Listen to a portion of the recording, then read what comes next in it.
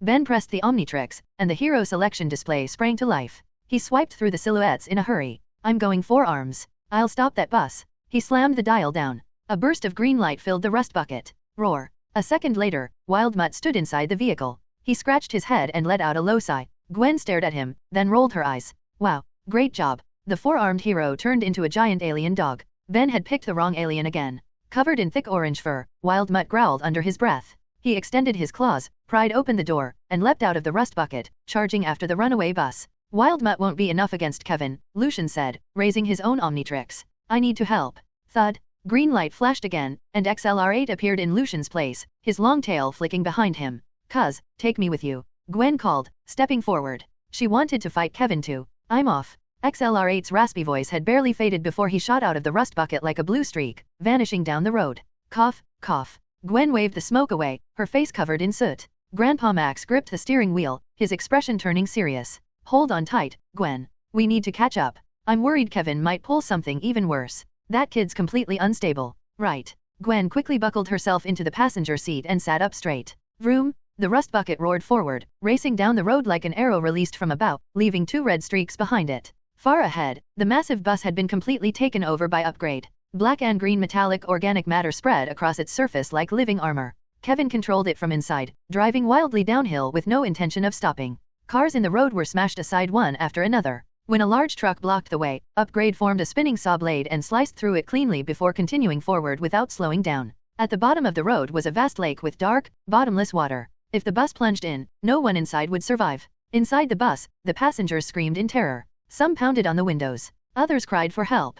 Oh God, someone save us. I don't want to die. I've never even had a boyfriend. I haven't even tasted love yet. My parents and kids are waiting for me at home. What'll happen to them if I die? Mom? I want my mom. If superheroes were real, they'd save us. What superheroes? You think this is a movie? For a moment, screams, sobs, prayers, and angry shouts filled the entire bus. The driver's eyes were bloodshot. Upgrade had trapped him in his seat, binding him so tightly he couldn't move. All he could do was watch helplessly as the bus rushed toward the lake. Roar. Wildmutt leapt high into the air and landed on top of the bus. He lowered his body, trying to figure out how to save everyone inside. Suddenly, Upgrade's head rose from the slick metal surface. Kevin's single green eye stared at Wildmutt as he sneered. Sorry, Ben. No pets allowed on board. As soon as he spoke, Upgrade's body split apart, forming 2 sharp blades that swung at Wildmutt from both sides. Wildmutt sensed the danger and dodged. Swoosh. The blades cut through the air, grazing his side and slicing off a patch of orange fur. That was close. Wildmutt roared angrily and lunged toward Upgrade's head.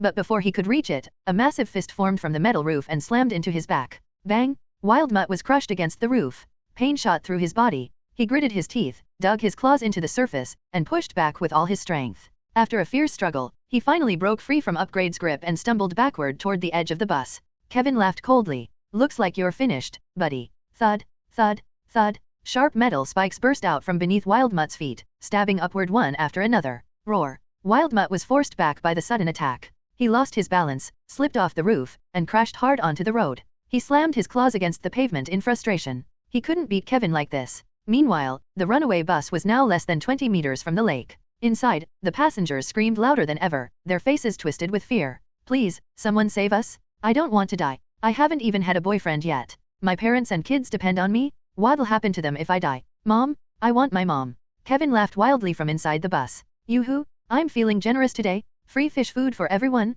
No need to thank me. Free fish food. That was what he called the passengers' lives. Just as Kevin's twisted plan was about to succeed, a blue streak tore across the highway. It darted between the cars in a flash and stopped directly in front of the bus. XLR8 stood at the edge of the lake, the dark water behind him. The upgrade-controlled bus came charging straight toward him, but he showed no fear. XLR8 looked up at the massive vehicle, then tapped the Omnitrix symbol on his chest.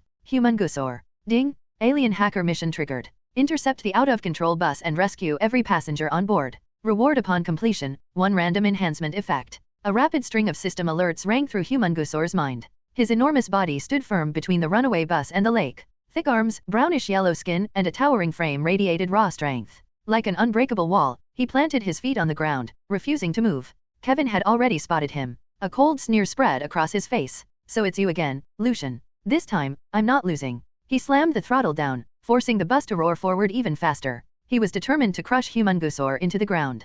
VRRRM? The black and green bus howled at full power. Blue flames burst from the rear as it charged straight toward Humongousaur like a raging beast. Inside the bus, the passengers had completely lost control. Ah, I don't want to die. Help! If we hit that giant dinosaur, we'll die even faster. Damn it! I haven't even spent all my money yet, and I'm going to die here. Wah! I hope the big dinosaur saves us. Are you crazy? A pock-marked man shouted, his face twisted with fear and anger. You're trusting a monster to save us? We'd be lucky if it doesn't kill us first. Then why don't you go out there and save us yourself? Someone snapped back. At a time like this, who else could they count on besides the giant dinosaur standing in their way? The city enforcement team? By the time they arrived, the bus would already be at the bottom of the lake. Exactly, another passenger shouted. Faced with everyone's angry stares, the pock-marked man immediately shut his mouth, not daring to say another word. By then, the bus had already reached Humongousaur. Lucian. Upgrade stuck his head out from the roof of the bus, laughing wildly. Once I kill you, Ben Tennyson won't escape either.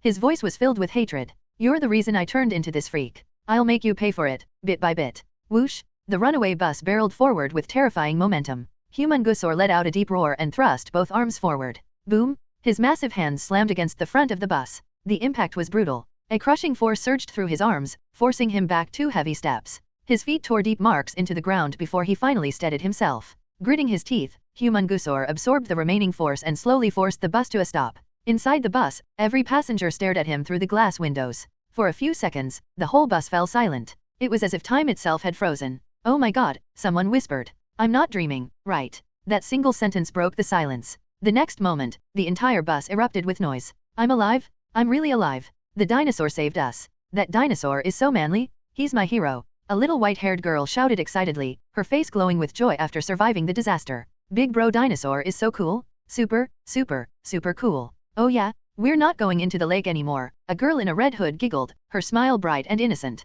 Thanks to the dinosaur. I'm going to give him candy. Cheers filled the bus, loud enough to pierce Upgrade's ears. Even Humongousaur could feel the passengers' excitement through the glass. But he did not relax. Kevin had not been dealt with yet. Until that happened, the danger was far from over. Mission complete. Successfully intercepted the out-of-control bus and rescued all passengers. Reward received, 1 seamless hero switch. Current enhancement level, 2 seamless hero switches. A flicker of joy passed through Humongousaur's heart. This meant he could now switch alien forms twice in a row during battle. Compared to before, he had one more chance to change the flow of a fight. But the bus was still under Upgrade's control. Ha, not bad, Lucian, Upgrade said with a cold sneer. You're much better than Ben Tennyson. But there's one big difference between us. His eyes gleamed with malice. You're the hero, and I'm the villain. He laughed loudly. And heroes never beat villains. The moment he finished speaking, Upgrade stretched out a mechanical tentacle. It shot into the bus, grabbed a young woman, and hurled her toward the lake. Ah, help me. The woman screamed in terror. Her long black hair whipped through the air as her body flew helplessly toward the water. Humongousaur reacted instantly. He rushed forward, reached out, and caught her in one arm. Ah, I'm going to die. Someone save me. Even after being caught, the woman kept her eyes tightly shut. Her legs kicked wildly in panic, and one of her high heels flew off. For Humongousaur, holding one person with one arm should have been effortless. But her black stockings were far too smooth. Even though he had a firm grip on her legs, her body slowly began slipping downward. With her frantic struggling, she wriggled like a slippery fish, nearly sliding out of his grasp. At the same time, Upgrade launched another attack. A green laser shot straight toward them. Humongousaur made a quick decision. With one hand, he grabbed the woman's leg to keep her from falling. Then he turned his body and used his back to block the laser head-on. Ha ha ha ha, Lucian. Kevin laughed wildly as the laser struck him. You really are a saint. The scorching beam continued to burn against Humongousaur's back. You'd rather get hurt yourself just to save people who don't even matter. Kevin's laughter grew even louder. That's why you'll never beat me? Only villains survive in this world. What are you talking about? Humongousaur said calmly. He glanced back at the laser hitting his body. This kind of attack barely counts as a scratch. What? Kevin's expression changed. Humongousaur snorted. He gently set the woman down, then slowly turned toward Kevin. His massive body radiated heavy pressure. If it had been an electrical attack, he might have been more careful. Many Omnitrix aliens had a weakness to electricity, but Upgrade's laser was different. Against Humongousaur's tough skin, it was hardly a threat. That was why Lucian had stepped in so decisively. He had not acted blindly. He knew he could withstand the attack. If it had truly been dangerous. Hey everyone, welcome to our channel, and thank you for your support. If there's a favorite novel on the channel and you want the next part, you're just one step away. Become a Patreon member and I can make it depending on your tier. Thank you for your attention. He would never have risked himself for a stranger, not even for the woman he had just saved. Lucian had his own principles. He knew who deserved saving, and he also knew when not to act recklessly. Damn it. Upgrade snarled. Don't think this means I can't deal with you. His body began to liquefy and condense into a dense black and green mass. He released control of the bus and stood on top of it, preparing to transform again. Roar. Suddenly, Wildmutt lunged in from behind. He slammed into Upgrade with full force, sending him flying across the lakeshore. Upgrade rolled violently over the ground before crashing to a stop. Ben Tennyson. Kevin roared furiously. You again. Wildmutt growled and pounced. In the next instant, the two collided. They grappled fiercely beside the lake, their struggle shaking the ground and sending ripples across the water. Humungusaur clenched his fists. His small eyes locked onto the fight, and he prepared to charge in.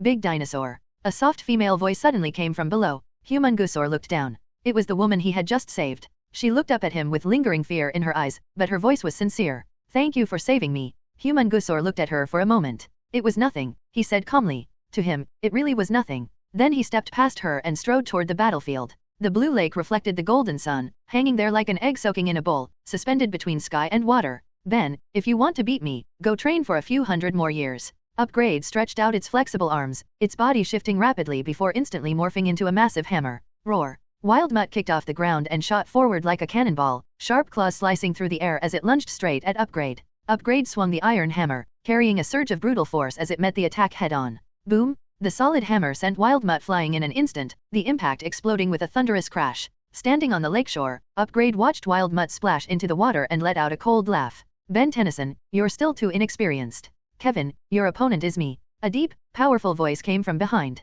Humungusaur's massive figure appeared at Upgrade's back, towering like an undefeated god of strength, radiating an overwhelming aura. So it's you, Lucian, Upgrade chuckled. What, done playing the hero already? Enough talk. Make your move, Humungusaur snorted. Hey, don't rush. You should be thanking me, Upgrade said with a shrug. If I hadn't hijacked that bus today and thrown that woman out, how would you have gotten your heroic save the damsel moment? Yeah, Humungusaur replied calmly. I really should thank you. As he spoke, he walked toward Upgrade, rolling his shoulders and clenching his fists, his knuckles cracking loudly. Upgrade sensed danger and immediately activated his energy, his body shifting at high speed. Not good. Kevin's turning into another alien again. Humungusaur's eyes widened as he charged forward at full speed, trying to take him down before the transformation finished. He tightened his fist, the air exploding with a violent whistling sound as his punch came crashing down. Whoosh! A blue afterimage shot past in the next instant, narrowly dodging the blow. Now transformed into XLR8, Kevin didn't slow down at all, sprinting straight toward the bus. In the blink of an eye, he was already standing on the roof, transforming back into Upgrade. By the time Humungusaur arrived, Upgrade had once again taken control of the bus. Its surface was coated in flowing black and green liquid, brimming with a high-tech sheen. Didn't see that coming, did you, Lucian? Upgrade burst out laughing. As long as I can beat you, I don't care what methods I use. He planned to use the passengers' lives as leverage against this terrifying enemy. Seeing the monster return and hijack the bus again, the passengers were terrified out of their minds, screaming in despair. They pounded on the windows and shouted desperately, begging the approaching Humungusaur for help, hoping this kind-hearted dinosaur would step in once more and drive the monster away. The woman in black stockings stood frozen, staring blankly at the bus in front of her, her mind completely overwhelmed by fear.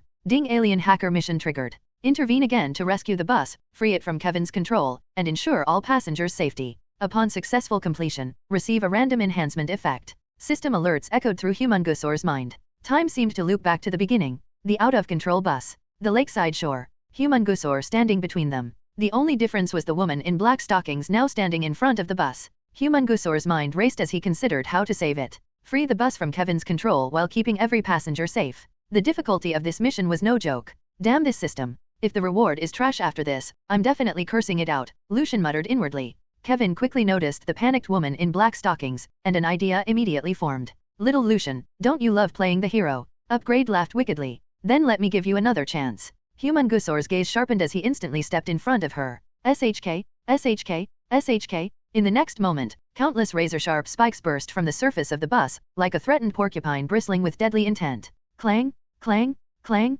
Spear-like black spikes slammed into Humungusaur's body again and again, sparks flying as metallic impacts rang out. Upgrade's attack had little effect on him. It stung slightly, but the spikes couldn't even pierce his skin, leaving nothing more than faint scratch marks. Several venomous, snake-like spikes slipped past Humungusaur's massive body with eerie agility, flashing with a cold, sinister gleam as they shot straight toward the woman in black stockings. Humungusaur roared in fury and threw out a rapid barrage of punches, smashing the ambushing spikes midair. Even so, a few still grazed her. The black stockings on her long legs were torn open with several large gashes. Her short skirt didn't fare any better. Under the sudden assault, it ripped apart, leaving it ragged and torn. Staring at the shattered spikes scattered on the ground, the woman swallowed hard and spoke with a trembling voice. Save me, big dinosaur. I don't want to die. Relax. With me here, you're not dying, Humungusaur replied in a low, rumbling voice. Joking aside, he was still counting on the system's reward. Letting any of the passengers get hurt was not an option. What a touching scene. I almost shed a tear, Upgrade mocked, dripping with sarcasm as he looked at Humungusaur. Humungusaur tightened his grip on the woman, then raised his head and said coldly, for dealing with you, one hand is enough. Then let's see you try. The moment the words fell, the bus erupted as thick, resilient tentacles burst out, surging forward in overwhelming numbers and engulfing Humungusaur.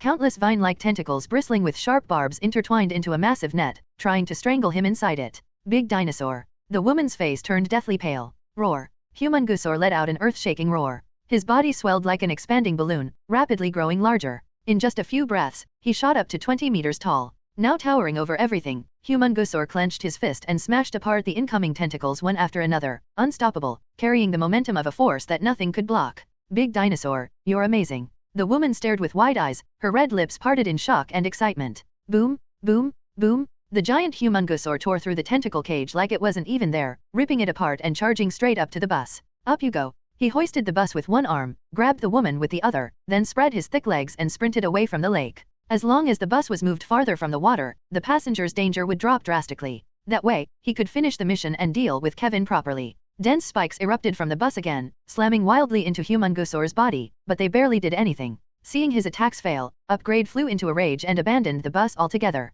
His body collapsed into a pool of black liquid that gathered on the roof. Then, with a powerful rebound, he launched himself backward and rolled to the ground behind Humungusaur. You forced this. Upgrade snarled viciously as his features twisted and reshaped, rapidly transforming into the towering Diamond Head. Humungusaur caught the change out of the corner of his eye. Damn it. Right now, he had the woman in one hand and the bus on his shoulder. He himself could tank Diamond Head's attacks without much trouble, but the passengers definitely couldn't. You're finished, Lucian. Take this. Diamond Head raised both arms, which transformed into dense clusters of sharp crystal spikes before blasting forward in a violent barrage. Crystal spikes filled the sky like a torrential storm, completely engulfing Humungusaur's massive form. Without time to think, Humungusaur stuffed the woman safely into his mouth, then freed one arm and wrapped it around the entire bus, shielding it with his body like an iron wall. Only this way could he keep everyone from being hit by Diamond Head's crystal rain of swords. The woman let out a muffled cry of surprise. Humungusaur felt his head spin as a strong wave of perfume filled his mouth. The overpowering scent nearly made him throw up.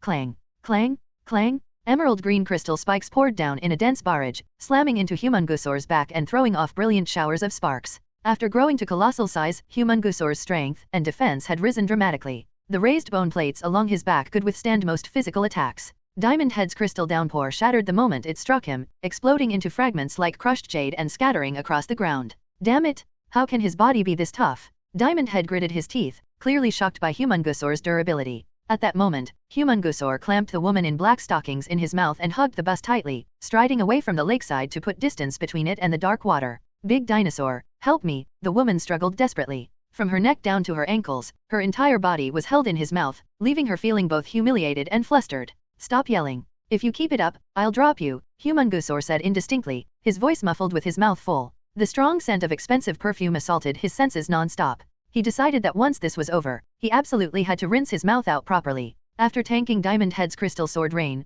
Humungusaur carried the massive bus all the way to the roadside, leaving behind a literal crystal road in his wake. He gently set the bus down on the safe stretch of pavement. Inside, the passengers felt a violent jolt, but it quickly settled. Seeing the powerful dinosaur save them yet again, they immediately burst into cheers. Oh yeah, the big dinosaur is amazing? He's a superhero. Big dinosaur, I'll take care of you. My family's rich and my house is huge. Come live with me, a young wealthy woman shouted, pressing herself against the window. I'm obsessed with Big Bro. I'm crazy for Big Bro. I'd smash my head against the wall for Big Bro. This is great, we're saved again. Dinosaur brother is way too reliable. I want to raise a big dinosaur too. The white-haired girl murmured, her bright eyes sparkling as she stared at Humungusaur. After setting the bus down, the first thing Humungusaur did was reach into his mouth and carefully pull out the woman in black stockings. She was completely soaked, her body covered in his saliva. Humungusaur spat several times in a row. The woman was both embarrassed and irritated, wishing she could crawl into a hole and disappear. She knew why the dinosaur was acting like this. But putting that aside, it really wasn't her fault either. Lucian, our fight isn't over yet. Diamond Head's voice rang out from behind. Humungusaur turned his head, his gaze sharpening. Roar. With a thunderous roar, Wild Mutt burst out of the lake, white spray exploding behind him as he lunged viciously at Kevin from the rear. Caught completely off guard, Diamond Head was slammed straight to the ground. When enemies met, their hatred burned even hotter. The two quickly tangled together again, their clash shaking the surroundings. You all need to leave. This place is too dangerous. Humongousaur waved his hand, signaling the passengers to go. With that, he turned and headed toward the fight. The woman in black stockings hesitated for a moment, but seeing the big dinosaur about to leave, she gathered her courage and shouted after him. Big dinosaur, thank you for saving me. And I'm sorry. I shouldn't have. Humongousaur didn't turn around. He simply waved his hand, signaling that it was fine. That cold, resolute back sent the female passengers into full fangirl mode. Screams rang out as they refused to leave, pulling out their phones to start taking pictures. They then racked their brains for captions, posting to their feeds with selfies attached. The white-haired girl, for example, first posted a photo of Humongousaur, then a selfie of herself. After that, she leaned against the bus window, flashed a peace sign, and snapped a photo with Humongousaur in the background. 3 photos in total, posted with the caption, "Another day as a damsel, ###, saved by a big dinosaur." The woman in black stockings and the other female passengers posted as well. The photos were similar, only the captions differed slightly. Girls, when you meet such a mighty big dinosaur, you just fall in love instantly. This is unreal, guys. The bus went out of control today and we almost died, but Dinosaur Brother saved us? Tongue out emoji. Such a cute dinosaur guy, totally in love. I really want to take him home and raise him, .. I'm seriously traumatized, fam. Just wanted to take the bus to Mr. Food Street for milk tea, and I ended up running into 2 monsters. Naturally, Humongousaur couldn't care less about any of that. He strode forward on his thick legs, tail swaying as he headed toward Wild Mutt and Diamond Head. By the lakeshore, a crowd of bystanders had already gathered. Though fear flickered in their eyes, overwhelming curiosity kept them at a distance, unwilling to leave as they excitedly watched the monsters clash. Before long, the rust bucket came roaring in with a thunderous engine noise. It slammed on the brakes, pulled off a flashy drift, and finally screeched to a stop by the roadside. Grandpa Max and Gwen jumped out. Spotting the battle by the lake, they hurried over at once. Roar. Wild Mutt was soaked from head to toe, lake water dripping off his body, but it didn't slow him down in the slightest. If anything, it only stirred his feral instincts. He leapt forward, slashing with his claws and shattering the incoming crystal spikes. Then he raised both arms high and brought them crashing down. Diamond Head let out a cold snort. Ben Tennyson, you think that's enough to deal with me? As he spoke, he thrust out one hand, which transformed along the way into a crystal meteor hammer.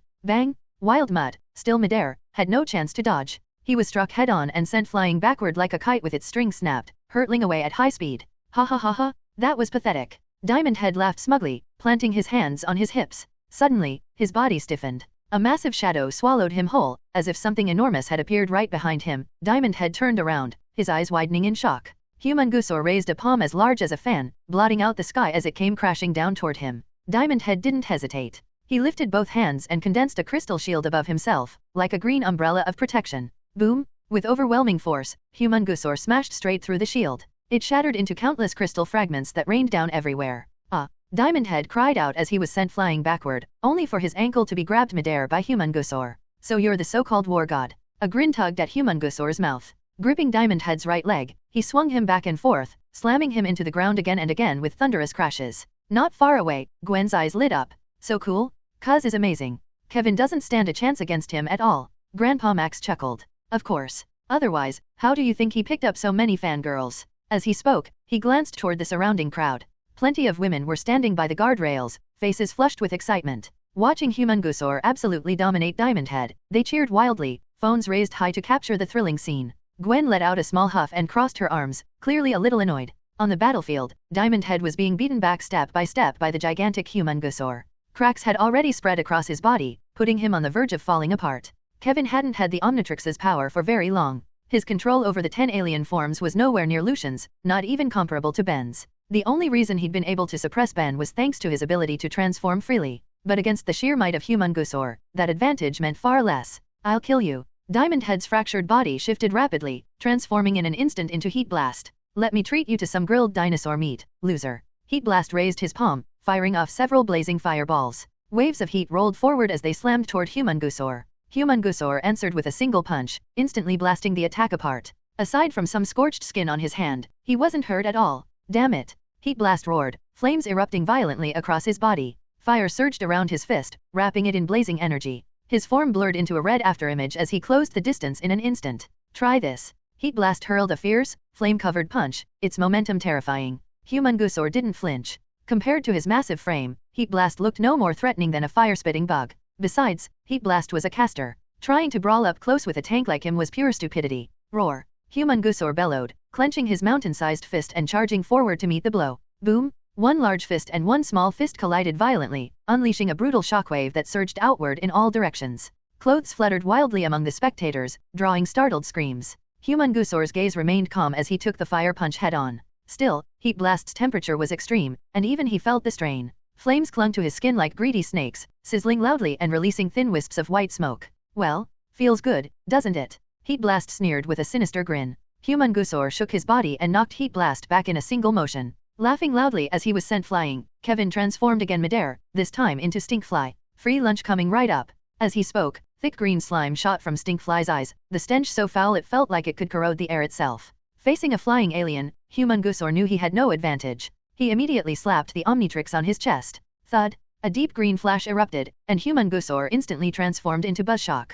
Black and green, with egg-shaped eyes flickering with blue electrical currents, symbols of plus and minus marked his back like a living battery. Buzzshock grinned, raising his glossy black palm and aiming it at Stinkfly in the distance. What? Stinkfly felt his heart sink. ZZZZT? Green lightning burst from Buzzshock's palm, ripping through the air like a living serpent as it shot toward its target. Stinkfly hurriedly fired back a stream of slime, colliding with the lightning midair and kicking up a thick cloud of dust. Ha ha ha, so this is all you've got. Stinkfly laughed loudly. Suddenly, a small black finger tapped him on the back. Stinkfly's body jolted as if struck by lightning. Panic flashed through him as he twisted around to look behind him. Why you? When did you? His eyes widened, nearly bulging out of their sockets. At some point, Buzzshock was already standing on Stinkfly's back, electric arcs dancing across his body as he wore a smug grin. Get off me, you freak! Stinkfly shouted. He thrashed violently, trying to shake Buzzshock loose. Ha ha ha ha! Buzzshock crouched down and pressed both hands against Stinkfly's body. Blinding arcs of electricity burst out in an instant. Ah!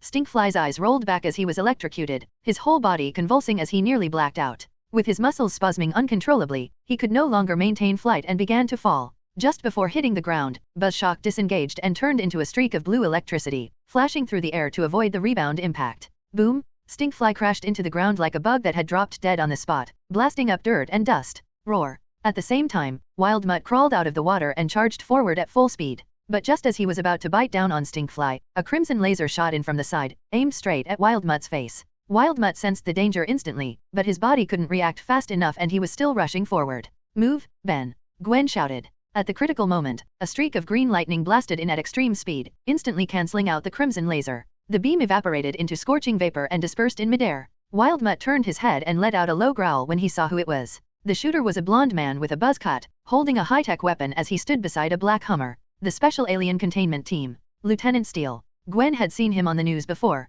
This Special Forces officer had once fought Kevin in his four-arms form at the Sumo Slammers event. Back then, leading a team of elite operatives, he had nearly captured both Swamp Fire and Four Arms. On my command, fire! Lieutenant Steele barked, swinging his arm as he ordered the soldiers behind him to open fire. Wild Mutt's fur stood on end as he dodged left and right, leaping through the incoming barrage. Buzzshock turned into a streak of electricity, easily slipping past the incoming laser fire. He raised his hand, preparing to knock the entire group unconscious. Suddenly, Stinkfly lying on the ground snapped his eyes open, his body rapidly shifting. In the blink of an eye, Kevin transformed into XLR8. Hey, see you around. With a sharp whoosh, Kevin vanished like a raging gust of wind, leaving nothing behind. Roar! Faced with the continuous laser fire, Wild Mutt finally couldn't hold on. He turned and dove back into the lake with a loud splash. Seeing Kevin escape, Buzzshock lost any desire to keep fighting. He immediately turned into a streak of green electricity and shot off in XLR8's direction. That night, the sky was scattered with stars. The rust bucket was brightly lit, parked in a quiet suburban area where almost no one passed by.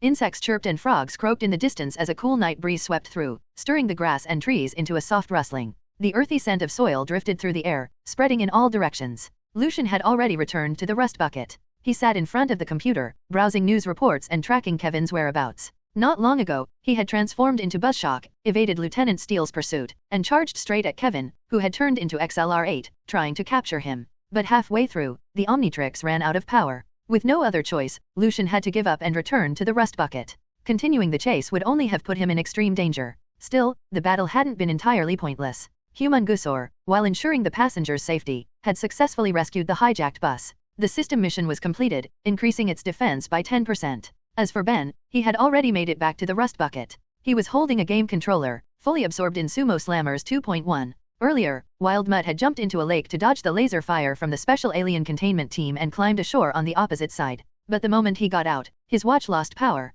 Soaked from head to toe, Ben had no choice but to head back. At that moment, Gwen walked over with a cup of milk and carefully handed it to Lucian. "Cuz, you saved so many people today. You must be really tired. Drink this while it's still warm." The milk had just been taken out of the fridge and heated in the microwave before Gwen felt at ease enough to give it to him. Lucian paused briefly. Okay. Thanks, Gwen." Since she was his cousin, he didn't stand on ceremony. He accepted the warm cup and took a small sip. "Is it good?" Gwen asked, her eyes full of expectation, though she was quietly nervous that it might not suit his taste. "Yeah, it's good." Lucian nodded, his gaze never leaving the screen. He needed to catch Kevin as soon as possible. Letting such a powerful enemy roam free made him deeply uneasy. An emotionally unstable Kevin was especially dangerous. After absorbing the Omnitrix's power, he had become ferocious and brutal, like a maddened beast stripped of all humanity. "Cuz, are you still worried about Kevin?" Gwen asked softly, glancing at the footage of Kevin wreaking havoc on the screen. "Yeah. Knowing Kevin, he won't let this go. He'll definitely come back for me and Ben," Lucian said grimly. In a head-on fight, he wasn't afraid of Kevin. But Kevin could freely switch between aliens and had countless ways to launch sneak attacks. Guarding against him was incredibly difficult. "That kid, sigh." Grandpa Max shook his head and said nothing more. "Don't worry, Grandpa." Ben put down the controller and grinned confidently. "If Kevin shows up again, I'll beat him up for sure. I'll smash him flat. As long as you're both safe," Grandpa Max said with a strained smile. "Relax, Grandpa," Gwen laughed. "With my cuz around, there's no way he'll lose to Kevin. He'll protect all of us." Breaking news alert. The Rust Bucket's screen suddenly switched to another broadcast. On the screen, Diamond Head stood atop the red San Francisco bridge, smashing cables and destroying passing cars at will. Pedestrians fled in panic, scrambling off the bridge, terrified that even a moment's delay would get them killed. 10 minutes ago, a monster appeared on the San Francisco bridge, causing massive destruction. Dozens of cables were severed, numerous vehicles crushed, and civilian casualties are severe. Authorities have now intervened and are preparing to eliminate the monster to restore peace for the public. A helicopter hovered above the bridge. Beneath it, Lieutenant Steele clung to the metal frame with one hand, his expression cold and resolute. He was clearly ready to get serious. "Lieutenant Steele." Ben froze, then shook his head. "He's no match for Kevin. We've got to go help." "Let's go," Grandpa Max said with a nod. He knew those weapons alone wouldn't be enough to stop Kevin. "This time, we're taking Kevin down for good." A cold glint flashed in Lucian's eyes. San Francisco Bridge. The long bridge stretched across the dark ocean, starlight reflecting faintly on the water below. Countless cables connected the structure, though many had already been destroyed, snapping apart and collapsing onto clusters of crushed cars. Diamond Head stood tall and imposing atop the red bridge tower. Opposite him was Lieutenant Steele, who had just jumped down from the helicopter. Below them, numerous Special Forces soldiers aimed their advanced weapons at Diamond Head, fingers poised on the trigger. "Surrender now, alien monster. You're not escaping today." Lieutenant Steele, his blonde crew cut gleaming under the lights, locked a cold stare onto Diamond Head. Diamond Head burst into laughter. "You again, you persistent little pest. You've chased me through so many cities and still couldn't catch me. That's just pathetic. This time, I won't let you get away." Lieutenant Steele drew his pistol, aimed, and fired several shots in quick succession. Blazing lasers slammed into Diamond Head like a torrential downpour, but they only produced faint sparks, completely failing to cause any damage. Seeing this, the soldiers below raised their laser rifles and unleashed an even heavier barrage. With a casual wave of his hand, Diamond Head formed a massive crystal wall along the side of the bridge tower, blocking all incoming fire. "Heh, that kind of attack won't work on me." As he spoke, Diamond Head slowly advanced toward Lieutenant Steele. Unshaken, Lieutenant Steele pulled the dagger from his belt and charged forward, engaging Diamond Head in close combat. The Rust Bucket sped forward, reaching the San Francisco Bridge in just a few minutes. Everyone jumped out of the vehicle one after another, but all they could see atop the bridge tower was a massive crystal wall riddled with bullet marks. There was no need to guess. Diamond Head was inside. "Unauthorized personnel are not allowed to approach," a soldier barked, stepping in front of them. "This hero is just trying to help." Ben was burning with impatience and about to argue when Grandpa Max grabbed him and pulled him back. They returned to the Rust Bucket, reversed a short distance, and stopped again. Inside the vehicle, Ben clenched his fists and gritted his teeth. "No way. I have to get up to the bridge tower now. I'm not letting Kevin keep running wild." Lucian nodded and turned to Grandpa Max. "Grandpa, it's too dangerous up ahead. You and Gwen stay here. Ben and I will handle Kevin." "No, I'm coming too." Gwen immediately protested. She had powers. She could help. "Gwen, don't mess around. Listen to your cousin," Grandpa Max said sternly. His expression was heavy. A battle on this level was no joke. One wrong move could cost a life. "Fine. But you'd better be careful." Gwen lowered her head, completely deflated. To avoid exposing their identities, Lucian and Ben transformed directly inside the Rust Bucket. "Oh man, I was gonna turn into 4 arms." Ghost Freak's voice came out hoarse and raspy. Purple pupils glowed as a chilling aura spread outward. He had clearly selected 4 arms, but for some reason, he transformed straight into Ghost Freak instead. This Ghost Freak was Ben. Lucian's Ghost Freak had already escaped from the watch, leaving his transformation interface completely blank and unusable. Beside Ghost Freak stood a slender figure. Clad in a blue robe, its eyes gleamed brightly. With every breath, wisps of icy mist spilled out. The instant it appeared, the surrounding temperature dropped several degrees. Big Chill. Cool? It's this alien hero again. Gwen shouted excitedly, staring at Big Chill. Let's go, Ben, Big Chill said calmly. Big Chill phased into a blue afterimage, passing straight through the car door. Cold energy rolled off his body as he flew directly toward the crystal wall. He could switch aliens twice now, but the time limit was still there. He had to finish this fast. Got it, Ghost Freak replied, vanishing into nothingness. High atop the bridge tower, Lieutenant Steele had been beaten until his face was swollen and bruised. He tried to stand several times, only to be slammed back down every time. I thought you were something impressive, Diamond Head sneered. Turns out this is all you've got. He stepped on Lieutenant Steele's back and ground his foot down hard, deliberately humiliating him. If he weren't so bored and looking for entertainment, he would have cut him down long ago. Damn it. Lieutenant Steele swung his dagger with all his strength, slashing at Diamond Head's leg. Sparks flew. That was all. Against ordinary people, Diamond Head was a walking crystal juggernaut. Completely indestructible, and devastatingly lethal. Rat-a-tat-tat. Outside the crystal wall, laser fire continued to roar. The entire bridge tower trembled faintly. Crimson laser beams slammed into the crystal wall non-stop, carving dense cracks into it. It looked like it was about to shatter. It's working? Increase firepower, a soldier below shouted in excitement. But the hope that had just ignited was instantly extinguished. On the red bridge tower, Diamond Head looked at the nearly shattered crystal wall and let out a cold laugh. Trying to save him? Not a chance. With a casual wave of his hand, the cracked crystal wall repaired itself, once again glowing with a tough, eerie green sheen. Lieutenant Steele's eyes dulled. He knew he was finished. He collapsed on the ground, no longer resisting, quietly waiting for death. TCH boring, Diamond Head scoffed, raising his blade-shaped arm to strike. Suddenly, a piercing cold swept over him, instantly engulfing his body. Crack, crack. Diamond Head's expression changed drastically. He tried to break free, but it was already too late. His crystal body froze at a visible speed, locked in the middle of his attack. In the blink of an eye, he became a towering, translucent ice sculpture. A blue phantom then rose from below the bridge tower. Why you? Lieutenant Steele stared in shock. Who are you? Calm down. We're not enemies, Big Chill said flatly. Move aside first. Don't get caught in the fight. All right. Lieutenant Steele hesitated, then nodded. He crawled to the corner of the bridge tower and turned his head, watching Big Chill closely. Big Chill raised his palm and aimed at Diamond Head. Cold air swirled around him, gradually condensing into countless ice spears. Crack, crack. The sound of ice shattering rang out. Diamond Head roared and flexed violently, shattering the ice encasing him and breaking free. You again. Lucian Diamond Head started to curse, but swallowed the words halfway. Whoosh, whoosh, whoosh. Bone-chilling ice spears launched like a storm of arrows, merging into a terrifying blue tempest. Carrying immense force, they slammed straight into Diamond Head. Explosions rang out one after another as Diamond Head was driven backward step by step. Sharp ice spears pierced his body, riddling him with holes and cracking his crystal form. Emerald crystal fragments scattered everywhere, piling up across the ground. That alien is terrifying, Lieutenant Steele muttered, stunned.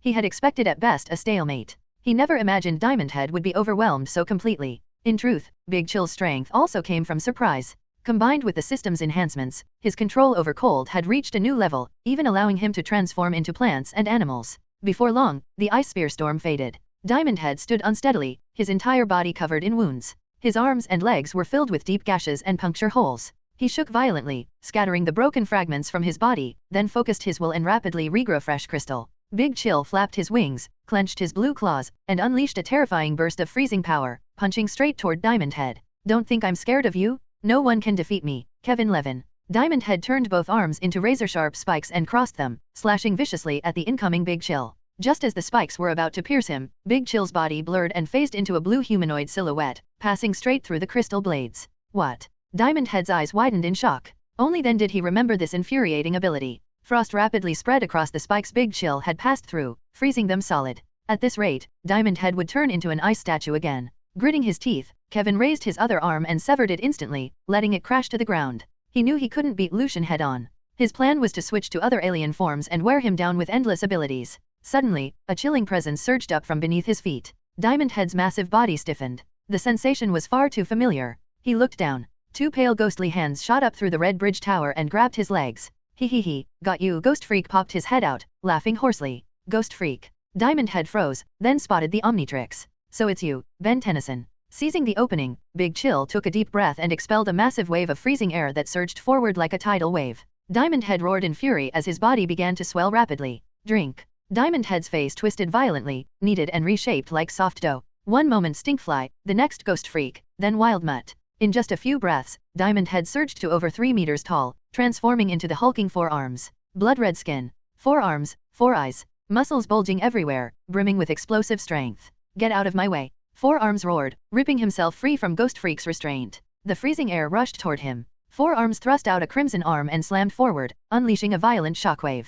Boom! The icy chill shattered instantly under the terrifying blast, breaking into countless ice fragments that scattered through the air. They drifted down and clung to the red bridge pillars, icy water slowly trickling down. Oh, how annoying! Ghost Freak muttered before diving into the ground, vanishing without a trace. Seeing him retreat, 4 arms snorted and didn't bother chasing. Instead, he turned his gaze toward Big Chill. To Kevin, this one was the real threat. I can freely switch between other aliens. There's no way you can beat me. 4 arms smirked as he stared at Big Chill. You're very confident, Big Chill said with a light chuckle, hovering in midair. Today, both you and Ben Tennyson will die by my hand. The moment his words fell, 4 arms kicked off the ground. His powerful legs exploded with force, launching him forward like a cannonball. Big Chill flickered aside, narrowly avoiding the punch. At the same time, he exhaled freezing air, condensing an ice sword in his hand. With a fierce swing, he slashed straight toward 4 arms' neck. Idiot! That won't work on me. 4 arms laughed wildly, fully intent on tearing his opponent apart. He smashed the ice sword with a single punch. It shattered into a cloud of blue mist that swept past his body and slowly dissipated.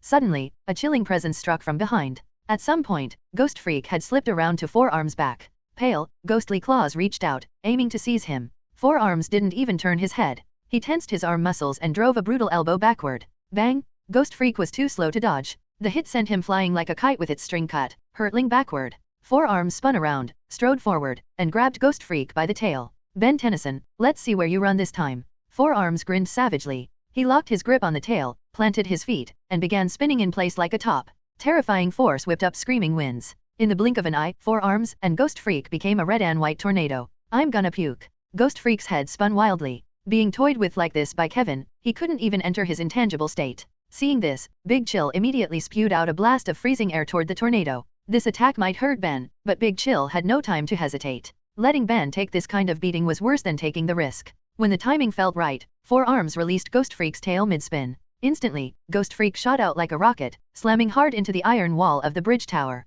A thunderous crash echoed in all directions. After such a brutal impact, Ghost Freak quickly lost consciousness and collapsed on the ground, unable to move. 4 arms had just stopped spinning when he sensed freezing air rushing in from the side. He quickly retreated 2 steps, barely avoiding Big Chill's attack. You've got a death wish. 4 arms leapt up with astonishing power, lunging toward Big Chill in midair. Unexpectedly, Big Chill instantly turned intangible, passing straight through 4 arms' body as solid ice rapidly formed. Crack, crack, clear, crystalline ice radiating extreme cold spread outward from 4 arms' chest. This is bad. 4 arms clenched his fists and hurriedly changed forms. He had to switch to another alien before being completely frozen. His blood-red skin cracked inch by inch, like shattered magma, as scorching heat poured out. His massive body rapidly shrank, becoming leaner and thinner. Flames leapt atop his head like glowing lanterns. In just a few seconds, 4 arms transformed into Heat Blast. The ice on his chest melted rapidly under Heat Blast's terrifying temperature, evaporating with sharp sizzling sounds. Pathetic. Fire beats ice. There's no way your alien can beat me.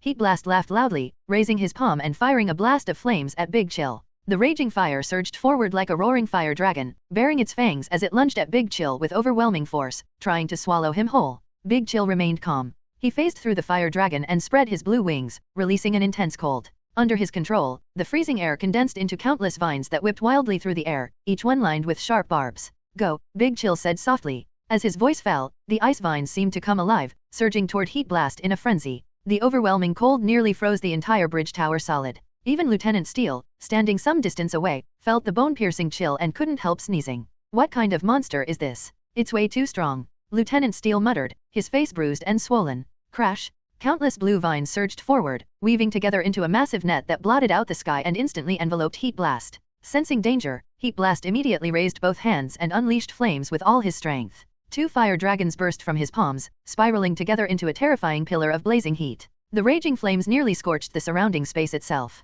Boom! The searing fire pillar slammed into the vines like a red-hot column from the heavens, producing a deafening explosion. But the icy vines seemed alive. They abruptly split to both sides, narrowly dodging the attack, and surged toward Heat Blast again. Heat Blast tried to flee, but it was already too late. Countless barbed vines wrapped tightly around him, freezing cold seeping into his body. There were simply too many. Heat Blast couldn't melt them all in such a short time. You're cheating? This isn't fair. How can you use such a broken ability? Heat Blast roared in fury, flames blazing in his eyes. Don't ask. If you ask, I won't tell, Big Chill replied calmly. There was no way he would explain that this was the result of system enhancement. Watching Heat Blast trapped by the icy vines, Big Chill exhaled freezing air once more, beginning to gather a devastating attack. A saber-toothed tiger formed entirely from ice and snow quickly took shape. Two long, razor-sharp fangs jutted from its jaws, gleaming like cold daggers. Go, eat him, Big Chill said flatly. Roar. The ice saber-toothed tiger roared and charged forward, trampling through a blue curtain of ice and snow as it rushed straight toward Heat Blast. The ferocious saber-toothed tiger, its sharp fangs growing larger in Heat Blast's eyes, lunged forward. He gritted his teeth, summoning his inner energy, trying to transform into another alien to break free from the icy vine's grip. But the ice-snow saber-tooth was quicker, pouncing in the blink of an eye. Roar. With a deadly snap, its razor-sharp teeth sank into Heat Blast's body. The transforming Heat Blast felt excruciating pain as the saber-tooth clamped down on his neck, like an iron vice. It was agony beyond measure. The saber-toothed tiger tightened its grip, its teeth digging deeper into Heat Blast's body, intent on tearing him apart. In extreme pain, Heat Blast hastened his transformation, becoming Wild Mutt in just a second. Eyeless and noseless, his mouth filled with fangs, his orange fur bristled like inverted steel needles, tough and menacing. Roar. Wild Mutt bellowed, smashing a massive palm into the ice-snow saber-tooth. Boom! The brute force shattered the saber-tooth into crystalline ice shards, scattering them across the bridge tower. But it wasn't over. The enraged Wild Mutt leaped around, smashing every icy vine in his path, as if only this could release his fury. Seeing this, Lieutenant Steele's heart sank. At this rate, the blue moth across from them stood no chance against this beast. Its ability to transform into countless aliens made it far too dangerous. Thinking back to how Big Chill had saved him, Lieutenant Steele suspected this alien had no malice, being on the side of justice. Meanwhile, the shape-shifting monster was undoubtedly an evil fiend. Lieutenant Steele silently prayed that the blue moth could defeat the terrifying creature.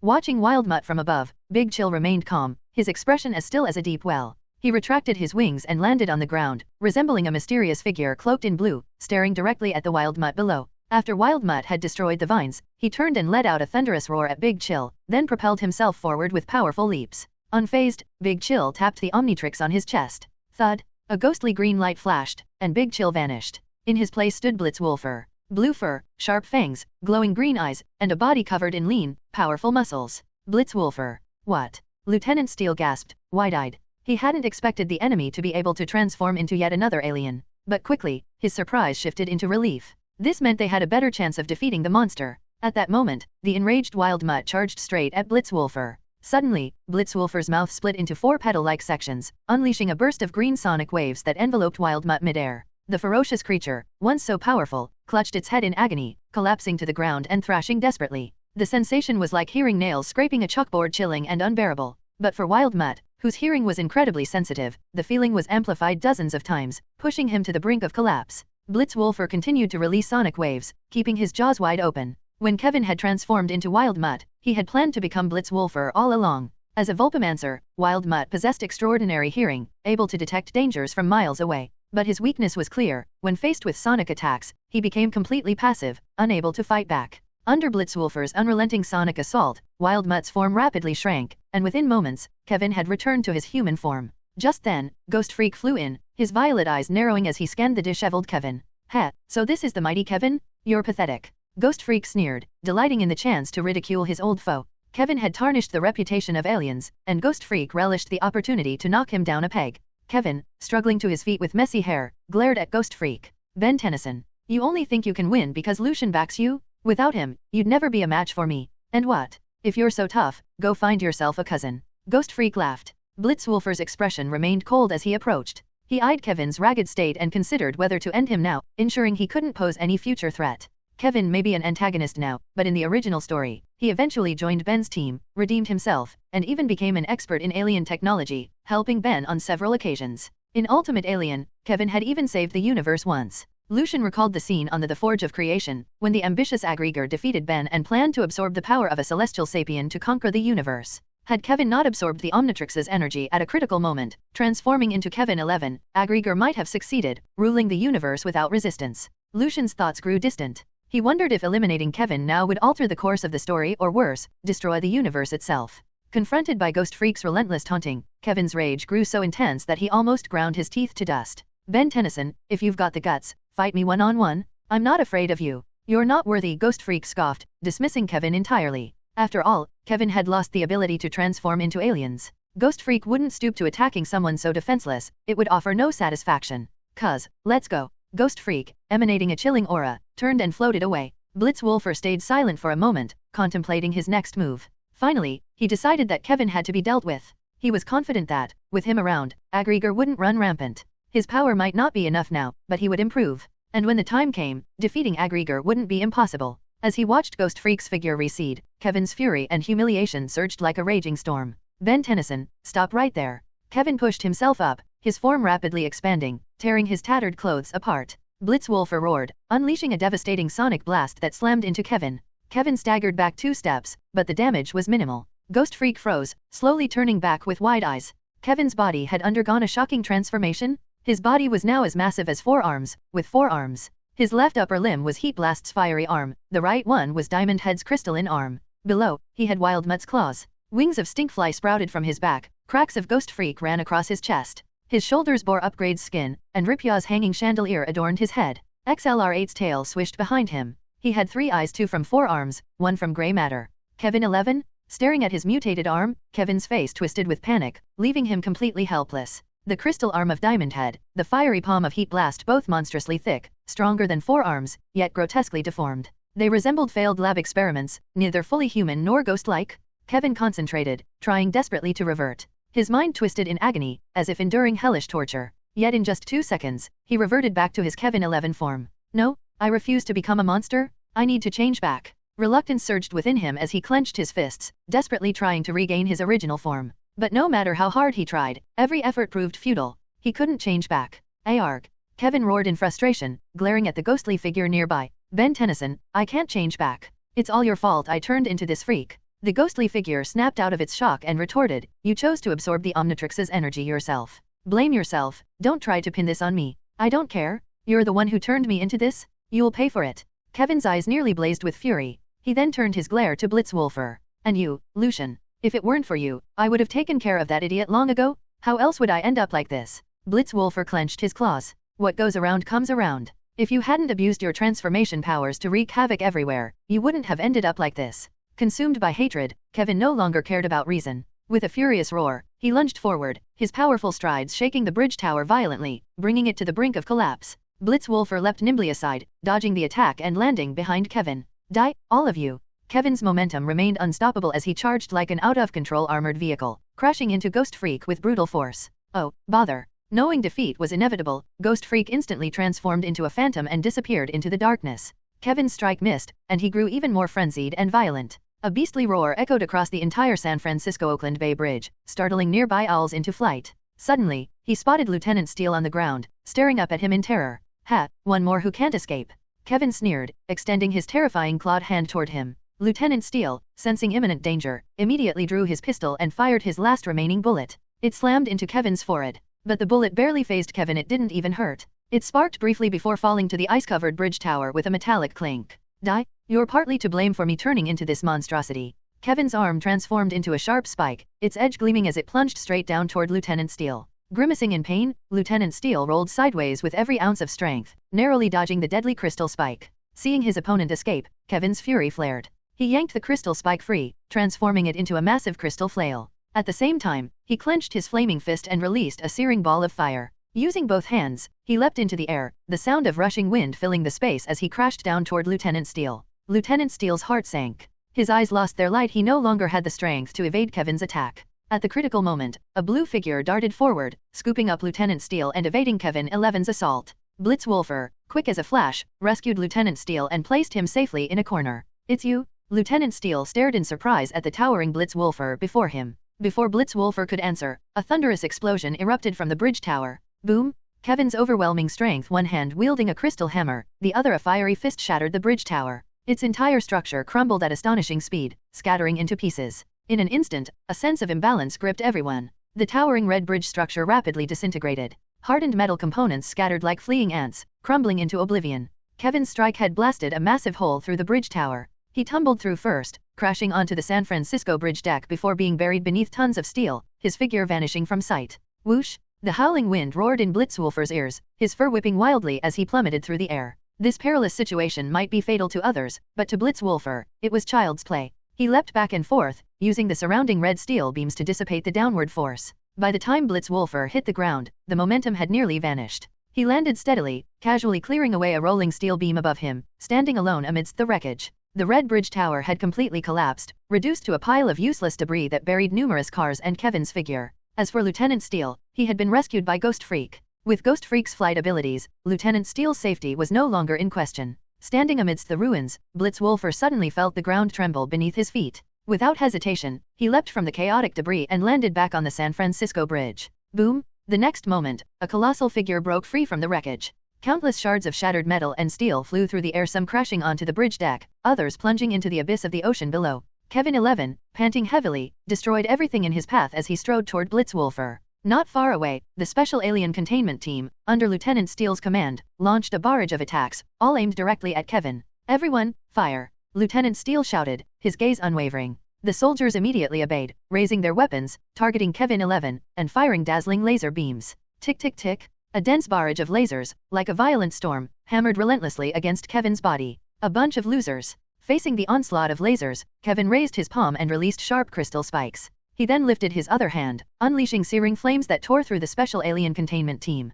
In an instant, Lieutenant Steele's forces suffered severe casualties, some riddled with spikes, others reduced to charred remains. The battle was brutal. "Everyone, retreat immediately," Lieutenant Steele ordered, leading his men back. If this continued, they wouldn't just fail to kill this monster, they'd be wiped out. With that thought, Lieutenant Steele retreated his team to a safer distance, watching from afar. Now, his only hope was that Blitzwolfer and Ghost Freak could defeat the terrifying hybrid monster. Failure would bring disastrous consequences. After repelling the special forces, Kevin sneered coldly and began walking toward Ghost Freak and Blitzwolfer. "I feel stronger than ever before. Even if I've become a freak, it doesn't matter as long as I can get revenge on all of you." Kevin clenched his fists, his face twisted into a grotesque grimace, seemingly embracing his monstrous form. "Oh, come on. You look totally lame like this, okay." Ghost Freak shrugged. Blitzwolfer nodded. Even though Kevin fused with 10 aliens, he only has 1/10 of each hero's power. He seems like he can do everything, but he's mastered nothing. If Kevin could truly harness the full power of all 10 aliens, Ben would have died at his hands long ago. In the original story, even Vilgax wouldn't stand a chance. Kevin 11, upon hearing this, seethed with rage. He pointed a finger at Blitzwolfer with malicious intent. "This is more than enough to deal with the two of you." No sooner had the words left his mouth than he opened wide, spewing a torrent of green slime. The foul-smelling substance surged toward his opponents. Blitzwolfer's jaw split into 4 sections, unleashing a powerful ultrasonic blast. The slime shattered mid-air instantly, dispersing into a fine green mist that drifted harmlessly through the air. Kevin planted his feet, shattering the ground beneath him as a furious shockwave erupted. He swung a terrifying punch, crashing toward Blitzwolfer. Blitzwolfer's eyes flashed. Seizing a nearby red steel column, he thrust it forward with all his might, transforming into a crimson afterimage as he slammed it down with brutal force. "Useless? No one can defeat me now," Kevin roared with laughter, unleashing a fiery fist that shattered the surging steel pillar into countless charred fragments. They clattered to the ground, releasing wisps of white smoke. Far away, Gwen watched through the car window, her heart burning with anxiety. "Kevin's turned into a monster now. My cousin and the others are in grave danger." Grandpa Max opened a drawer and retrieved a specially modified rifle brought from Mount Rushmore specifically to guard against another Vilgax attack. This current situation was well within its scope. "If Lucian and the others truly can't hold out, I'll risk my old life to rescue them." Grandpa Max held the rifle, beginning to calibrate its functions. "Grandpa, let's go help them." Gwen's face was ashen as she pleaded. "Trust me, Gwen, I desperately want to help too." Grandpa Max paused before continuing, but rushing in recklessly could hinder them. "You saw Kevin's state. If he launches a ranged attack, Lucian would have to divert his focus to protect us. That's a major no-no in combat." "All right." Gwen glanced back, her eyes filled with worry as she watched the situation on the bridge. Boom! An earth-shattering battle erupted on the San Francisco bridge. Numerous cars were piled up here, their drivers long since fled or guided away by the Special Alien Containment Team. It could be said that aside from Kevin 11, Blitzwolfer, and Ghost Freak, no one else remained on the bridge. Not even a fly dared approach, fearful of being caught in the crossfire. Kevin hoisted a truck, summoning immense strength to hurl it at Blitzwolfer. Blitzwolfer transformed into a streak of blue, soaring into the air to deftly evade the massive truck. He planted his foot firmly on the truck bed, propelling himself like an arrow released from a bow, charging rapidly toward Kevin. "Little pup, let me show you what real power looks like." Kevin clenched his fist, unleashing a searing heat that blazed with intense intensity. Wrapped in a torrential wave of scorching heat, he slammed straight toward his opponent. Suddenly, Blitzwolfer somersaulted several times in midair, dodging the blazing fist. He countered with a punch aimed squarely at Kevin's face. Kevin roared in fury, braced against Blitzwolfer's punch, extending his crystal arm to seize it. In the blink of an eye, a white figure struck from the side. Ghost Freak, its purple pupils gleaming with eerie coldness, charged before Kevin and ripped open its own chest. Instantly, countless terrifying tentacles shot out from its chest, black and white, wildly flailing like ghostly hands from the underworld, reaching to snatch the life of the living. Kevin's arm, which had been reaching for Blitzwolfer, froze abruptly. A stinging pain shot through his body, like being pierced by poisoned needles. He immediately abandoned his attack on Blitzwolfer and swung his palm back to strike Ghost Freak. Ghost Freak swiftly retreated, refusing to meet Kevin's blow head-on. Seizing Kevin's distraction, Blitzwolfer bared its razor-sharp fangs and sank them into Kevin's palm. Ah! The pain made Kevin yelp, releasing the wolf. The beast flickered backward like a whirlwind, maintaining a safe distance from Kevin 11. You're asking for death. Kevin roared with fury, his massive frame charging forward with savage force, making the bridge deck tremble violently. Ben sees an opening to grab his legs. I'll handle the attack, Blitzwolfer's deep voice boomed as he assumed a combat stance. Got it, no problem. Ghost Freak nodded, his form gradually fading into nothingness. Blitzwolfer let out a piercing howl, unleashing a flurry of kicks that sent shards of rock flying toward Kevin 11. Ha ha ha, you think you're playing house with me? The crazed Kevin 11 swung his crystal blade and flaming fist, obliterating every stone in its path as they exploded in the air before him. Seizing the moment Kevin's vision was blurred, Blitzwolfer accelerated with all his might. Using all four limbs, he unleashed his primal beast nature, transforming into a supreme predator as he launched a deadly pounce. Feeling the gust of wind ahead, Kevin roared deafeningly without fear. He planted his feet and prepared to meet the attack head-on. Suddenly, a pair of bloodied ghostly hands shot out from beneath the bridge, lightning fast, seizing Kevin's ankle. Caught off guard, Kevin stumbled to the ground. Ignoring the pain, he struggled to rise. But Blitzwolfer was faster. He had already surged above Kevin, clenching his blue iron fist into a falling meteor that slammed viciously into Kevin 11's skull. Boom! A thunderous explosion echoed as Kevin 11's head was driven deep into the bridge deck, sending spiderweb-like cracks radiating outward. Even the thick-skinned Kevin 11 struggled to withstand the full force of Blitzwolfer's head strike. Dizzy and disoriented, he found himself unable to rise immediately. This Blitzwolfer's strength surpasses my expectations. A fleeting look of surprise flashed across Lieutenant Steele's eyes nearby. Captain, this is our chance to eliminate the alien monster. Should we open fire now? A subordinate suggested. At that moment, both Kevin 11 and Blitzwolfer and Ghost Freak stood exposed on the open ground, a perfect opportunity to strike. No, wait for my order before firing. Lieutenant Steele hesitated briefly, then shook his head. On the San Francisco bridge, Blitzwolfer gazed down at Kevin 11 below, his sharp wolf claws gleaming coldly. Cuz, are you really going to kill him? Ghost Freak hesitated, reluctant. If we don't kill him now, we'll face endless trouble later, Blitzwolfer declared, swinging his dagger-like claws straight for Kevin 11's throat. Suddenly, a chilling aura swept in from behind, familiar yet terrifying. Without hesitation, Blitzwolfer leapt into the air, propelling himself away from his original position. He then grabbed the stunned Ghost Freak and swiftly retreated to the edge of the bridge. Only after pulling away did Blitzwolfer turn to look back at his previous spot. The next instant, his heart lurched violently, and his eyes widened in shock. Beside Kevin 11, a terrifying specter floated, its upside-down skull starkly conspicuous. Ghost Freak. A pure silver moon hung high in the pitch-black sky, its starlit glow scattering tendrils of light that reflected upon the vast ocean below. San Francisco Bridge lay in utter ruin, piled high with wrecked vehicles. The bridge deck was shattered beyond repair, bearing deep gashes and cracks. Large and small fragments of concrete littered the surface. Kevin 11 lay sprawled on the ground, a purple Ghost Freak hovering beside him. An inverted skull, its center embedded with a violet spectral eye, paired with a pair of white, sharp claws that glinted with a sinister coldness. Compared to when it had first escaped the watch, the Ghost Freak's skin had become more intact, no longer ragged and torn.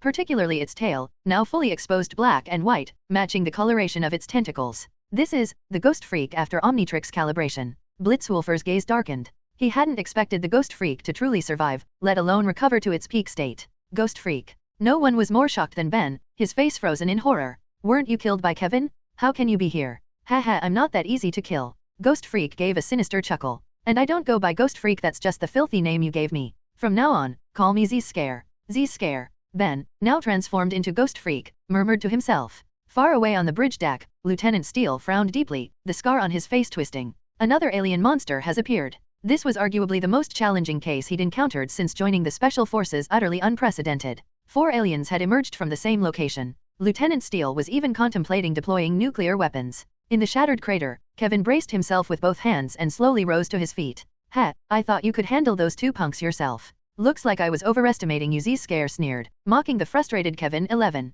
Shut your mouth, freak. Kevin 11 lunged forward, trying to grab Z-Scare by the throat. Z-Scare dissolved into a phantom, slipping through Kevin's grasp. If you're so powerful, why don't you go kill Lucian and Ben Tennyson? Kevin roared furiously at Z-Scare. Calm down, I'm just stating the facts. Z-Scare waved dismissively, turning to face Blitzwolfer and Ghost Freak. Alright, we've got more important business to attend to. Let's deal with those two brats first. Kevin snorted coldly, his anger subsiding as he tacitly agreed. Glaring at the menacing pair, Blitzwolfer clenched his claws and feigned disdain. Kevin, so you were just bragging about killing Ghost Freak. Loser's gonna be a loser putting on airs when you can't back it up. I say, you're no match for Z-Scare. What did you say? Kevin gritted his teeth in fury, like a volcano ready to erupt, spewing blazing rage. The ever-cunning Z-Scare stepped in to restrain him. Don't get worked up. He's deliberately provoking you, trying to stir up conflict between us so he can reap the benefits. That sly Z-Scare. Blitzwolfer thought to himself, his expression unchanged. Ghost Freak seemed to read his cousin's mind and quickly chimed in, exactly? Maybe Kevin's become Z-Scare's lapdog now, dancing to his tune. Ha ha ha ha. Ben Tennyson, you listen to me. Kevin clenched his fists so tightly they cracked. Soon, you'll be kneeling before me, begging for mercy. Z-Scare, however, remained unhurried, floating silently in midair, his form faintly visible. Mockery won't work on us, children. Z-Scare spoke in a hollow tone, his violet pupils glaring at the two. I must clarify one thing, Kevin is not my subordinate. We are merely partners. He had no choice. If he didn't clarify things now, Kevin would lose control. And Kevin as a monster was more temperamental than ever. Partners. Blitzwolfer's eyes flashed. Exactly. Last time at New York Plaza, I possessed Kevin's body and fought your transformed human Gusor. In the end, I transformed into XLR8 and escaped your pursuit. Ghost Freak paused before continuing. I was actually thinking of keeping control of that kid's body indefinitely. After all, who would willingly give up the ability to freely transform into 10 different alien bodies? Did your conscience suddenly kick in later, making you decide to spare Kevin? Ghost Freak scratched his head, unable to resist asking. Blitzwolfer shook his head. Based on his understanding of Z-Scare, that was absolutely impossible. Wrong. Ghost Freak grinned grimly, revealing a mouthful of crooked, ugly teeth. Later, I discovered I couldn't fully control Kevin's body. Why? Ghost Freak asked curiously. Because this big shot here isn't some born freak, I'm a half-breed alien. Kevin piped up first, bursting into laughter. Otherwise, how do you think I got my superpowers? It was through Z-Scare's words that he'd learned of his mixed-blood alien heritage. At first, Kevin was utterly shocked, but that shock soon turned to delight because now, he wasn't the freak everyone called him. A mixed-blood alien, and you still can't possess him? That's pretty lame. Ghost Freak muttered under his breath, glancing at Z-Scare. Kid, watch your tone. Z-Scare gritted his teeth, forcing himself to calm down.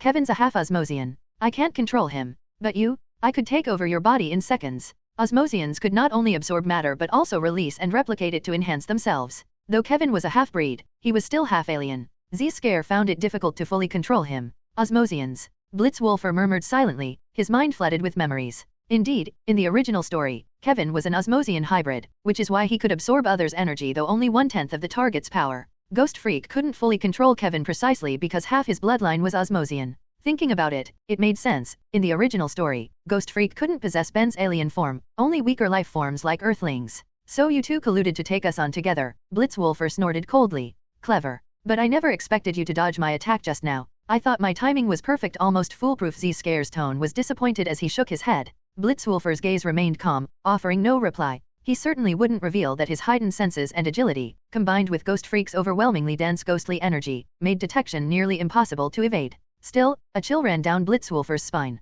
Though he'd dodged the ambush, a split-second delay could have left him gravely wounded by Z-Scare. All right, Kevin. Let's move together and finish them off. Z-Scare chuckled. By now, Kevin's anger had largely subsided. Ben Tennyson, come on. Let's have a proper fight. The hideous Kevin 11, his massive lower body surging forward, charged at his opponent with fierce momentum. Ding triggered alien hacker mission. Simultaneously defeat Kevin 11 and Z-Scare. Successfully complete to unlock a random scrapped case hero. The system prompt echoed in Blitzwolfer's mind. Scrapped case? What on earth is that? Archived heroes refer to alien heroes developed but never featured in the original storyline. I see. Blitzwolfer nodded slightly. In that case, he'd deal with the immediate threats first. On the San Francisco bridge, Kevin 11's face twisted into a savage grimace. He swiped aside the cars blocking his path with brutal force, charging toward Ghost Freak at breakneck speed, his momentum unstoppable. Ghost Freak's expression hardened as he shifted into phantom form, engaging the ferocious Kevin 11 in combat. With his ability to become ethereal and invisible, Kevin found it difficult to take Ben down in the short term.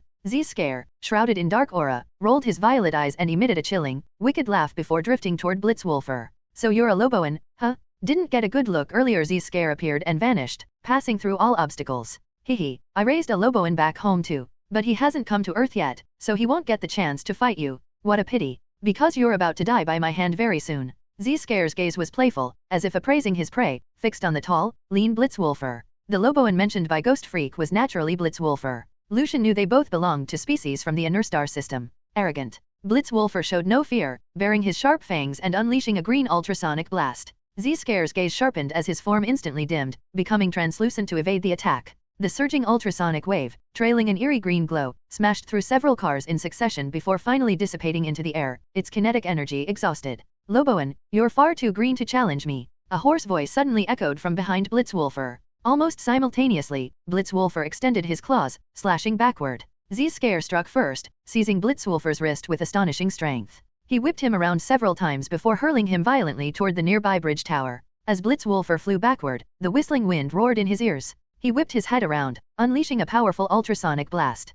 Using the ultrasonic wave's recoil force, he halted his backward flight, landing less than 2 meters from the bridge tower. Z-Scare laughed wildly. How about it? My strength has now returned to its peak. Even if you turn into that little battery, you still can't beat me. Blitzwolfer showed no panic. He had anticipated this situation long ago. As an ectonurite, Ghost Freak itself was formidable. Moreover, like Blitzwolfer, it hailed from the inner star system. Ghost Freak understood Blitzwolfer's habits and abilities intimately. Relying on Blitzwolfer to defeat Z-Scare was no ordinary challenge. Yet Lucian remained unflustered, for he still possessed one remaining hero switch opportunity. Originally, he had 2 switches available, but transforming from Big Chill into Blitzwolfer had consumed one. Just as Blitzwolfer was about to strike the Omnitrix, a white figure suddenly darted in from the side. With his astonishing vision, Blitzwolfer instantly recognized it as Ghost Freak Ben, covered in wounds and tumbling backward. Blitzwolfer leapt like a raging storm, charging toward the falling Ghost Freak. He caught Ghost Freak in his arms, his paws scraping the bridge deck to sparks, absorbing the terrifying impact. Ben, rest here. I'll handle them. Blitzwolfer cradled Ghost Freak and placed him beside the bridge tower. Oh, damn. Ghost Freak felt excruciating pain throughout his body. He tried several times to fly up, but his strength failed him, and he collapsed onto the ground. He wanted to help his cuz beat up that weirdo, but in his current state, he couldn't do anything. Ben felt utterly frustrated, yet helpless. But soon, that feeling vanished. After saving Ben Tennyson, Blitzwolfer turned to face Kevin 11 and Z-Scare alone. Ha ha ha ha, Ben Tennyson is utterly pathetic. Kevin 11 roared with laughter. Your turn is coming soon, Lucian. Z-Scare smirked, eyeing Blitzwolfer mockingly. Cute Loboan, now you're the only one left. How do you plan to resist us? At this moment, Blitzwolfer stood no chance against Kevin and Z-Scare. Even a peak form Ghost Freak would be a tough opponent, let alone with Kevin 11 joining the fray. At the distant bridgehead, Lieutenant Steele's expression was grave as he commanded his elite soldiers to aim their weapons at the hybrid monsters and ghosts.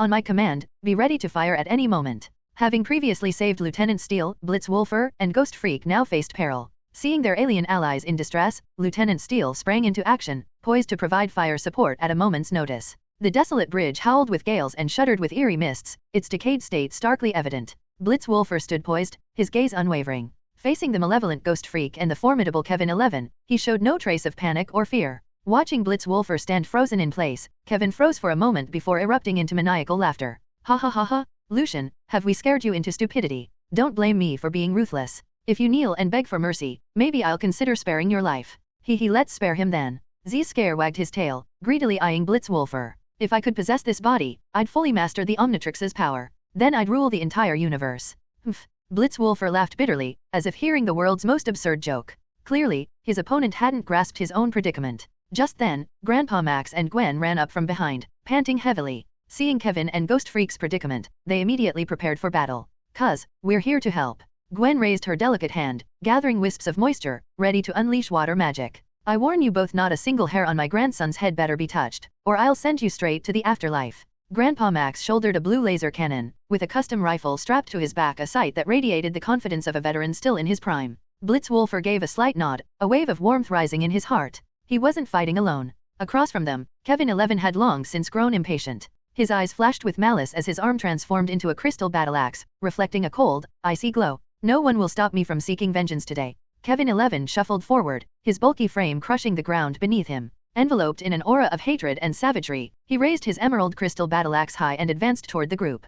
An evil Ghost Freak floated in the air, radiating bone-chilling cold. It ripped open the fissure in its chest, unleashing swirling black and white tentacles that lashed wildly toward them. Flanking them left and right, these two formidable boss-level figures radiated an overwhelming pressure that nearly crushed any will to resist. Ready to meet your end? Ha ha, Z-Scare sneered, baring his ugly teeth. Grandpa Max showed no fear, laser cannon slung over his shoulder, trigger finger poised. Though terrified, Gwen forced herself to suppress her fear and grit her teeth to channel magic. She couldn't let anything happen to her cousin, she had to help. Everyone stepped back. Blitzwolfer stepped forward, shielding Gwen and Grandpa with his back. "Cuz." Gwen froze slightly. "Lucian, don't be reckless. Come back? Grandpa will help you defeat them." Grandpa Max shouted immediately. Blitzwolfer took a deep breath, extended his sharp wolf claws, and slapped them against the Omnitrix on his chest. Thud! A flash of eerie green light erupted as Blitzwolfer's form shifted at lightning speed. In an instant, his body shot upward, becoming slender and elongated. Two black antennae sprouted from his head, swaying in the wind.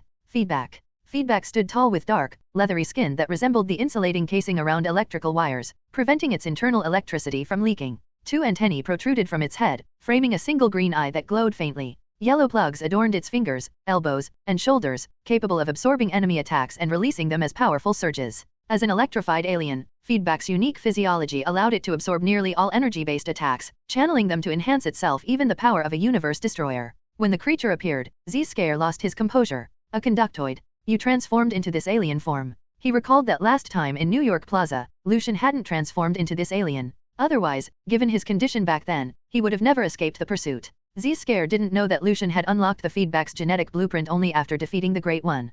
Kevin 11 sneered with disdain. "Pfft. What kind of computer alien is that? Looks like a plug-in guy to me? Skinny arms and legs not even enough for me to fight with one hand." Z-Scare's eyes flickered strangely as he glanced at Kevin. He opened his mouth to say something, but in the end, he just sighed and remained silent. "Cuz." Watching the tall figure retreat, Gwen's expression turned wistful. "Grandpa, Gwen, you two stand back. I can handle them alone," Feedback said with a faint smile, his voice tinged with an electric hum, utterly peculiar. "Cool? What a great voice." Gwen's eyes lit up. Seeing Feedback before him, Grandpa Max's previously solemn expression instantly relaxed. He laughed heartily. "Ha ha, someone's in for a world of trouble. Gwen, let's go. We need to give your cousin space to act." With that, Grandpa Max retracted his laser cannon and pulled Gwen back toward the bridge. But Gwen's face clouded with worry. The ghost freak and Kevin across the way were terrifying. She feared something might happen to him. "Don't worry. Lucian will handle them." Grandpa gave a mysterious smile. "All right then." The two hurriedly retreated behind the bridge tower, focusing intently on the battle unfolding before them.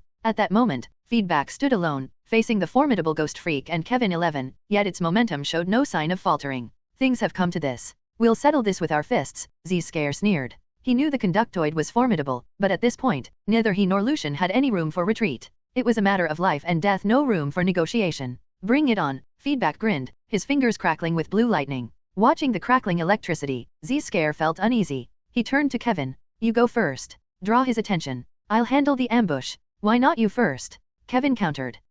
Well, I'm not suited for frontal combat. Your defense is higher than mine. Naturally, you should draw his attention." Z-Scare's eyes darted as he continued. "You handle the main assault, I handle the ambush. That way we leverage our respective strengths." "Right." Kevin shot Z-Scare a skeptical glance before snorting coldly and charging toward Feedback. No matter what, he would kill Ben Tennyson and Lucian today. Leading the charge was no sacrifice. Transformed into a Kevin 11, Kevin was savage and brutal, consumed only by endless hatred and rage. He raised his palm, unleashing a surging fire dragon that shot straight toward his opponent. Feedback extended its plug-like fingers, effortlessly absorbing the fire dragon. After circulating it within its body, it refined it into potent electricity. "Take that back." Feedback raised its hand, unleashing a dazzling bolt of lightning blue and white, crackling like a raging thunder dragon that roared toward its opponent. "What?" Kevin was utterly shocked, never expecting the other to absorb his energy. He scrambled to dodge sideways, but the bolt was faster, striking Kevin squarely in the abdomen. ZZZZT, the ferocious blue lightning, carrying immense energy, scorching and wild, sent Kevin flying dozens of meters away, crashing onto a large truck. "So powerful? Cuz is seriously awesome," Gwen exclaimed, her eyes brimming with admiration. "Haha, Lucian always surprises me. Looks like this time is no exception," Grandpa Max chuckled, his mood lightening from its earlier gravity. Lieutenant Steele, watching from afar, was utterly horrified. He'd been ready to intervene, only to discover the Blitzwolfer had transformed into an even more formidable alien.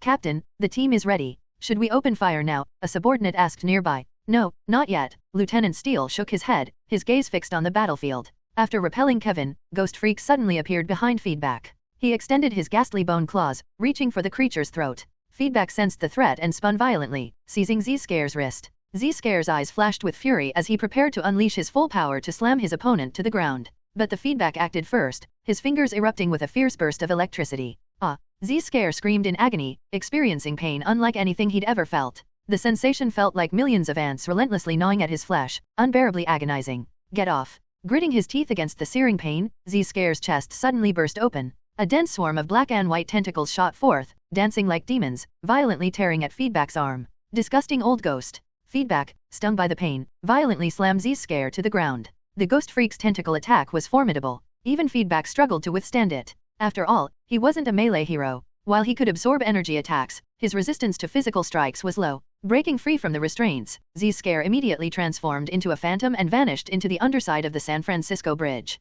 Boom! A deafening roar erupted as Kevin, his hair standing on end with rage, punched the truck away. Carrying a fierce momentum, he charged straight toward this direction. Feedback snorted coldly and met him head-on. He pointed both fingers at the ground. Sparks of electricity erupted from the plug, generating a powerful counterforce that propelled his entire body upward. He soared through the night sky. Seeing this, Kevin flapped the wings of his stinkfly, propelling his heavy frame forward as he slowly closed in on Feedback. "You're flying too slow," Feedback grinned. The words barely left his mouth when the two antennae atop his head locked onto Kevin like gun barrels. Kevin's eyes widened in surprise at this unexpected move. He immediately spat out a stream of green slime, carrying a pungent stench, and launched it at the charging Feedback. Feedback shifted its body slightly, easily dodging the slime. It then concentrated a massive surge of electricity on its antennae, causing them to flash intensely. Instantly, the lightning bolt shot forth, striking the bulky Kevin like a bolt of lightning. ZZZZT? A crackling hum of electricity filled the air as a surge of blue-white lightning struck Kevin 11, bursting into blinding flashes that flickered wildly, reflecting off the ocean below.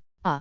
Kevin 11 screamed as he plummeted downward, crashing onto the wrecked bridge. Without wasting a moment, the Feedback dove after him, its body crackling with electric energy, charging toward the fallen Kevin like a lightning-fast phantom in the night. Die! Kevin 11 snarled, struggling to raise his arm. It transformed into a cluster of dense crystalline spikes, each one carrying terrifying force as they rocketed toward his foe. In midair, the Feedback gathered electricity into its arm, the energy coiling around the limb before it swept forward with a mighty strike. In the next instant, a barrage of sharp crystal spikes shattered on contact with the Feedback's electric-infused arm. They exploded midair, their remnants scattering like green debris in the howling wind. Though Kevin 11 had absorbed the powers of 10 alien heroes, gaining their formidable abilities, he only held 1/10 of each hero's full strength. For example, the crystal spikes he had launched if they were at Diamond Head's peak power wouldn't have been so fragile. But Kevin only possessed a fraction of Diamond Head's strength, so the crystals were nowhere near as durable. After destroying the spikes, the Feedback continued its high-speed charge, slicing through the air and cutting past the swirling crystal dust before landing right in front of Kevin 11.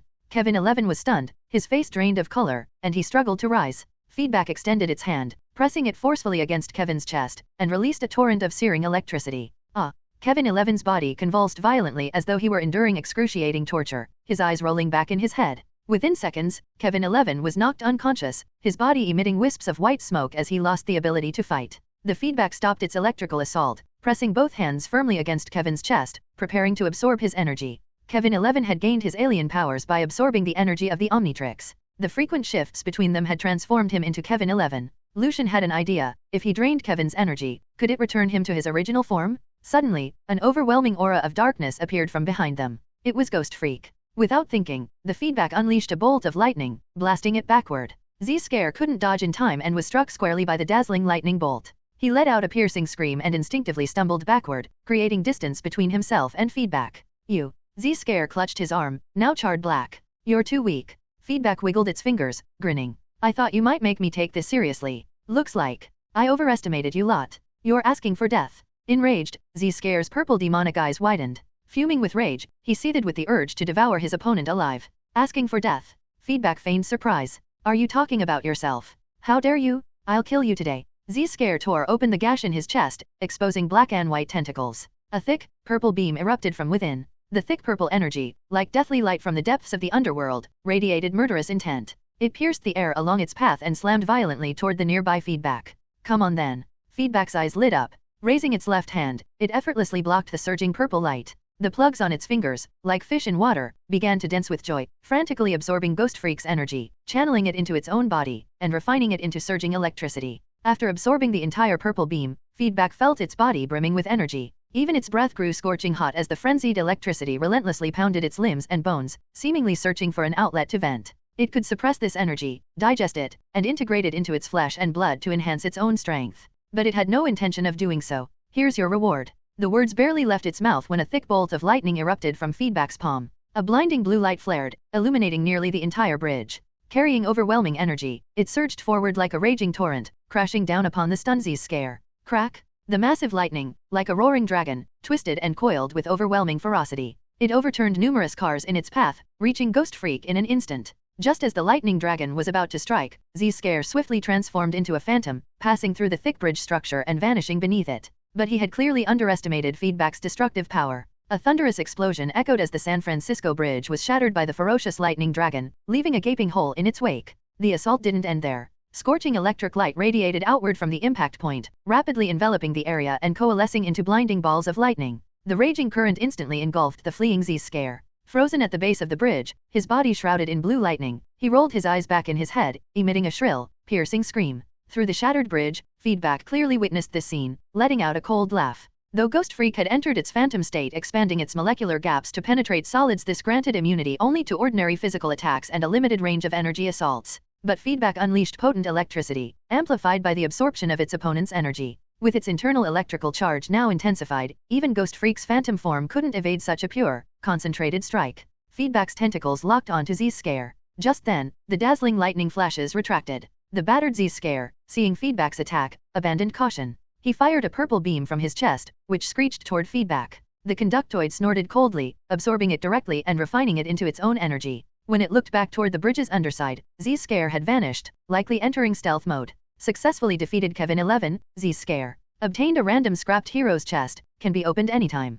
Seeing Ghost Freak driven off, Feedback turned and walked straight up to Kevin. He then extended both hands, pressing them against Kevin's body to activate his energy absorption ability. As current surged into his own body, Feedback's gaze grew increasingly peculiar. All he absorbed was static electricity and a small amount of electrolytes from Kevin, no Omnitrix energy at all. Why is this happening? The Omnitrix replica's energy has fused with Kevin Levin's genetic makeup. It no longer falls under the category of bioelectricity, making it inaccessible for absorption. The system's voice echoed in his mind. I see. Feedback realized. The Omnitrix's energy originally fell within the realm of bioelectricity. However, Kevin's frequent transformations had fused his genes with the energy, making them inseparable. This was why Kevin couldn't revert back, becoming the hideous Kevin 11. In this state, superpowers alone couldn't restore him. Only if Kevin's mindset and thoughts changed could he potentially control his genes and regain his original form. As Feedback pondered this, Kevin, who had been keeping his eyes closed, suddenly opened them, revealing a terrifying gaze. A chill ran through Feedback, who instinctively began to retreat. A piercing, excruciating pain struck him from behind without warning, as if a blade had been thrust into his flesh, sending a bone-chilling cold through him. Feedback stiffened, slowly turning around, eyes widening in shock. You're Ben. Pale skin, covered in cracks, with a single purple eye glaring from the center, filled with endless venomous hatred. The Ghost Freak's sharp claws pierced the Feedback's back. Haha, I'm not Ben. A cold glint flashed in the Feedback's eyes. It whipped its slender tail, the plug at its tip aimed squarely at Ghost Freak, erupting with a burst of blue-white lightning. Ghost Freak scrambled backward, narrowly evading the Feedback's attack. Just as the Feedback prepared to pursue, a sharp, urgent howl pierced the air from behind. It was Kevin? Feedback reacted swiftly, clenching its fist to unleash a blinding burst of electricity before twisting its body and slamming the attack backward. Boom! The ferocious electric fist collided with the scorching flame fist, erupting with a fierce, overwhelming force. Countless currents and sparks shattered around them, even the air itself seemed to wail. Bearing the scorching heat, the Feedback roared in fury, boosting its output. Surges of electricity surged toward Kevin, like agile snakes, coiling around his arm and rapidly spreading outward.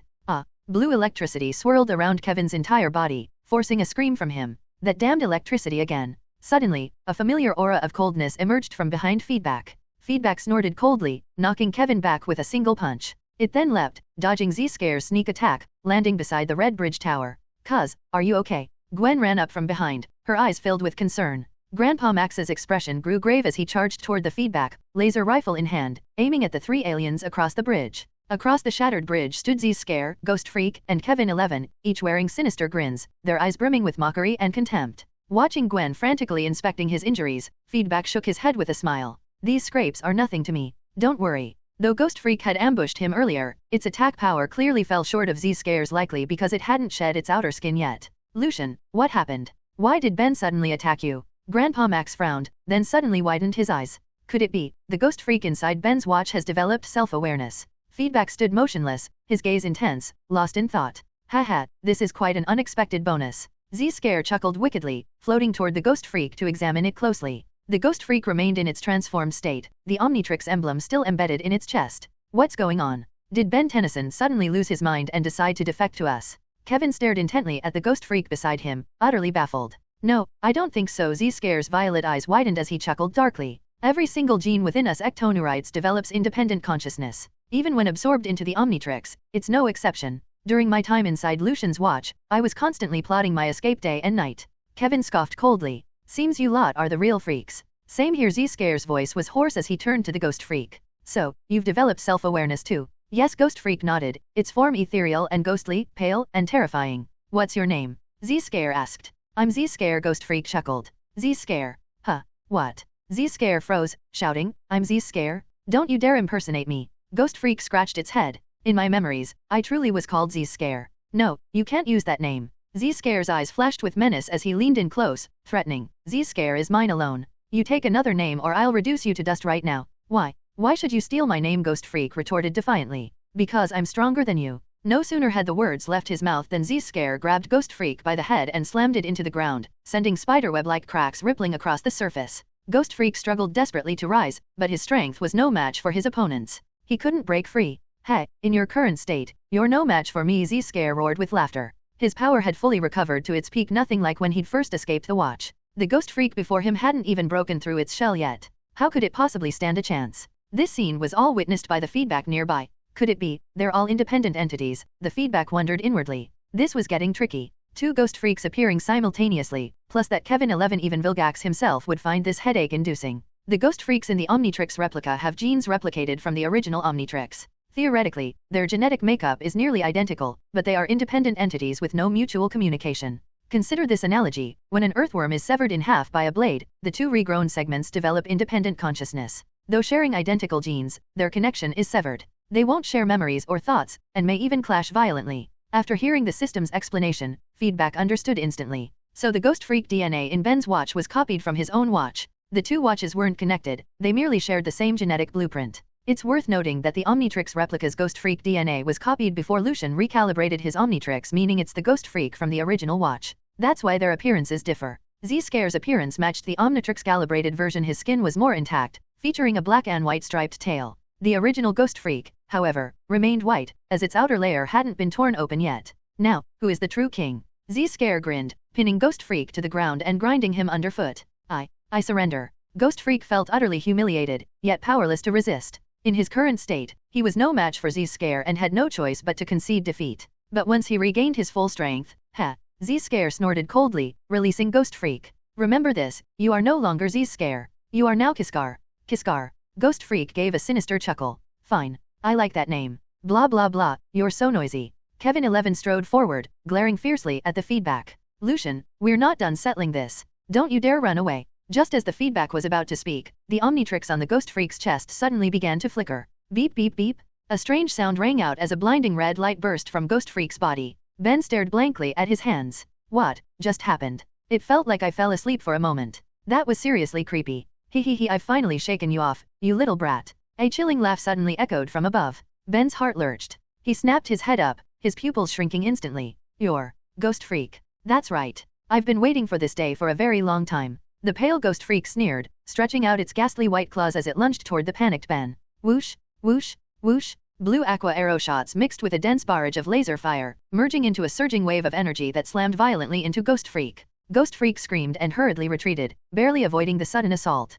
Useless trash. Step aside and let me handle this. Kevin took several steps forward, forcing his way through the fierce lasers and aqua arrow. He raised his sharp crystal blade, preparing to bring it down on Ben. At the last possible second, a black figure rushed in. Lightning flashed around his legs as he scooped Ben up at astonishing speed, narrowly avoiding the deadly crystal blade. Feedback crackled with electricity as he carried the stunned Ben back to the bridge tower and set him down.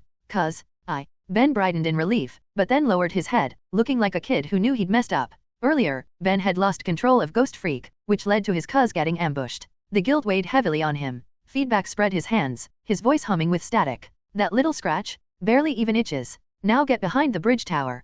Kevin and the others are on me. Ben glanced down at the Omnitrix, still shrouded in crimson light, and let out a helpless sigh. All right, be careful, cuz. Feedback turned and became a streak of blue light, racing straight back toward the battlefield. Meanwhile, Gwen and Grandpa Max were close to their limit. Their attacks weren't doing anything to Kevin at all. Ha ha ha ha, what a bunch of weaklings. That Ben Tennyson brat what, hiding behind the bridge tower crying now. Kevin stood with his hands on his hips, completely ignoring the incoming aqua arrow and laser fire as he strode forward. Water Dragon Soul. Gwen began chanting, and a ferocious water dragon took shape in front of her. Guided by her will, the deep blue magical dragon let out a thunderous roar. It twisted through the air, carrying an overwhelming surge of water as it charged forward and slammed head-on into Kevin 11. So lame, Ben Tennyson's cousin. Kevin reached out and crushed the water dragon in his hand, shards of water scattering instantly. Ha ha ha ha, this is fun. Got any more? Send a few more little bugs over for this big shot to play with.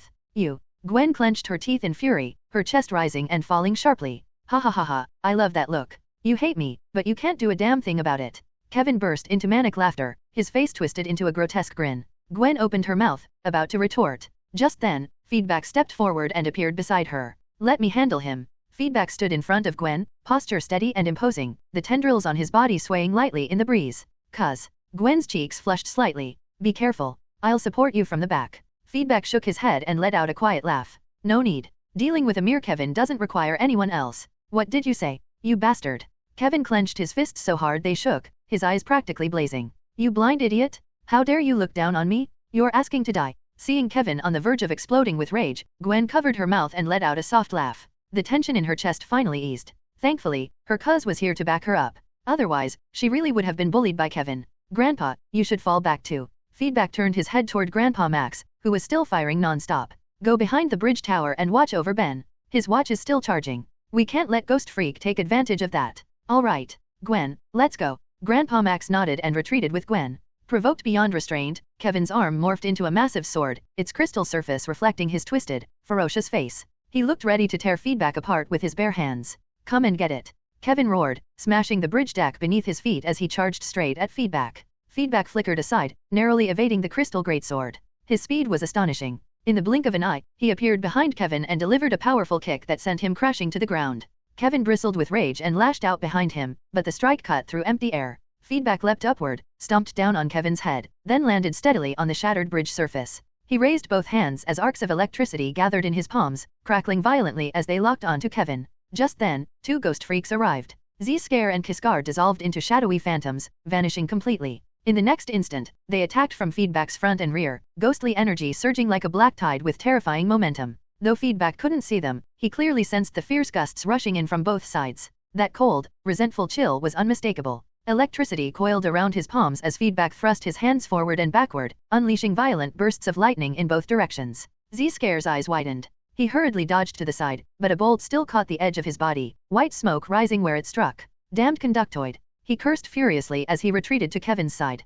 Kiskar fared far worse. He was blasted straight back by the electricity, rolling to the ground beside Z-Scare. His pale skin was scorched black and torn apart by burn marks. Kiskar, hurry up and shed that filthy skin. Z-Scare's voice was hoarse as he pointed at his white outer layer. It only restrains our power. Feedback's eyes sharpened. Brilliant lightning erupted from his body, dazzling like a thunder god descending upon the battlefield. Wrapped in overwhelming killing intent, he charged forward at blinding speed. Kevin let out a furious roar and thrust out a massive flaming palm. A scorching shockwave exploded outward as he collided head-on with Feedback, the two locking together in a brutal struggle. Seizing the moment, Kiskar let out a twisted laugh and began tearing at his own outer skin. First, his palm split open, revealing black, skeletal claws. Then he ripped down the center, completely shredding the white layer. The original Ghost Freak. His skin was a tattered pale purple. Black claws extended from his hands, and stark white bones jutted from his exposed ribs. The sight was grotesque and horrifying. This is my true form. Kiskar raised both hands, standing bathed in the darkness. Though Z-Scare and Kiskar looked similar at first glance, there were clear differences between them.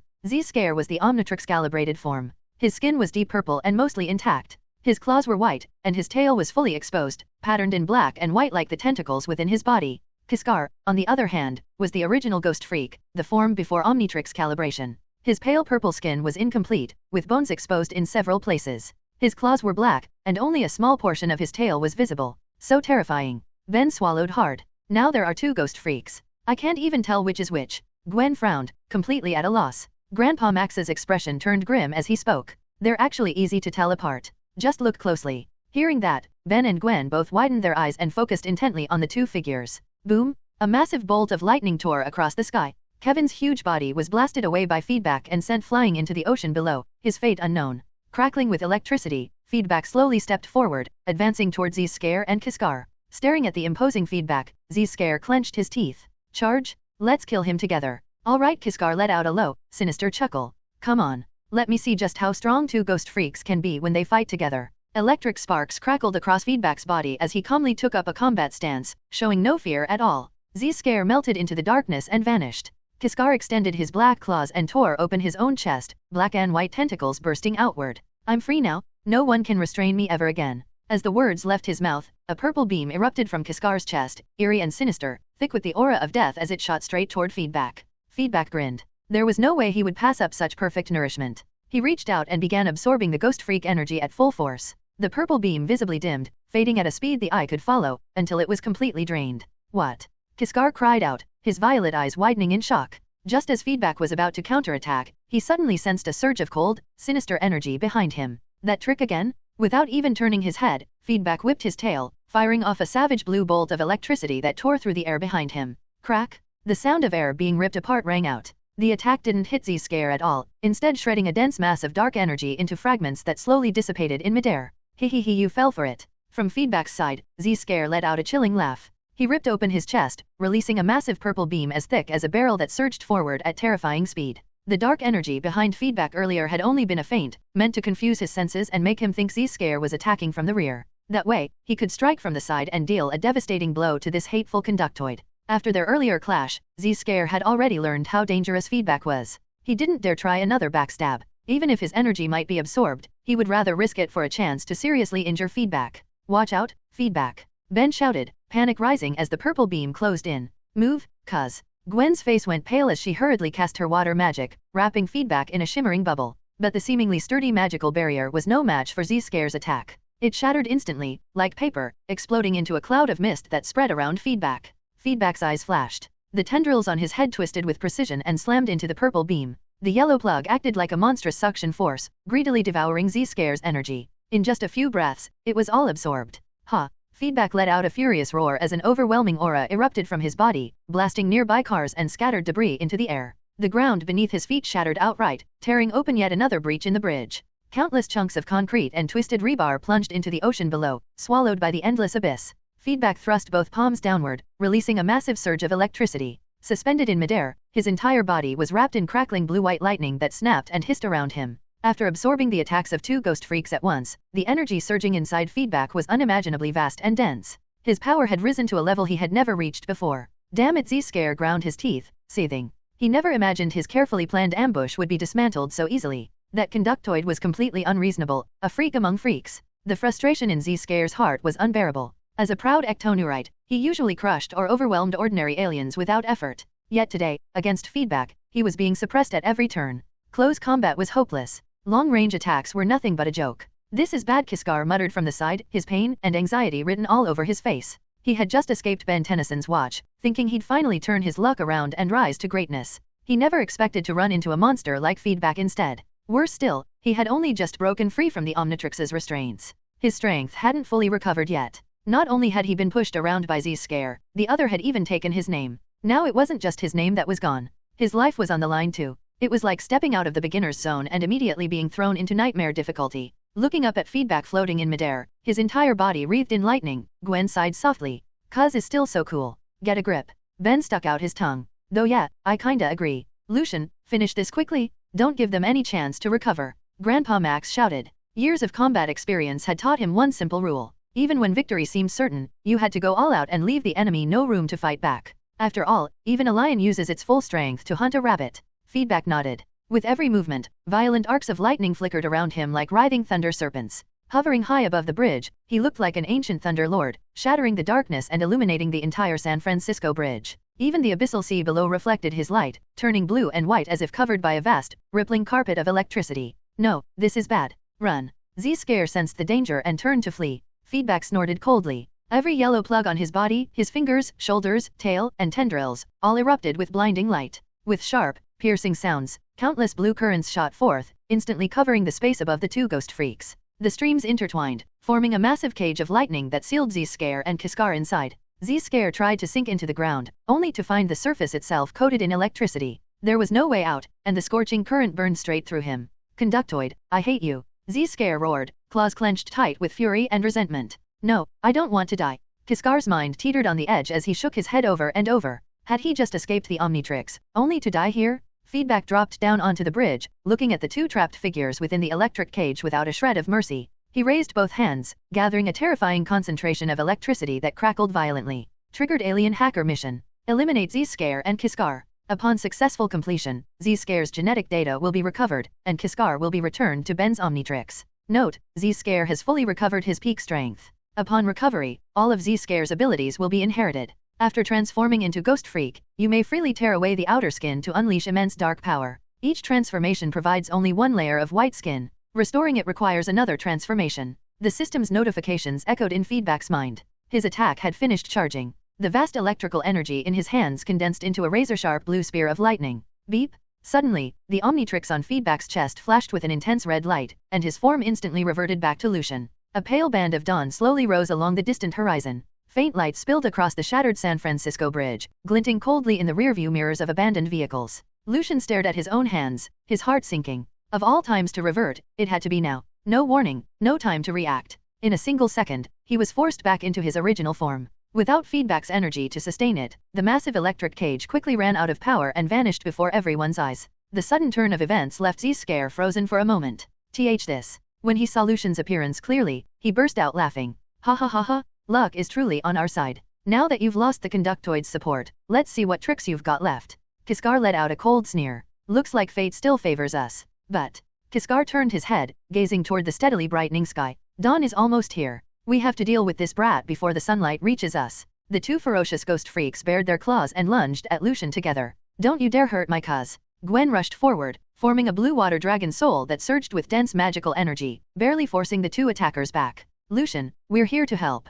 Grandpa Max shouted, hoisting his laser cannon and firing at the strongest of them, Z-Scare. Z-Scare shifted into a spectral form, slipping past the laser blast with ease. You think the few of you can stop us? And don't forget this great hero. Ben showed no fear as he ran to Lucian's side, standing shoulder to shoulder with him against the terrifying ghost freaks. But Ben's Omnitrix was still recharging, glowing a warning red. He such touching family bonds, Z-Scare mocked with a wicked grin. This old ghost freak almost shed a tear. Enough talk, Kiskar snapped, extending his pitch-black claws as he charged forward. Let's wipe out these pests already. Don't forget about us. A powerful voice rang out from behind them. Captain Shaw, his short blonde hair gleaming, stepped forward with dual pistols in hand. Behind him, a squad of fully armed special forces raised their heavy weapons, all aiming squarely at the two ghost freaks. Captain Shaw, awesome. Ben cheered, suddenly finding him a lot more likable. Lucian's eyes narrowed slightly. Looks like saving Captain Shaw wasn't a waste after all. Suddenly, the ocean below began to churn violently, as if some terrifying creature were stirring beneath the surface. Ben Tennyson, we're not finished yet. Kevin 11 stomped down on a jagged reef, launching himself upward with explosive force. Midair, he used Heat Blast's power to rapidly dry his soaked wings. Then, with a thunderous flap, he hurtled downward and slammed into the ground right in front of Z-Scare. Now this is getting interesting, Kiskar said with a sinister chuckle. Z-Scare's violet eyes gleamed. So, who do you think is the real winner now? With Kevin here, none of you can stop us. Oh, come on, couldn't you just stay in the ocean? Ben rubbed his forehead. Seeing Kevin always gave him a headache. Humph, Ben Tennyson. Kevin roared, his face twisted with rage. As long as you're still alive, I'll chase you to the ends of the earth. Cuz, what do we do now? Gwen asked anxiously, instinctively moving closer to Lucian. I'll cover you, Grandpa Max said in a low voice, his eyes never leaving the enemies ahead. Find a chance to escape. The faster, the better. Facing three powerful alien threats, Captain Shaw frowned deeply. Captain, the enemy is too strong. Should we order a retreat? A subordinate whispered. Captain Shaw's gaze turned icy as he barked. Silence? We are soldiers. We do not retreat in the face of battle, especially not in front of civilians. Yes. The soldier lowered his head, ashamed. Wait for my command. Be ready to fire. Captain Shaw shouted. No matter what happened today, he would not back down. It wasn't just because of his position. These people had saved his life. If he ran now, he would never forgive himself. At that moment, Z-Scare looked up at the ashen sky. The growing light in the distance told him there was no more time to waste. Attack. Let's strike together and wipe out all future trouble. Kiskar let out a low laugh. Perfect. That's exactly what I was thinking. Kevin's crystal right arm morphed into a massive battle axe as he strode toward the group. Lucian kept his hands in his pockets, his voice cold. You really think I don't have a way to deal with you? Open the random scrapped hero chest, Lucian said silently to himself. Successfully opened scrapped hero chest. Obtained alien hero, sandbox. Sandbox, one of the aliens originally chosen by Ben for Kenny. Its core is a green box that can fully contain its body. It can render its form irregular, flowing like sand. Abilities, freely alters its shape, moves without restriction, and possesses immense power capable of creating sandstorms. Weakness, the green box at its center is vulnerable. Like an anti-gravity device, if it is seized and shut down, the body becomes a pile of immobile sand. Beep! A strange sound rang out as Lucian's calibrated Omnitrix shifted from red to green. Whenever a new hero was acquired, there was no need to wait for the watch to recharge. Only the next transformation required a cooldown. Lucian pressed the Omnitrix. A hologram of Sandbox sprang up, and he slammed his hand down. Thud! Lucian's lean body rapidly broke apart, dissolving into countless grains of yellow sand. The storm of sand surged outward, releasing a powerful presence that forced everyone nearby to shield their eyes. When the green light finally faded, the scene became clear. Lucian was gone. In his place stood a towering humanoid figure made entirely of fine yellow sand. Dust and grit swirled endlessly around it, and several green eyes of varying sizes gleamed from its head. At the center of its body was a green box, embedded with the Omnitrix symbol. Sandbox. What? How is that possible? Kevin shouted in shock. Why did your watch recharge so fast? Z-Scare and Kiskar stared in disbelief, rubbing their eyes as if they couldn't trust what they were seeing. That's awesome, cuz, you're insanely cool. Ben laughed proudly, pointing at the three enemies. You freaks aren't getting away today. Gwen's pale face immediately brightened with a joyful smile.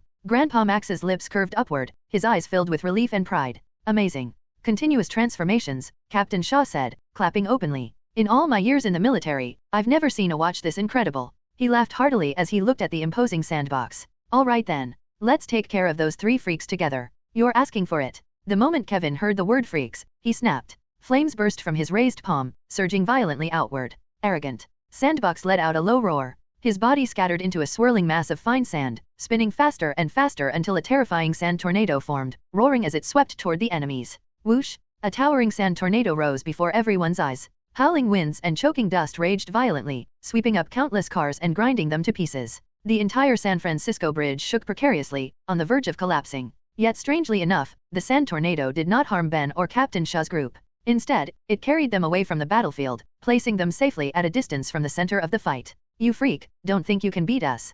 Kevin shouted, eyes wide as every muscle in his body tensed. The flames he had just unleashed were smothered instantly by Sandbox, leaving not even a trace behind. At this moment, Sandbox had fully transformed into a terrifying tornado. Its destructive power was staggering. Thick bridge cables were dragged inside, twisted violently, and torn apart, scattering as countless red fragments that rained down into the sea. A green box floated steadily at the center of the tornado, perfectly protected. That box was Sandbox's core and also his weakness. Like Goop's anti-gravity device, it allowed him to overcome Earth's gravity, freely alter his form, and move without restraint. Without it, he would collapse into a useless pile of sand, unable to move at all. Lucian understood this better than anyone. In battle, he had to protect that box at all costs and never let it fall into enemy hands. Staring at the terrifying sand tornado, Kevin raised his arm, which rapidly transformed into a dense mass of crystalline spikes. With a sharp motion, he fired them all forward in a furious barrage. But the moment the spikes reached the edge of the tornado, they were torn apart by its violent force, shattering into countless green fragments that mixed into the storm, adding flecks of emerald to the swirling sand. After effortlessly dismantling the attack, Sandbox directed the tornado straight toward Kevin. The sheer force carved deep trenches into the ground as sand and dust roared through the sky, darkening the surroundings as if the end of the world had arrived. What a terrifying ability. Z-Scare stood frozen, forgetting to flee for a moment.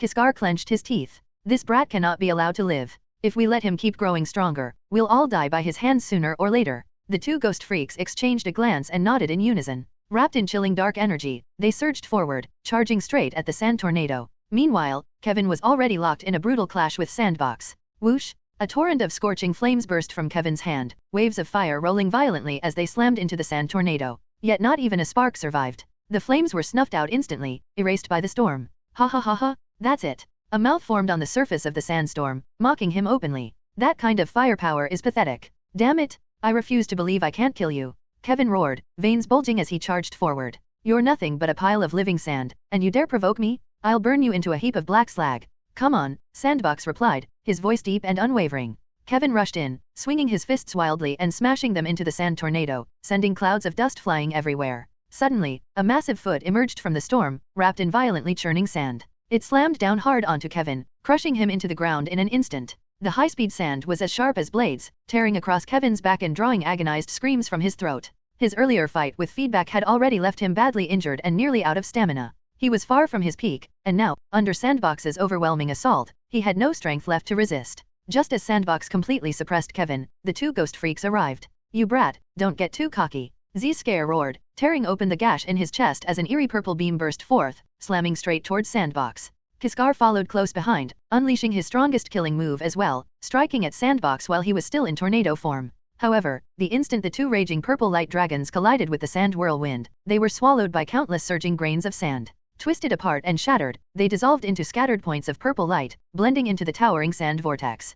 Kiskar rushed in, black claws extended and wrapped in dense, chilling energy, slashing viciously at the storm. Humph! A cold snort echoed from within the terrifying sand vortex. Sandbox rapidly altered his form, sand assembling and reshaping at high speed, until he gradually took on the shape of a towering desert war god. Clad in golden sand armor and crowned with a golden diadem, he stood nearly 15 meters tall, powerfully built, gripping a massive golden sand sword. A terrifying aura radiated from him, like a dormant beast ready to strike. As for the anti-gravity device, Sandbox had already concealed it within his head, protecting it completely. So cool? Cuz's alien looks insanely strong. Gwen's eyes lit up as she stared at the desert giant in the distance. Relax. When has Cuz ever let us down? Ben grinned confidently. Beep, beep. Suddenly, the Omnitrix on Ben's wrist emitted a strange sound as its color shifted from red to green. Charged? Oh yeah, my lousy little watch finally finished charging. Ben cheered, jumping in excitement. He immediately pressed the Omnitrix, the hero selection screen popping up as he scanned through it rapidly. Eeny, meeny, miny, mo, which one should I pick? Ben hesitated for a moment, then his eyes lit up. Got it? You're the one. With that, he raised his hand and slammed it down on the Omnitrix. On the battlefield, the towering desert war god displayed overwhelming might, completely suppressing Kevin and the others. With a casual motion, he formed a sand shackle, pinning Kevin firmly to the ground and locking him in place, making escape impossible for the time being. Damn it, you freak, let me go if you've got the guts. Kevin roared, pounding the ground in fury. If he were still at his peak, Sandbox wouldn't have been able to restrain him so easily. But his earlier fight with feedback had drained him badly, and being blasted into the ocean had left him seriously injured. Ignoring Kevin's enraged shouting, the desert war god focused entirely on Z-Scare and Kiskar. These two ectonurites could turn invisible and become intangible. They had to be dealt with first, or they might seize the chance to escape. Roar. The desert war god let out a thunderous roar, swinging his golden sand sword. Brilliant after-images slashed through the air, enveloping the two ghost freaks and forcing them back step by step. Damn it! Turning into a conductoid was bad enough, and now this terrifying monster. Z-Scare snarled in misery. He had thought that once feedback was gone, Lucian would be easy to deal with. He never expected Lucian to turn into something like this. To be honest, even he had no idea what kind of alien this was. He had never seen it before, not even heard of it. Kiskar, his body covered in sword marks, was driven back, terror filling his eyes. What is going on? I've already gone intangible. Why am I still being hit? There's something wrong with that sword. Z-Scare growled, teeth clenched. In truth, the sword itself wasn't special. Sandbox could freely control the density of the fine sand making up his weapon, adjusting the gaps between the grains. By dispersing those gaps, the golden sand sword could still strike the ghost freaks. Ghost freaks' intangibility worked by expanding the gaps between his own molecules to avoid physical attacks. Sandbox simply did the same with the sand grains in his sword, cancelling out that effect. As for invisibility, it was even less effective. Sandbox had already filled a 100-meter radius with dense sand dust. By sensing the movement of the sand, he could clearly detect the ghost freaks' sinister aura and pinpoint their positions instantly. In the distance, the mountains slowly took on a golden outline. No, it's almost dawn. Z-Scare cried out in alarm. If the sky fully brightened and sunlight reached this place, they would be burned alive and reduced to ashes. Ectonurites, despite wielding powerful dark abilities, shared the same fatal weakness as the undead of legend. Sunlight was their natural enemy, a bane they were born to fear. The desert war god swung his long sword, slashing fiercely at Kiskar, but the attack was narrowly dodged. Stab! The golden sand blade carved a brilliant arc through the air before crashing into a massive tree. The terrifying force cleaved the trunk clean in half, sending it toppling onto the dust-covered road. Fortunately, Captain Shaw had already led the alien containment units into the city to evacuate civilians, keeping them far from the battlefield. As a result, there were no civilian casualties. Z-Scare raised his head, staring at the sky as it grew brighter by the second. Fear and unease churned violently in his chest. Dodging the sandbox's attack, he turned sharply toward Kiskar. Dawn is almost here. We can't drag this out any longer. Let's attack together, force that brat back, and withdraw immediately. Kiskar nodded. All right. At this point, they had no room for hesitation. Only by breaking through could they escape alive. The imposing desert war god, who had been dealing with two ghost freaks, suddenly shifted his gaze to the ground beneath him. The enraged Kevin 11 had torn himself free from the bindings of fine sand. His bloodshot eyes locked onto the towering desert war god with murderous intensity. The sandbox extended his arm, preparing to suppress Kevin once more. But the two ghost freaks had already surged forward, radiating chilling hostility, clearly intent on tearing the sandbox apart. "Cuz, Kevin's mine. I'll handle him," a hoarse voice called out from the side. The sandbox turned his head, his eyes flashing. A humanoid creature with a serpent's tail was slithering toward them at high speed. Slender and nearly 2 meters tall, its entire body was covered in crimson skin layered with hard scales. Each fist bore a sharp spike that glinted with cold light, resembling lethal knuckle blades. On the left side of its chest was embedded the black and white symbol of the Omnitrix. "So it's Red Spike Snake," the sandbox said, immediately recognizing him. The last time, within the Great One's body, Lucian had encountered the 4 Great Believers, Tygone, Eric, Red Spike Snake, and Chameleon. The alien gene before him had clearly been extracted from that encounter. "Ben Tennyson, it's you again." Hearing Red Spike Snake call Lucian cuz, Kevin instantly guessed his identity. His expression twisted into something savage and feral. "Huh? You pathetic loser. If you've got the nerve, come at me. This great hero guarantees I'll beat you into the dirt." As the words left his mouth, Red Spike Snake was already in front of Kevin. Without another word, the two clashed head-on. Their brutal exchange shook the ground beneath them. Seeing this, the desert war god nodded slightly, a trace of approval flashing through his eyes. But in the next instant, that look hardened into icy killing intent. The two grotesque ghost freaks, shrouded in chilling aura, rushed forward at terrifying speed. Z-Scare tore open his chest, exposing writhing, nauseating tentacles. "Die, you snot-nosed brat." The moment his voice fell, a raging purple dragon burst forth from his body, carrying dense deathly energy as it roared toward them. Kiskar followed suit, unleashing his signature purple beam and firing it straight at the desert war god's head. "Overestimating yourself." The desert war god let out a furious shout and planted his feet firmly. His left hand clenched in midair, condensing a shield of golden sand out of nothing. He compressed it relentlessly, increasing its density until it became harder than solid gold. Shield raised, he thrust it forward, blocking both purple beams head-on and deflecting them as they scattered in all directions. In his other hand, he gripped the sharp golden longsword and swung with overwhelming force. Rip! The savage sand-forged blade tore through the air and struck Kiskar in an instant. "No!"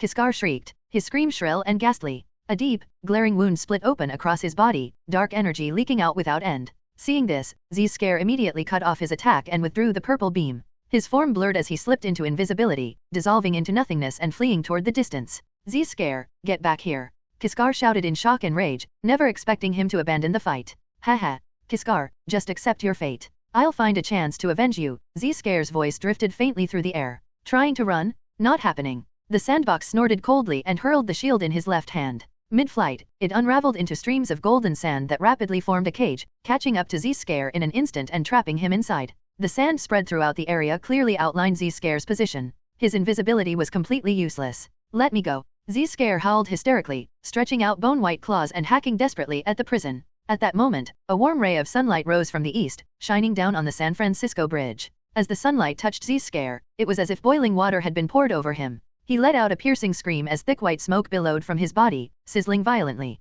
Ah! In the end, Z-Scare disintegrated into a cloud of ash, scattering into the sky. "Don't kill me! Don't kill me! I'm begging you!" Kiskar pleaded, inching closer to the desert war god. But the instant he drew near, a vicious gleam flashed in his eyes.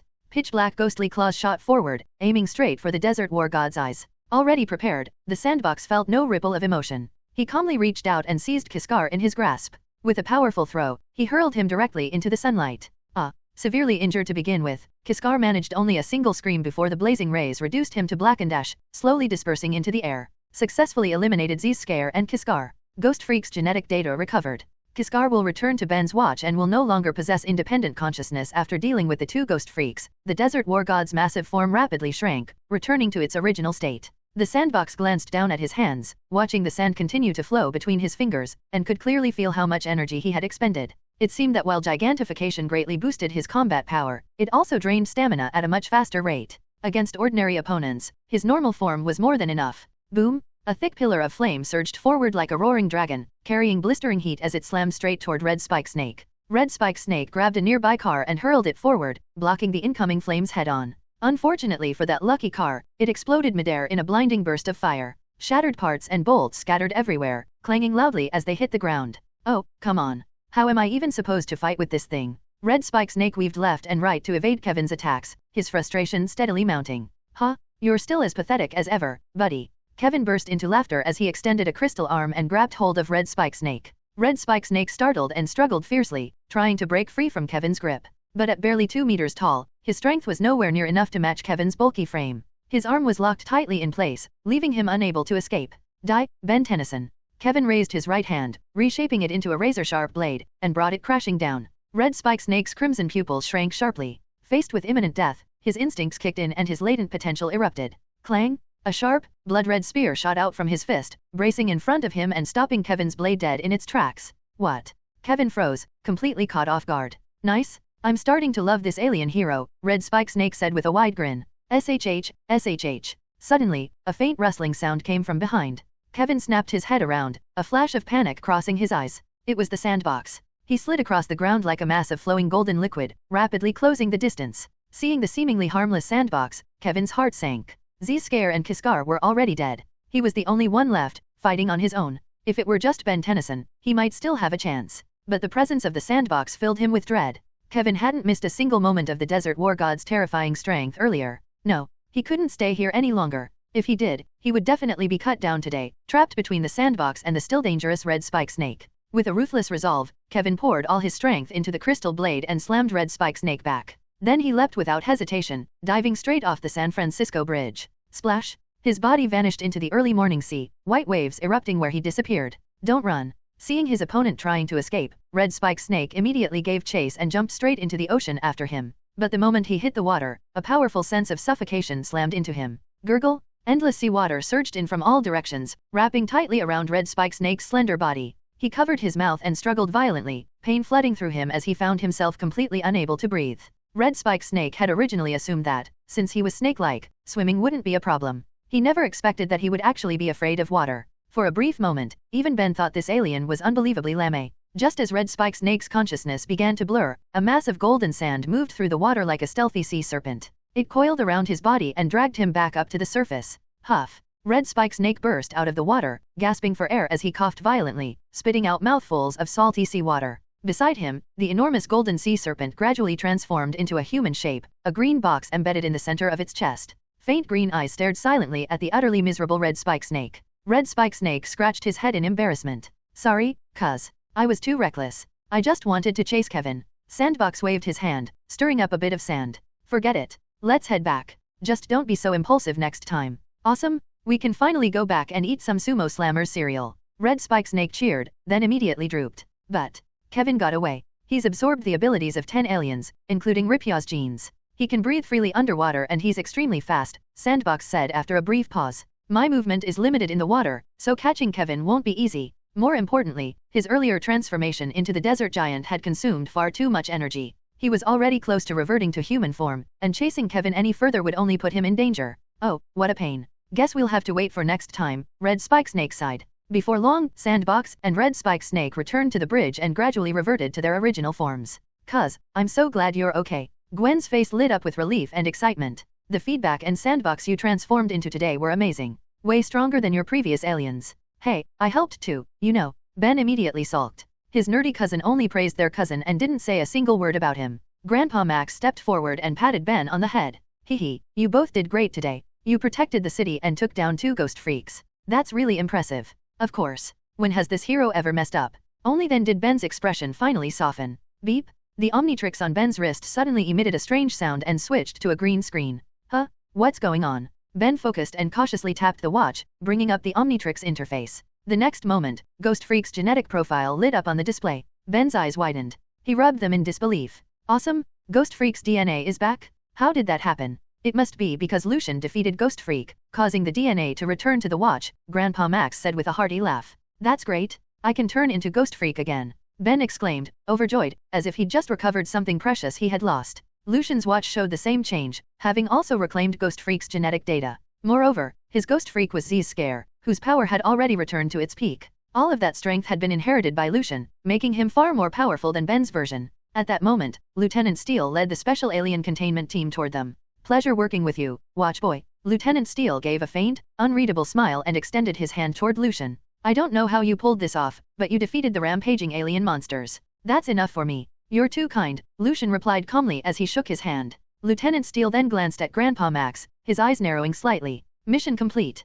Pack it up. With that order, Lieutenant Steele led his team into the black Humvees, which quickly sped off into the distance. With the crisis resolved, everyone set off once again toward their next destination. Along the way, Gwen looked worried and whispered, Grandpa, both Lucian and Ben exposed their identities today. Won't Lieutenant Steele capture them for experiments? Lucian gave a slight nod. It was indeed a potential problem. He wasn't afraid of Lieutenant Steele, but the man was backed by the military and had deep connections. If things turned hostile, it wouldn't be easy. Grandpa Max paused for a moment, then laughed. Hey, don't worry. Grandpa will just go have a word with the plumbers. They won't make things difficult for ordinary folks like us. That's a relief, Gwen said, finally relaxing. As for Ben, he was already absorbed in a frenzied game of sumo slammers, a bucket of popcorn sitting on the table as he enjoyed himself to the fullest. Under the warm morning sun, a battered old RV rumbled onward with a dull roar, continuing toward the distant horizon. Early the next morning, Lucian slowly opened his eyes. As usual, he brushed his teeth, tidied his messy hair, washed his face with a bit of cleanser, and then sat down to eat the nutritious breakfast Grandpa had prepared.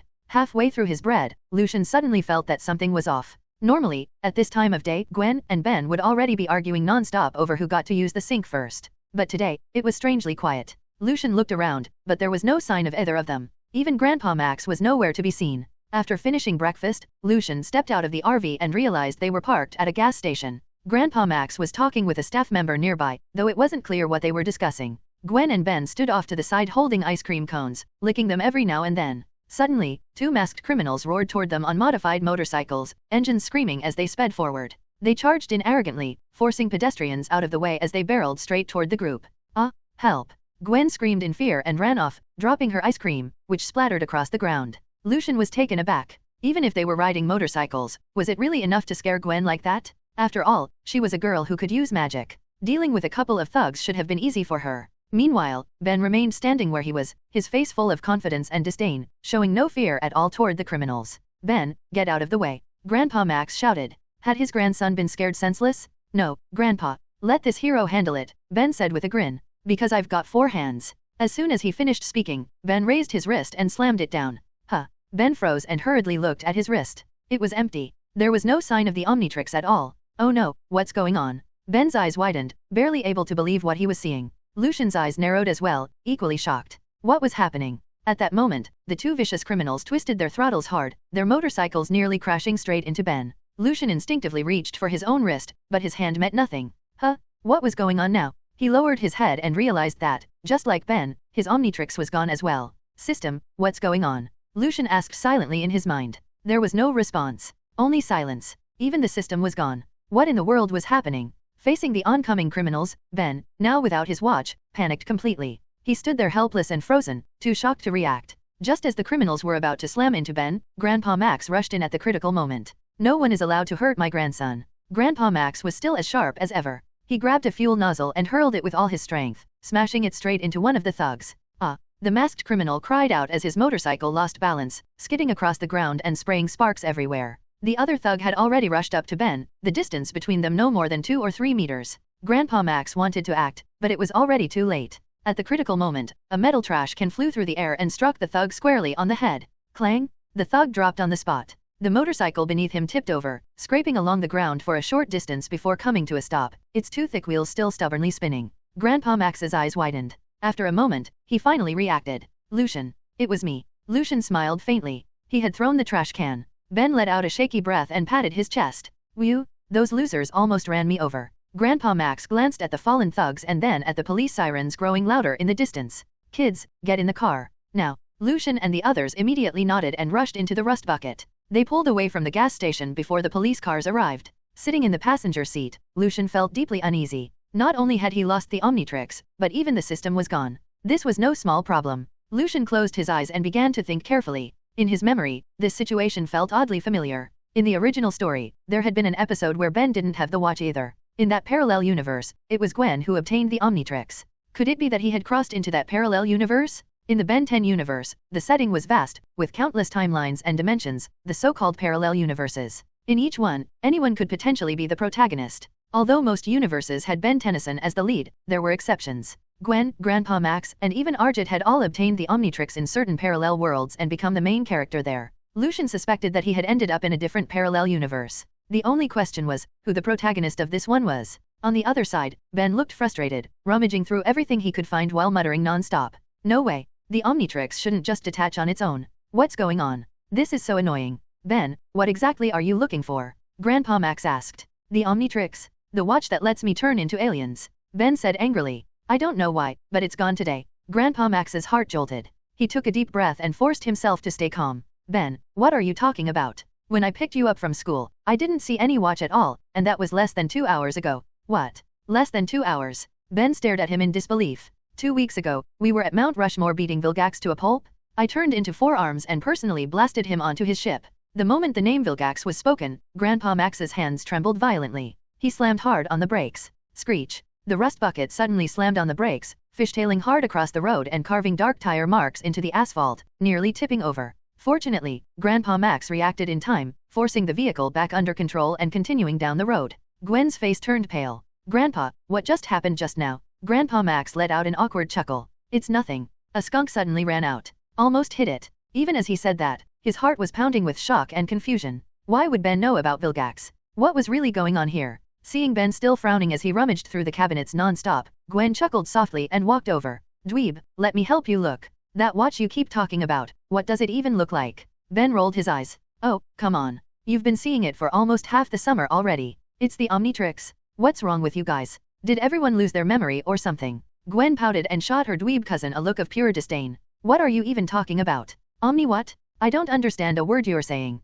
Did you pick up another weird term from some game? It's an alien watch? It lets me turn into 10 different aliens. You big dummy. Your tiny brain must have overheated, Gwen snapped, clearly annoyed and unable to figure out what had gotten into Ben. Grandpa Max kept both hands on the steering wheel, eyes fixed on the road ahead. Ben, stop fooling around. Your cousin just came back from studying abroad and plans to spend the summer with us. Don't leave him with a bad impression. Ben froze for 2 seconds, then suddenly shouted. Oh, come on. 2 weeks ago I used the Omnitrix to beat Vilgax senseless and saved everyone here. That stupid tentacle freak was insanely strong. He even took my cousin hostage to threaten me, and in the end, I still blasted him straight into outer space. Have you all seriously forgotten? Grandpa Max's expression changed instantly, the corner of his mouth twitching. What Vilgax? Don't talk nonsense, Ben. I think it's time we cut down your gaming time. Gwen spread her hands and stopped paying attention to him altogether. Lucian sat quietly in the passenger seat, his mind racing at full speed. From what Grandpa had just said about him returning from studying abroad and planning to spend the summer with them, it seemed that in this quadrant of space-time, Lucian had never gone missing. Combining that with what Ben had said earlier, Lucian formed a bold guess. The Ben in front of him did not belong to Lucian's original parallel universe, nor did he truly belong to this one. Instead, he likely came from yet another parallel universe. In that universe, Lucian had never obtained the Omnitrix, and this Ben was the true protagonist. That was why he had been able to defeat Vilgax and save Lucian. The reason Lucian was certain this Ben did not come from his own universe was simple. The watch Ben had used was not a replicated Omnitrix, and Ben had clearly emphasized earlier that it was he who had rescued Lucian from Vilgax. Give me a break. In Lucian's original timeline, he had transformed into Wrath and beaten Vilgax senseless himself. Since when did he need Ben to save him? What made things even stranger was that this Ben, like Lucian, seemed to have crossed into this parallel universe for some unknown reason. Both of them retained all their memories, and both of them had lost their Omnitrix. Either out of boredom or mild curiosity, Gwen yawned and walked over to her cousin. Hey, big dweeb. That Vil something you keep talking about, who exactly is he? It's Vilgax, Ben muttered as he rummaged through his treasured box, lips pursed. A terrifying galactic supervillain. Good thing I had the Omnitrix. Back at Mount Rushmore, you and Cuz were both scared out of your minds. At the critical moment, this great hero stepped in, turned into 4 arms, beat Vilgax into the ground, and even destroyed his spaceship.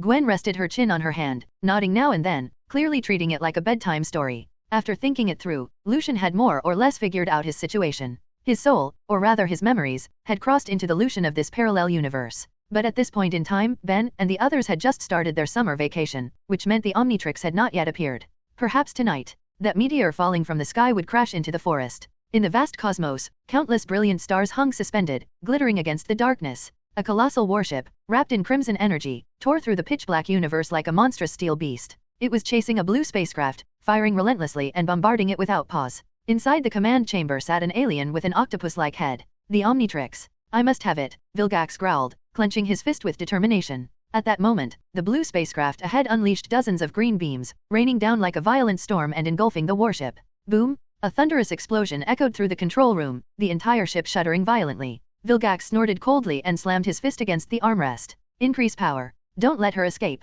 Yes, a robot replied flatly, nodding as it rapidly operated the console. Activating high-output engine system. Firing cosmic laser cannon. Target locked. Blue spacecraft ahead. Before the sentence had even finished, the bow of the warship began rapidly condensing crimson energy. A thick, blood-red beam burst from the dark cannon barrel, slamming directly into the rear of the blue spacecraft. In the next instant, the blue craft opened its hatch and dropped a metal sphere, sending it plummeting toward the blue planet below. Night fell, the bright moon hanging high as countless stars dotted the sky. Everything was calm and serene. The rust bucket slowly rolled in, its headlights lighting up the surrounding trees and pushing back the darkness before gradually coming to a stop. Everyone got out of the car and stood in the silent forest. As Lucian scanned the area, a strong sense of familiarity washed over him. This was the scene from the very first episode. It was in this forest that he had once obtained the most powerful weapon in the universe, the Omnitrix. Lucian wasn't the only one who felt it. Ben did too. Ben's eyes widened as he looked around, turning his head from side to side. This place is. Alright, kids. We'll camp here tonight.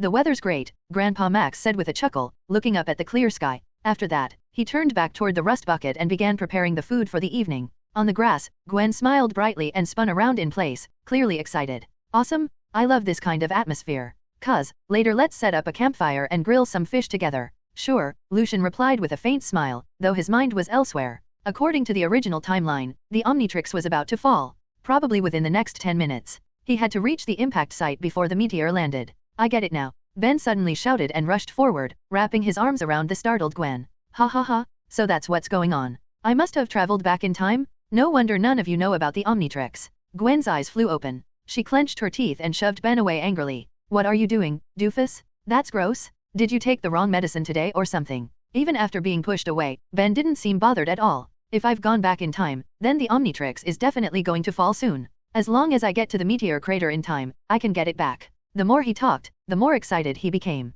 Without another word, Ben sprinted straight into the depths of the forest, not even looking back. This is bad, Lucian muttered, his eyes sharpening. If Ben got there first, Lucian would be completely out of luck. With that thought, he took off as well. Cuz, let's hurry up and build the campfire together, it'll be super fun. Gwen's excited voice called out from behind. No, you and Grandpa go ahead, Lucian replied. I'll go keep an eye on Ben so he doesn't run around too much. Leaving those words behind, Lucian ran off at full speed, his figure quickly swallowed by the dark forest. Gwen puffed out her cheeks. Fine then. Cuz has been acting kind of weird today too. With that, she turned back to stacking firewood on her own, already preparing for what she imagined would be a grand barbecue feast. Deep in the forest, the surroundings were lonely and eerie. Insects chirped and birds called as shadows of nocturnal creatures occasionally flashed by, hunting in the dark. Following the route etched into his memory, Lucian quickly reached his destination. But Ben was nowhere to be seen. Had he gotten lost? Forget it. Getting the Omnitrix came first. Before long, robots would be showing up. Lucian was standing right where the meteor crater was supposed to be. The dark trees around him swayed and rustled in the night wind, branches creaking endlessly like reveling demons, unsettling the mind and stirring a faint sense of fear. Whoosh! A sharp, rushing sound suddenly came from above. To Lucian's ears, it sounded almost like heavenly music. It's here. Lucian looked up, momentarily frozen. Against the pitch-black sky, a fiery red trail streaked past. Judging by his memories, that was definitely the Omnitrix. But, it wasn't heading this way. The blazing meteor shot straight over Lucian's head, dragging a terrifying wave of heat as it flew toward the rear. That direction, the rust bucket. Lucian's heart jolted as he immediately turned and sprinted back. According to his original plan, as long as he reached the crater before Gwen and Ben, he could secure the Omnitrix first. He never expected the Omnitrix to completely ignore him and change course. While running, Lucian ran into Ben, who was also chasing after the meteor overhead. Ben, what are you doing here? Lucian asked. Oh, man. I got lost earlier and couldn't find where the Omnitrix landed before, Ben panted. Then I saw the meteor fly past the sky and chased after it. Ben was breathing hard. He had to get the Omnitrix. Otherwise, how was he supposed to be a great hero? Lucian didn't say anything else and picked up his speed, racing toward the campsite. When Lucian returned to the campsite, the sight before him made him freeze. The once flat grassland now held a massive crater, wisps of heat rising from it along with constant sizzling sounds. The metal sphere inside the crater had already opened. A slender figure stood nearby, staggering as she struggled to pull something off her wrist. Gwen. Lucian hurried forward and saw clearly what was happening. Cuz, help me, I can't pull it off. Gwen cried in panic, tugging desperately at the watch.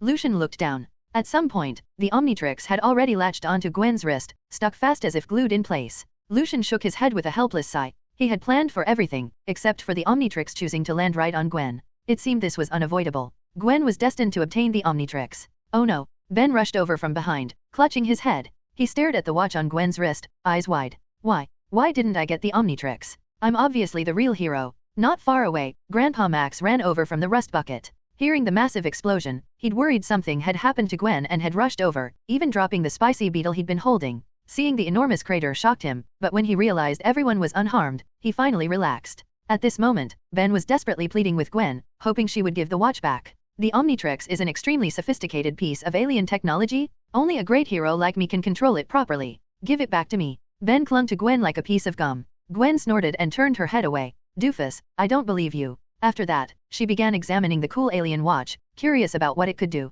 Please, Gwen, I really need it. Ben wailed, looking utterly miserable. You're too small. It'd be loose on you, Gwen said, sticking out her tongue. That's not true. Ben lunged forward, trying to grab the Omnitrix. Gwen held Ben's head back with one hand, keeping him out of reach while he flailed helplessly. Little guy, you have to say it properly. Say I'm begging you. Seeing this, Lucian couldn't help but laugh. Even though Gwen was his cousin, she'd grown faster and was quite a bit taller than Ben, making it easy for her to toy with him. I'm begging you, Ben shouted. But I really can't take it off, Gwen said, spreading her hands helplessly and making Ben grind his teeth in frustration. Beep, beep. The Omnitrix on Gwen's wrist suddenly emitted a strange sound, its screen flipping open with an eerie green glow. Huh? What's this? Gwen looked down at the mysterious display. As soon as she spoke, she reached out and pressed it. Thump. A burst of green light flashed, lighting up the dark forest around them. The blinding glow forced everyone to shut their eyes. When the light finally faded, Lucian was able to see clearly again. As expected, Gwen was gone. In her place stood a slender, fiery figure. Tall and well-proportioned, her skin was lava-red and crisscrossed with fine cracks, radiating intense heat. Flames danced atop her head. It's Heat Blast. Ben shouted in shock. Compared to the male Heat Blast, Gwen's transformed form was noticeably taller and clearly feminine, though a bit on the slender side. Staring at her glowing hands, Heat Blast paused for a moment before breaking into a smile. Cool. I really love this watch. Staring at the blazing Heat Blast, Ben hurried over and shouted. Hey, you'd better be careful, or you're going to start a forest fire. Heat Blast snorted. Ha, only a total idiot would cause a wildfire. Let me see what she can do. As soon as the words left her mouth, Heat Blast condensed a small fireball and casually tossed it back and forth in her palm, looking completely at ease. So cool, so this is Heat Blast. Gwen said with a soft laugh. Yeah, Heat Blast can breathe fire, shoot fireballs, and even fly, Ben replied irritably. Grandpa Max rushed over, staring at Heat Blast in shock. Gwen, how did you turn into this? A veteran of countless battles, he immediately recognized the alien. It was a Pyro Knight, a race known for fire manipulation and overwhelming combat power. But why would Gwen turn into this kind of alien? Grandpa, don't worry. I'm fine. Heat Blast waved a hand, her voice deep and magnetic. I picked up an alien watch that fell from the sky. I just pressed some buttons at random, and this happened. That's the Omnitrix. Ben corrected. Grandpa Max's expression darkened, his eyes flickering as if he had recalled something. In the end, he let out a sigh. Forget it. I guess this was destined to happen. But Gwen, remember this. Try not to transform anymore, okay? Heat Blast froze, clearly confused. Why, Grandpa? I think it's really fun. And with the cool watch, we won't have to work so hard just to start a fire anymore. Who knows, it might have other abilities too. Something this powerful and high-tech could attract who knows what, Grandpa Max said seriously. To be safe, it's better not to use it. We don't want certain bad guys setting their sights on us. After speaking, he raised his cup and took a small sip of water. Ben grinned slyly. Grandpa, when you say bad guys, you don't mean Vilgax, do you? Pfft. Grandpa Max's eyes flew wide open as he sprayed out the water he just swallowed, coughing non-stop. Cough, cough. Ben, what are you talking about? I don't know any Vilgax. Though, it does sound kind of like some sort of seafood. His gaze darted around uneasily, his heart filled with doubt and alarm. He couldn't understand how Ben knew so much. Watching his grandfather's stunned expression, Lucian stepped forward and spoke quietly. Grandpa's right. The name Vilgax really does sound like seafood. Like fried squid, for example. Grandpa Max stared at Lucian with wide eyes, then looked at Ben. His expression was indescribable. I must be dreaming. He shook his head, thinking that he really must be getting old if he could dream about Vilgax. Muttering to himself, the gray-haired Grandpa Max held his still warm cup of water and slowly walked back to the rust bucket, leaving the three of them staring at one another. When he heard the words fried squid, Ben's face lit up. He immediately leaned in toward Lucian. Wow, cuz, you know Vilgax too? That shouldn't be possible. He shouldn't have shown up yet at this point. He hasn't shown up yet, Lucian replied with a faint smile as he walked toward Heat Blast. But you know about him too, don't you? Ben stood there in a daze. After a long moment, his mouth fell open. I get it now, so you're also. By then, Lucian had already reached Heat Blast. Looking at the slender, striking Heat Blast, Lucian felt a strange sense of dislocation, as if worlds had shifted. Before, he was the one transforming into aliens, beating down villains and weird monsters alike. But now, the Omnitrix no longer belonged to him. Even the system was gone. Cuz, what's wrong? Heat Blast bent down, leaning closer to Lucian with concern. I'm fine. Lucian forced a bitter smile, the corners of his mouth tinged with faint melancholy. Heat Blast paused for a moment, then patted Lucian on the shoulder and laughed softly. Cuz, don't be upset. I'll show you a magic trick. What kind of trick? Hee, watch closely. Heat Blast extended her hand, gathering a roiling mass of blazing flames. With a sudden burst of force, she hurled it straight into the night sky. Bong! A loud explosion echoed as the fiery mass burst apart overhead, splitting into a string of glowing English letters that lit up the pitch-black sky. Gwen. Beneath the dazzling fireworks, Lucian's handsome face was reflected in a fiery red glow, flames seeming to burn within his eyes. In truth, Gwen's combat talent was nothing to scoff at. She learned even faster than Ben. It seemed that reading more books really did pay off. Ben's mouth hung open, disbelief filling his eyes. Oh my god, it took me half a month to learn that move. Suddenly, Lucian felt his footing vanish. He looked down and was instantly terrified. Gwen, you. Cuz, I'm taking you flying. Heat blast wrapped her arms around Lucian, flames blazing beneath her feet as she shot through the lonely night sky. The fierce wind rushed toward them, snapping Lucian's clothes loudly as they flapped uncontrollably. Gwen, slow down. Lucian couldn't help shouting. Staring at the seemingly endless abyss below, he couldn't help thinking that if the little watch malfunctioned right now, they would be completely done for. Hee, this is so much fun. Heat blast held Lucian tighter, making sure he wouldn't fall. Just like that, the two of them streaked through the night sky, circling the forest several times. Along the way, they caught the attention of many tourists, who cried out in shock. Holy crap, what is that thing? It looks like a guy covered in flames, and he's holding something. Hurry up, take a picture and post it on TikTok. This is definitely going viral tonight. I saw it. That fire person is holding a man. I'm so jealous, I want someone to carry me flying too. After a long while, Heat Blast finally landed on the ground and gently set Lucian down. That was so cool, cuz. Wasn't it exciting? Heat Blast said excitedly, her heart still racing. It was okay. Lucian felt dizzy, barely managing to hold back the urge to throw up. He didn't remember feeling like this back when he turned into Heat Blast and flew himself. Beep, beep.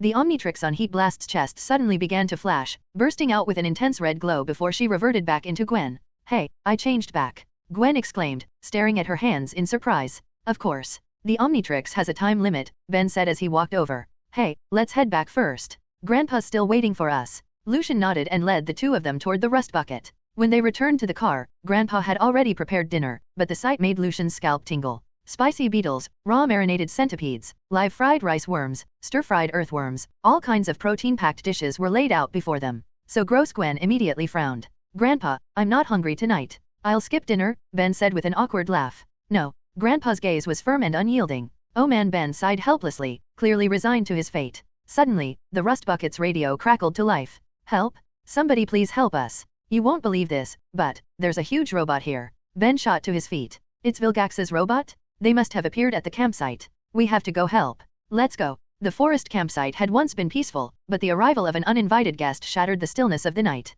A gigantic mechadroid towered over the area. Its blood-red eyes glowed as it fired laser after laser, bombarding the campsite and sending people into panicked flight, their screams echoing through the darkness. It had 4 spider-like limbs, and every time they struck the ground, they punched out terrifying craters with overwhelming force. At that moment, the mechadroid's gaze locked onto a car, crimson energy rapidly gathering. Oh no, the woman inside screamed as she desperately stomped on the gas pedal. The car didn't move at all, as if it had already broken down. Just as disaster was about to strike, a clear, confident voice rang out from the side. Hey, big guy, if you've got guts, come attack me. Diamond Goddess stood with her hands on her hips, openly taunting the mechadroid and drawing its attention.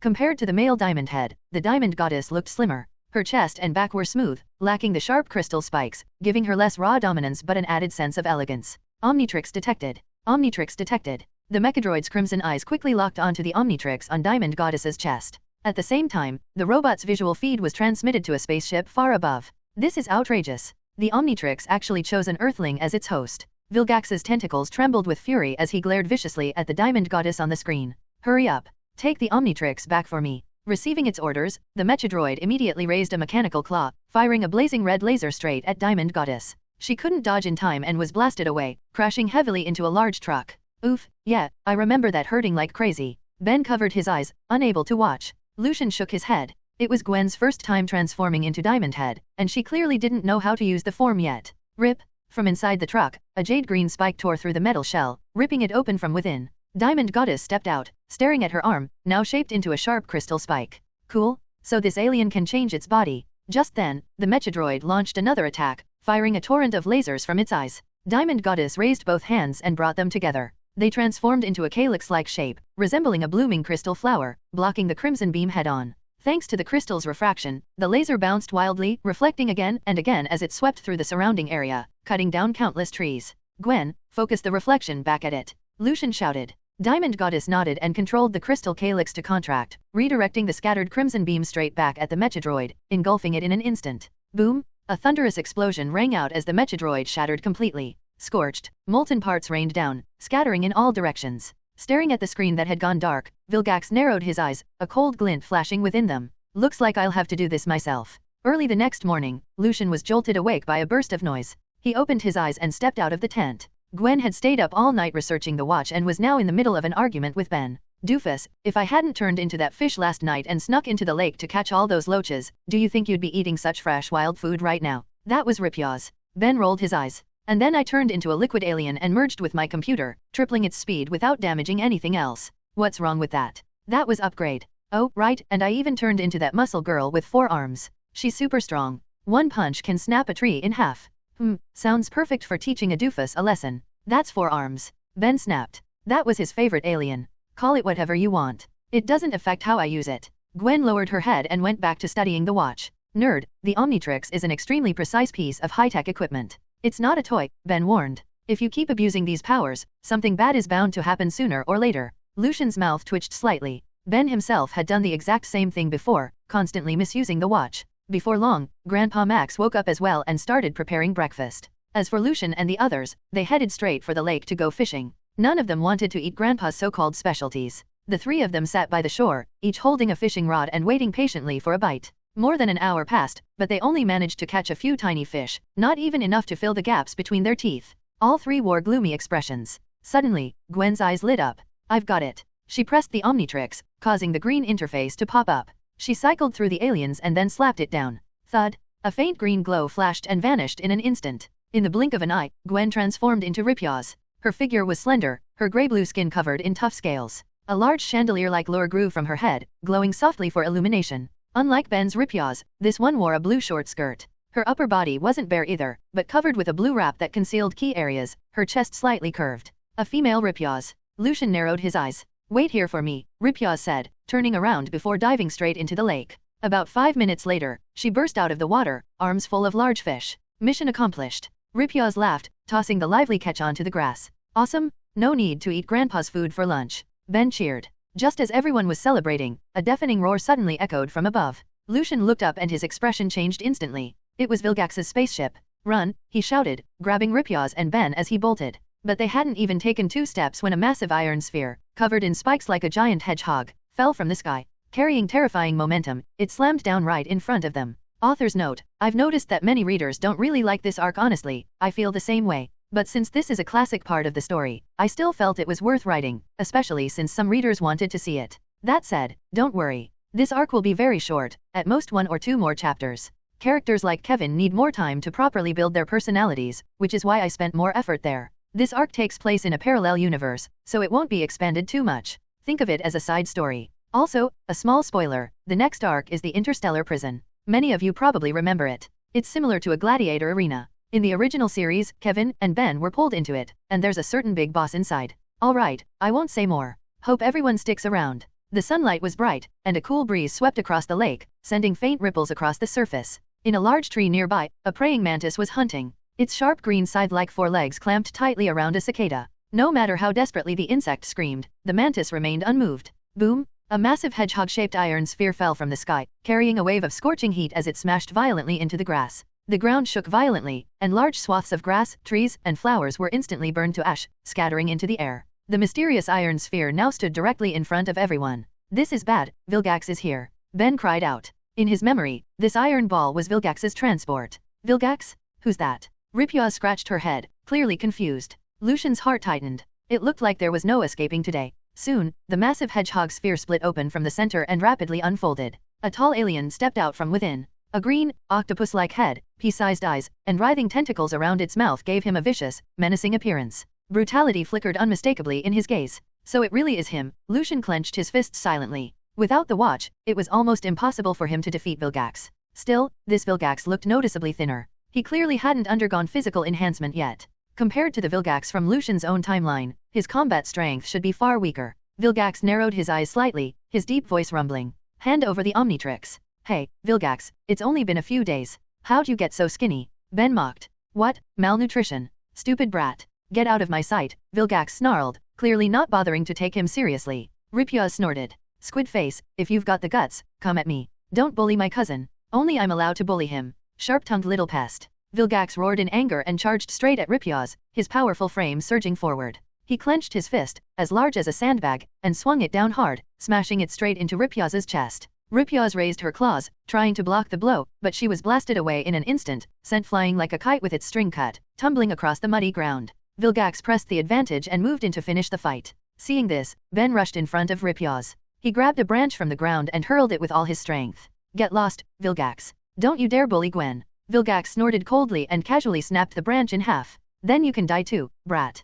Bang! Suddenly, a hard stone flew in from behind and struck Vilgax squarely on the head. Vilgax froze for a split second before erupting in fury. He turned around and roared. Who did that? The moment he threw the stone, Lucian turned and ran. There was no way he was going to face Vilgax head-on right now. The only thing he could do was rush back to Grandpa and see if there were any weapons in the car. Running faster than a rat, Vilgax sneered, rubbing his head as he turned his gaze back toward Ben. You stinking squid, I'm warning you. Before Ben could finish, Vilgax casually swung his arm, sending him flying. Ben crashed into a large tree before rolling across the grass. Clenching his teeth, Ben tried to get back up, but waves of pain surged through his body, leaving him unable to move. All he could do was watch helplessly as Vilgax advanced toward Gwen step by step. Ripyaz opened her mouth, trying to bite Vilgax's arm, but her throat was seized in an iron grip. Ripyaz felt suffocation close in, pain overwhelming her. Vilgax reached out and tapped her chest, striking the Omnitrix symbol directly. A burst of red light flared, and Ripyaz instantly reverted back into Gwen. Ah, you monster, let me go. Gwen struggled fiercely. Vilgax let out a cold laugh, his eyes fixed on the Omnitrix on Gwen's wrist. I finally have you, Omnitrix. Let me go, or I'll turn into 4 arms and beat you to a pulp. Gwen threatened angrily. Vilgax ignored her completely. Grabbing the struggling Gwen, he turned and stepped back into the hedgehog sphere. It sealed shut at once and shot off into the distance. Gwen. Ben cried out anxiously. He clenched his teeth, as if something had just occurred to him, and immediately sprinted toward the rust bucket. 20 minutes later, Mount Rushmore. In a vast valley, a massive alien warship hovered in midair. Mountains rose on all sides, while wild grass spread endlessly across the land, forming a sea of green. Herds of cattle and sheep grazed on the plains, letting out low, dull calls from time to time. A gentle breeze swept through the grassland, stirring soft waves across the greenery with a faint rustling sound. At that moment, a battered old RV raced across the grass, rapidly closing in on the hovering spaceship. Inside the vehicle, Grandpa Max stared at the marked location on the map, his expression growing more and more serious. We're almost there. Everyone get ready. We have to rescue Gwen. Got it. Lucian nodded. Not long ago, after throwing a stone at Vilgax, Lucian had sprinted back to the rust bucket and told Grandpa everything that had happened. After hearing the full story, Grandpa Max immediately pressed a hidden button in the rust bucket, opening a secured compartment and pulling out the plumber arsenal. Inside were a laser rifle, a laser pistol, and a powerful laser cannon. Grandpa Max handed the laser rifle to Lucian, while the compact laser pistol went to Ben. He briefly explained how to use them before they rushed back on the road. They had to reach the alien warship before Vilgax took off. Thanks to the rust bucket's satellite global positioning and tracking system, Grandpa Max was able to lock onto the Omnitrix signal and pinpoint Gwen's location. The destination turned out to be Mount Rushmore, the exact same place Lucian had experienced before. Mount Rushmore, inside the spaceship. Let me go, you stinking squid. It's just a watch. I'll give it to you. Gwen shouted angrily. At that moment, she was restrained inside a special machine. Her entire body was fixed within a circular steel frame, her limbs completely immobilized. Most importantly, her left hand, the one wearing the Omnitrix, was clamped by a cannon-like device, seemingly cutting off her connection to it. Vilgax, holding a blue laser blade, walked up to Gwen. A thick look of greed surfaced in his eyes. That's not something you can just hand over. I have to sever your connection to the Omnitrix first before I can remove it. The Omnitrix, it's finally going to be mine. When that happens, I will become the most powerful warlord in the universe. Every species on every planet will kneel before me, Vilgax. Ha ha ha ha. Gwen ground her teeth in fury, wishing she could bite Vilgax to death on the spot. That damned alien squid. Vilgax raised the glowing blue blade and laughed. Don't worry. It won't hurt at all. I'll be very quick. Comment. To comment. Vote. Chapter 179. Chapter 179. Saving Gwen. Just as Vilgax was about to sever Gwen's arm, a thunderclap-like explosion suddenly erupted from outside the spaceship. Boom! The towering rust bucket, its front reinforced with a heavy metal ram, smashed straight through the hull of the ship. Accompanied by a storm of flying metal shards, it burst inside with unstoppable momentum. Vilgax failed to dodge in time and was sent flying by the enraged rust bucket, slamming hard into the wall. Quick, kill them all. Vilgax roared furiously, commanding the surrounding robots to attack. At his order, every robot moved at once. They were emotionless killing machines, incapable of fear or hesitation. All kinds of robots surged forward, surrounding the rust bucket in an instant. Humanoid machines and spider robots packed in densely, sealing it off completely as they began charging energy for an attack. Lucian was the first to jump out of the vehicle. Laser rifle in hand, he squeezed the trigger non-stop, firing streak after streak of blue laser fire. The beams merged into a violent energy storm, rapidly cutting down the enemies before him. One robot after another collapsed, shattered into broken parts under Lucian's relentless firepower, bursting into blinding flashes of light. Whew, this is pretty intense. Lucian grinned, his hands never slowing. This was his first time using plumber weapons. Not only did they feel natural in his grip, their power was overwhelming. Ordinary robots couldn't withstand even a single shot. Watching that fearless figure charging through the battlefield, Gwen's eyes sparkled as she murmured softly, "Cuz is so cool, how did I never notice before?" In her memory, Lucian had always seemed refined and bookish. After all, he had just returned from studying abroad and carried a subtle scholarly air. But now, he felt completely different. His appearance hadn't changed, yet his presence had undergone a drastic transformation. He seemed steadier, braver, as if an entirely different soul inhabited his body. Of course, Gwen had no idea that the Lucian standing before her wasn't the cousin she knew, but a Lucian from another parallel universe. "How dare you? A mere earthling, barging into my territory!" Vilgax roared, his tentacles trembling with rage. He rose to his feet, gripping his massive blade as cold blue light gleamed along its edge, preparing to charge at Lucian. "Vilgax, your opponent is me." Grandpa Max, wearing a targeting scope, braced a heavy laser cannon with both hands and aimed it straight at the enraged Vilgax. Tennyson. Seeing Grandpa Max, Vilgax clenched his fists and immediately rushed forward, the two colliding in a fierce battle. Ben joined the fight as well, wielding a laser pistol and firing continuous bursts of energy to force back the surrounding robots. As more and more machines poured in, Lucian let out a cold snort and picked up a steel plate from the ground to use as a shield. It was debris left behind from a destroyed spider robot. With the shield in one hand and his weapon in the other, Lucian dodged and weaved through the chaos, counterattacking whenever he saw an opening. Relying on his extensive combat experience, he forced his way through the enemy ranks and finally reached Gwen. His body was already splattered with robot fragments and engine oil. His handsome face was darkened with scorch marks, yet his deep eyes still burned with unwavering resolve and fierce determination. "Cuz, you look really cool today," Gwen said absent-mindedly, the words slipping out with a hint of longing. Lucian paused for a moment, then smiled. "Do I? I've always been like this." "All right, let me get you out first." "Okay." Gwen smiled softly, happiness written all over her face. Suddenly, golden lightning burst from the machine, crackling as it wrapped around Gwen's wrist. "Ah!" Gwen cried out in pain, squeezing her eyes shut as intense agony surged through her. Lucian's expression sharpened. This is an energy pulse. The last time he had been captured by Vilgax and brought aboard the ship, he had been restrained in the same kind of machine.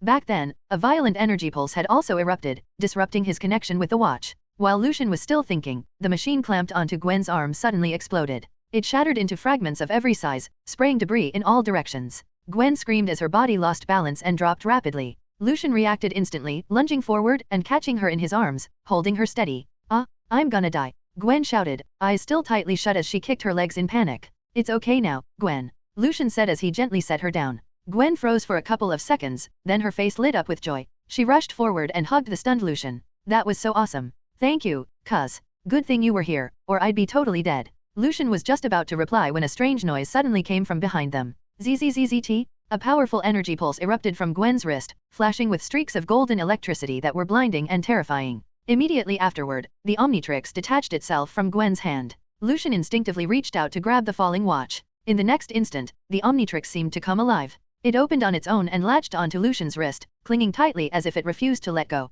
Beep, beep. A strange yet familiar sound rang out as the Omnitrix switched to its green interface. Lucian's eyes were tinged with green, his pupils shrinking sharply as his heart trembled. The Omnitrix, it had chosen him again. Boom! Just then, a violent crash sounded nearby. Lucian turned his head sharply, anger flashing in his eyes. Vilgax was brutally smashing Grandpa Max against the wall, each impact echoing heavily. Grandpa Max was already covered in wounds, blood trickling down his forehead. Lucian, take Ben and the others, and run," Grandpa Max said weakly, barely holding on. "Grandpa," Ben shouted, but countless robots blocked his way, leaving him unable to get any closer. Gwen's face turned deathly pale. Panic-stricken, she was about to rush toward her gravely injured grandfather. "Let me handle this." Lucian grabbed her arm and immediately pressed the Omnitrix, switching forms. As a first-generation watch, it only had 10 aliens available, but for Lucian, that was more than enough. Thud! A burst of eerie green light enveloped Lucian. Four arms roared, unleashing terrifying explosive power. In an instant, he sent Vilgax flying, slamming him hard into the control console. "Omnitrix! You actually stole my Omnitrix!" Vilgax nearly fainted from rage, his tentacles trembling violently. Four Arms clenched his blood-red fists and pummeled Vilgax's face relentlessly, leaving him dizzy and completely unable to fight back. After an unknown amount of time, Four Arms finally pulled his fists back. Vilgax's octopus-like head was deeply embedded in the floor, his condition unknown. With that done, Four Arms leapt over to Grandpa Max. Only after confirming that Grandpa Max was safe did he finally let out a sigh of relief. Over the next 2 minutes, Four Arms unleashed overwhelming combat power, tearing apart every robot aboard the ship. Their shattered remains nearly filled the entire control room. He then brought the other 3 back to the rust bucket. Looking at the rust bucket riddled with holes, Four Arms frowned, unsure what to do next. Suddenly, another energy pulse flashed. Four Arms rapidly shrank, transforming into Wild Mutt. Roar! Wild Mutt roared angrily. This wasn't what he wanted? ZZZZT? Another golden energy pulse flashed, transforming Wild Mutt into Upgrade. Perfect. Upgrade was just about to take control of the rust bucket when it suddenly seemed to remember something. It rushed over to the spaceship's control console and started smashing buttons at random. After that, Upgrade returned to the rust bucket and completely enveloped it, transforming the vehicle into a sleek, black and green high-tech car. Buzz! Green exhaust flames burst from the rear as the rust bucket shot out of the spaceship, soaring over the valley like a gigantic bird. Elsewhere, Vilgax slowly came to his senses. Staring at the wreckage and scattered debris covering the floor, he let out a thunderous roar. Tennyson, I will never let you get away with this. Suddenly, the control room was flooded with blinding red light as alarms blared. Self-destruct sequence initiated. Countdown, 5, 4, 3. Vilgax froze in place, eyes wide, unable to believe what he was hearing. Boom! The massive spaceship exploded in midair, erupting into an overwhelming sea of flames. Rolling firestorms lit up the entire sky. Standing atop Mount Rushmore, everyone looked up at the blazing spectacle, relaxed smiles spreading across their faces. Awesome! Vilgax is gone again. Ben cheered excitedly. Ha, we owe this one to Lucian, Grandpa said warmly. The bleeding on his forehead had already stopped. With some rest, he would recover completely. Cuz is seriously amazing, right? Totally badass, Gwen said with a wide grin. With everything finally over, the group soon left Mount Rushmore and headed toward their next destination. The next day, Lucian slowly opened his eyes. He noticed Gwen sitting beside him, propping her chin up with her hand, looking like she was about to nod off. Lucian then glanced at his watch. He had just gotten the first-generation Omnitrix back. There was no way it could disappear again, right? But the next sight made his eyes widen in shock. This wasn't the first-generation Omnitrix. It was the recalibrated Omnitrix. Had he returned to his own timeline? System. Lucian tried calling out. Present. The system was back too. Suppressing the excitement surging in his chest, Lucian quickly asked, System, what exactly happened? Why did you disappear before? Due to a temporal disturbance, your soul consciousness resonated with another parallel universe version of Lucian. By coincidence, you temporarily inhabited his body. Because only your soul traveled, and this system exists within your physical body, it was unable to accompany you to the other timeline. So that's how it was. Lucian murmured. It seemed this had only been a journey of the soul through time and space. Everything ended without real danger. Just then, Gwen seemed to sense something. Her eyelashes fluttered as she slowly opened her eyes. See cuz. She rubbed her eyes, afraid she might be mistaken. It's me. Gwen jolted upright and immediately threw herself into Lucian's arms. That's great, cuz. You're finally awake. You were unconscious all day yesterday. Grandpa and the others were really worried about you. What? I was out for a whole day? Lucian took a deep breath and gently patted Gwen on the back. I'm fine. Don't worry. I just had a really long dream, that's all. Look at me. I'm perfectly okay now, aren't I? Gwen nodded, her eyes still fixed on Lucian, clearly afraid he might fall unconscious again. All right, I'm going to take a walk and loosen up a bit. Lucian stood up and pressed the recalibrated Omnitrix. A holographic projection of the alien heroes popped up, and he quickly cycled through them. Wild Mutt, Diamond Head, Heat Blast, XLR8, Four Arms, Ripyaws, Stinkfly, Grey Matter, Upgrade, Ghost Freak. The 10 original aliens were all there, not a single one missing. Then came the later additions, Swampfire, Humungusaur, Buzzshock, Snarrow, Big Chill, Cannonbolt, Ditto, Wrath, Blitzwolfer, Feedback, Sandbox. Next, Lucian checked the enhancement data for the alien heroes. Current transformation duration, 15 minutes. Seamless switches available, 2. Diamond Head, Crystal Hardness increased by 25%, Control enhanced, capable of forming various weapons. XLR8, Speed increased by 10%. Four Arms, Strength increased by 20%. Heat Blast, Flame Power increased by 10%. Big Chill, Greatly enhanced cold control, capable of transforming into various animals and plants to strike targets. Swampfire, Physical flexibility increased by 10%, Flame Power increased by 5%. Humungusaur, Defense increased by 10%. All the enhancement data was intact, which left Lucian very satisfied. But the next notification caught him completely off guard, filling him with surprise and excitement. Due to traveling through a parallel timeline and beating that stinky squid, Vilgax once again, you have been rewarded with a time-type hero chest. It can be opened at any time. Time type? Could it be clockwork? That was the first name that came to Lucian's mind. As far as he knew, only clockwork fit that description. Open the chest. Chest opened successfully. Obtained scrapped hero, Jack the Freeze. Jack the Freeze? What's that? Jack the Freeze, one of the original scrapped heroes, possessing time control abilities. Freezes time within a 5-meter radius without affecting the user, allowing free movement within the field with high agility. Each freeze lasts 5 seconds. Cooldown, 2 seconds. A time-based hero. Not bad at all. As for how strong he was in actual combat, that would have to wait. Lucian shook his head and stopped thinking about it. He then took out the hoverboard Diamondhead had given him, jumped onto it, and shot straight out of the rust bucket to get some fresh air. Surrounded by familiar sights and sensations, Lucian felt deeply content. Riding the hoverboard, he cut through the cool breeze, wind rushing past him. Everything had finally returned to the right track. The next day at noon, a desolate grassland highway stretched into the distance, lined on both sides with towering white wind turbines. They spun endlessly, like silent white giants standing guard over the land. The road, once perfectly intact, was now scorched black and riddled with cracks, as if a fierce battle had just swept through. The rust bucket lay overturned nearby, every tire blown out, looking like an exhausted old man collapsed where he fell. Grandpa Max stood beside it, staring at the heavily damaged vehicle before letting out a helpless sigh. Sigh, my old buddy. Looks like I'll have to take you to the doctor again. At the edge of the road, Gwen stood perfectly still, her attention locked on the battle unfolding across the grassland. 3 massive figures flickered back and forth, slamming into each other with violent force. Deafening booms rang out one after another, and the ground trembled within a 100-meter radius. 2 of them were Lucian and Ben. The third was Kevin. Kevin had appeared out of nowhere earlier, ambushing the moving rust bucket and flipping it over. Lucian and Ben transformed immediately and engaged him without hesitation. Lucian was the first to act. He transformed into Cannonbolt, curled into a steel sphere, and smashed straight into Kevin, blasting him away and forcing the fight deeper into the open grasslands. Ben followed soon after, transforming into Diamondhead and joining Cannonbolt to take Kevin head-on. Boom! Kevin threw a heavy punch that sent Diamondhead flying. He slammed hard into a wind turbine tower, leaving a clear, human-shaped dent in its surface. Ben Tennyson, you're still just as pathetic, Kevin sneered, his face twisted with mockery. Diamondhead snorted coldly. And you think you're in any position to talk? Look at yourself. You're a complete freak now. You're ugly beyond belief. You're the one who did this to me. Kevin roared, clenching his fists. I'll make you pay. You chose to absorb the Omnitrix's energy, Diamondhead shot back. If you want someone to blame, blame yourself. Kevin burst into wild laughter. I've got the powers of 10 aliens at once now. I'm Kevin 11. You're not even in my league anymore. Too bad, a voice replied calmly, each one only comes with 1/10 of its strength. A yellow sphere rolled in from the side, unfolding back into Cannonbolt as he stopped beside Diamondhead.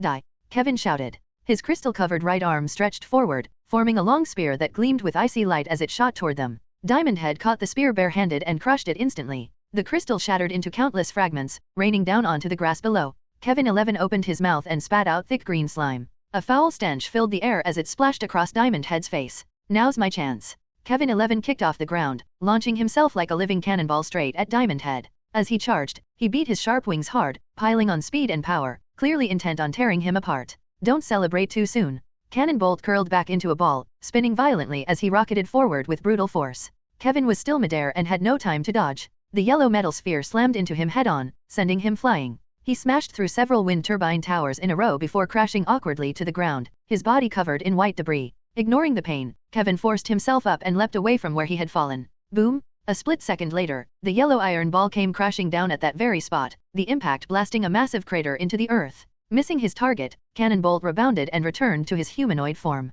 Kevin, he said with a grin, haven't seen you in a few days. Looks like you've gotten faster at running away. You, damn it! Kevin bellowed, rage boiling over. Lucian, if you've got the guts, fight me one-on-one. Before Cannonbolt could respond, Diamondhead charged forward. Kevin, you actually dared to spit on me, he snarled. I'm not letting this go today. Diamondhead's arms reshaped into sharp crystal spikes, gleaming as he rushed straight at Kevin. Kevin didn't flinch. He roared back. Then come on, Tennyson. At the same time, Cannonbolt curled into a sphere once more, spinning at top speed and kicking up violent shockwaves as he slammed toward Kevin. Just as all three were about to collide, a strange red light suddenly descended from the sky, enveloping everyone in its glow and pulling them upward in an instant. Oh my god, what's going on? Gwen cried out, staring into the sky, only to find nothing there at all. In outer space, a blood-red spaceship drifted slowly through the void. It traveled between countless planets, releasing a crimson beam at regular intervals that projected down onto a chosen world before repeating the cycle again and again. The people who had just been swallowed by that red light now found themselves inside this very ship. This place was the interstellar arena. Powerful aliens from across the cosmos were transported here against their will, then forced into combat for the entertainment of spectators beyond the battlefield. Arenas of all sizes were scattered throughout the ship, where brutal, bloody fights played out without pause. Those brought here had no choice in the matter. If they wanted to survive, they had to defeat the opponent standing before them, then brace themselves for the next match. If they lost, what awaited them was total annihilation. When Cannonbolt finally came to his senses, he realized he was standing at the center of an arena. Beyond the barriers, a sea of crazed spectators filled the stands, packed shoulder to shoulder, their shrill screams erupting again and again. Please give a warm welcome to Earth's challenger. A cold, mechanical voice echoed from above. Whoosh! The crowd exploded into cheers, even more frenzied than before. The deafening roar nearly split Cannonbolt's eardrums. Clank! Clank! Across from him, a towering robot strode forward. Its mechanical eyes glowed blood red as it gripped a pair of silver battle axes. Each step was heavy and deliberate as it closed the distance. Battle begins, the voice announced once more. Cannonbolt let out a cold snort as he watched the robot advance. This kind of opponent wasn't worth worrying about. The robot raised its axes high, then swung them down with brutal force, aiming to cleave Cannonbolt straight in half. Ding triggered alien hacker mission. Defeat the battle axe robot before you may obtain random enhancement effects. A string of notifications echoed inside Cannonbolt's mind. In that case, he said calmly, I guess you're just unlucky. As the axe came crashing down, Cannonbolt didn't dodge. He simply raised both arms and blocked above his head. Clang! A sharp metallic crash rang out as the blade slammed into the back of his hand, sending sparks flying in all directions. Cannonbolt stood completely unharmed. The robot's axe, on the other hand, now bore a deep, glaring notch that stood out at a glance. A flicker passed through the robot's gaze as it began frantically gathering crimson energy. The next moment, 2 scarlet laser beams burst forth from its cold, mechanical eyes. Cannonbolt snorted coldly, curling into a yellow sphere and spinning at high speed before launching himself forward. The brutal impact shattered both laser beams instantly, the momentum carrying through as he slammed straight into the robot's head. What had once been an iron skull as solid as bedrock was reduced to something no tougher than tofu before Cannonbolt. It exploded into countless cold fragments that sprayed outward in every direction. Successfully defeated the battle axe robot, winning this match. Boost Cannonbolt's defense by 10%. Whoosh! The spectators in the stands erupted into chaos, cheering wildly for Cannonbolt as hysterical shouts filled the arena. They had never seen an alien like this before. That bizarre fighting style, bouncing around like a rubber ball while delivering absurdly overwhelming power, instantly crushing a robot in seconds, left them completely stunned. Behind a glowing screen, a tall, slender figure watched everything in silence. Indestructible. Flawless. What a truly valiant warrior. Its voice was ethereal and indistinct, echoing softly through the control room. Elsewhere, Kevin stood alone in another arena, facing a powerful alien opponent. The creature had 2 horns growing from its head, eyes like massive bronze bells, and purple skin stretched over explosively muscular limbs crisscrossed with bulging veins. It looked like some ancient beast dragged straight from a primordial age, terrifying enough to make any normal person freeze in fear. Kevin 11 let out a cold laugh, clearly not taking his opponent seriously at all. Hey, big dumb ox. Come on, hit me. The purple bull beast roared, clenching its massive fist before smashing it down toward Kevin. Kevin sidestepped effortlessly, slipping behind it like a phantom. Compared to a slow, heavy alien like this, Kevin was far more agile. With 1/10 of XLR8's speed at his disposal, dealing with the purple bull beast was almost laughably easy. As expected, just as the creature tried to turn around, Kevin threw a blazing punch. A surging, scorching fire coiled around his fist, burning the air itself as it slammed directly into the beast's back. Boom! A thunderous explosion rang out as a wave of searing heat burst outward from the impact point, sweeping across the nearby spectator stands at terrifying speed.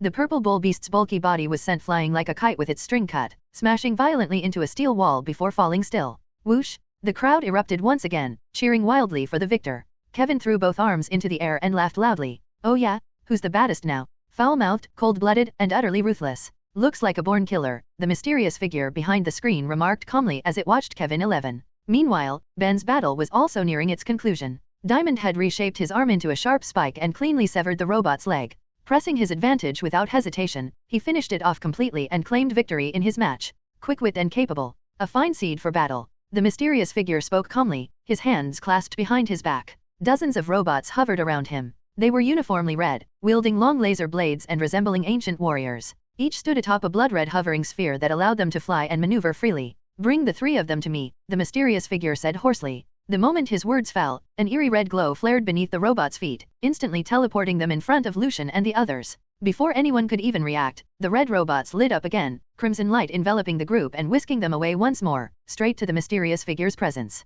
Kevin froze for a split second. Then he spotted Diamondhead and Cannonbolt beside him. His fists clenched as he lunged forward, ready to beat them senseless. ZZZZT? Suddenly, a surge of electricity ripped through his back, flooding his entire body like a tidal wave. Diamond Head and Cannonbolt felt it too, the same violent shock coursing through them. Behind them, several warrior robots raised their blade shafts, plunging them into their backs and branding circular control devices into place. With a press of the buttons on the shafts, the controllers could be activated, releasing overwhelming electric currents to suppress any resistance. Moments ago, Kevin had been full of swagger. Now he looked utterly miserable, black smoke rising from his body as he collapsed to the ground in a sorry heap. What the hell is going on? Kevin growled through clenched teeth as he lay there. Ben Tennyson, where the hell did you bring me? How should I know? Diamond Head shook his head. I didn't do this. Cannonbolt propped his chin on his hand, his chubby little paws pressed together as he fell into deep thought. Ahead of them stood a semi-transparent red screen. A tall, slender figure stood behind it like a ghost. I am Slixfigma. This is the Megacruiser Arena. Every challenger chosen must fight in the Coliseum, earning entertainment and bounties for me from the audience. With his hands behind his back, Slixfigma's ethereal voice echoed in everyone's ears. So, we're on a spaceship, Diamond Head said, glancing out the window at the endless sea of stars beyond. Cannonbolt nodded. He already knew they had been sent to the interstellar arena. According to his memories of the original story, the Megacruiser was like a cosmic pirate ship, roaming from system to system and abducting powerful aliens. They would forcibly implant controllers into their captives, keeping them firmly under control, then force these unfortunate aliens to fight each other to the death. All of it was done to entertain the spectators beyond the arena and rake in enormous profits. For ordinary people, escaping from a place like this was nearly impossible.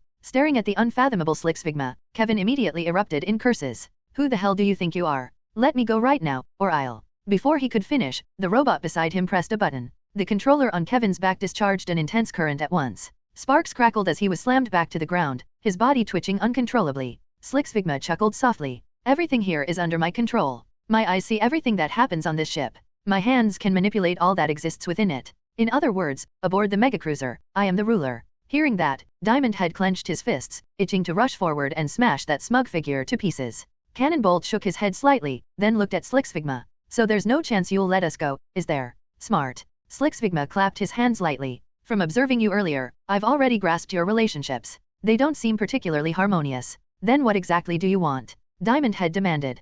Patience. Slixfigma smiled darkly, like a venomous serpent. Before that, each of you must go through 3 individual matches. Consider them your assessment. Only after completing them will I issue you higher-level commands. Higher-level commands, Cannonbolt said coolly. Like team battles, right? Ha ha ha. You truly surprise me, indestructible warrior. Slixfigma laughed without restraint. Not only is your combat power exceptional, but your mind is sharp as well. He waved his hand dismissively. Enough. It's time for your meal. Take them away. The red robots behind him immediately stepped forward. An eerie crimson glow lit up beneath their feet, and in the next instant, the group vanished, teleported straight to the cafeteria. A crimson flash swept through the air, and the group reappeared inside the cafeteria. After dropping them off, the warrior robots withdrew, dissolving into a wash of red light. Cannonbolt, Diamond Head, and Kevin 11 stood together, scanning their surroundings in confusion. This was the Gladiator's cafeteria, packed with hundreds of powerful aliens. Funnel-shaped fixtures lined the ceiling in neat rows, constantly pouring a stream of purple liquid onto the trays below. The sludge spiraled as it fell, resembling something utterly filthy, releasing a stench so foul it was hard to describe. That was their meal for the day. Calling it food was generous. It was prison rations. Here, they were treated worse than animals, forced to do the most dangerous work while being fed the lowest grade garbage. Ugh. Diamond Head's face twisted in disgust. He had no intention of eating that stuff. It looked even worse than Grandpa's cooking. Cannonbolt grinned, showing rows of sharp little teeth. Well, we're here now. There's always a way out. But before that, we need a plan. With a light hop, he jumped onto a chair and sat in line with the other cellmates. Diamond Head let out a long sigh. Man, I really miss my Sumo Slammers cereal and strawberry milkshakes. Kevin stared at the filthy surroundings, his expression growing darker by the second as his fists clenched tighter and tighter. Misshapen aliens, food that looked like sludge, floors so greasy and grimy they seemed untouched for centuries. Step on them once, and you'd probably have to scrub your boots a dozen times to get clean. I've had it. Kevin roared, rage exploding as flames burst from his fists. I'm getting out of here? I don't care about any slick crap. It's all bullshit. I'll kill them all, and then I'll escape. Calm down, Kevin, Diamond Head said quickly. Cuz already said we need a plan. We're all fitted with controllers now. If we try anything, we'll be punished. You don't want that, do you? Shut up, Ben Tennyson. Kevin shouted. This is all your fault? You dragged me into this. You're responsible. He lunged forward, grabbing Diamond Head by the neck and lifting him off the ground. In an instant, all the other cellmates backed away, clearing a wide space and watching from a distance, eager for entertainment. Oh wow, another fight. Who do you think wins this time? Obviously the big guy. He looks rough, but he's huge. I'm betting a full bowl of purple mud paste on the big guy. I'll bet half a bowl on the green crystal. Diamond Head struggled in Kevin's grip, eyes wide with shock. He hadn't expected Kevin to turn on him like this. I'll kill you first, Kevin snarled, eyes wild, then I'll go kill that slick Sphigma. His grip tightened relentlessly, intent on crushing Diamond Head outright. Then, in the next instant, a terrifying force slammed into him from behind.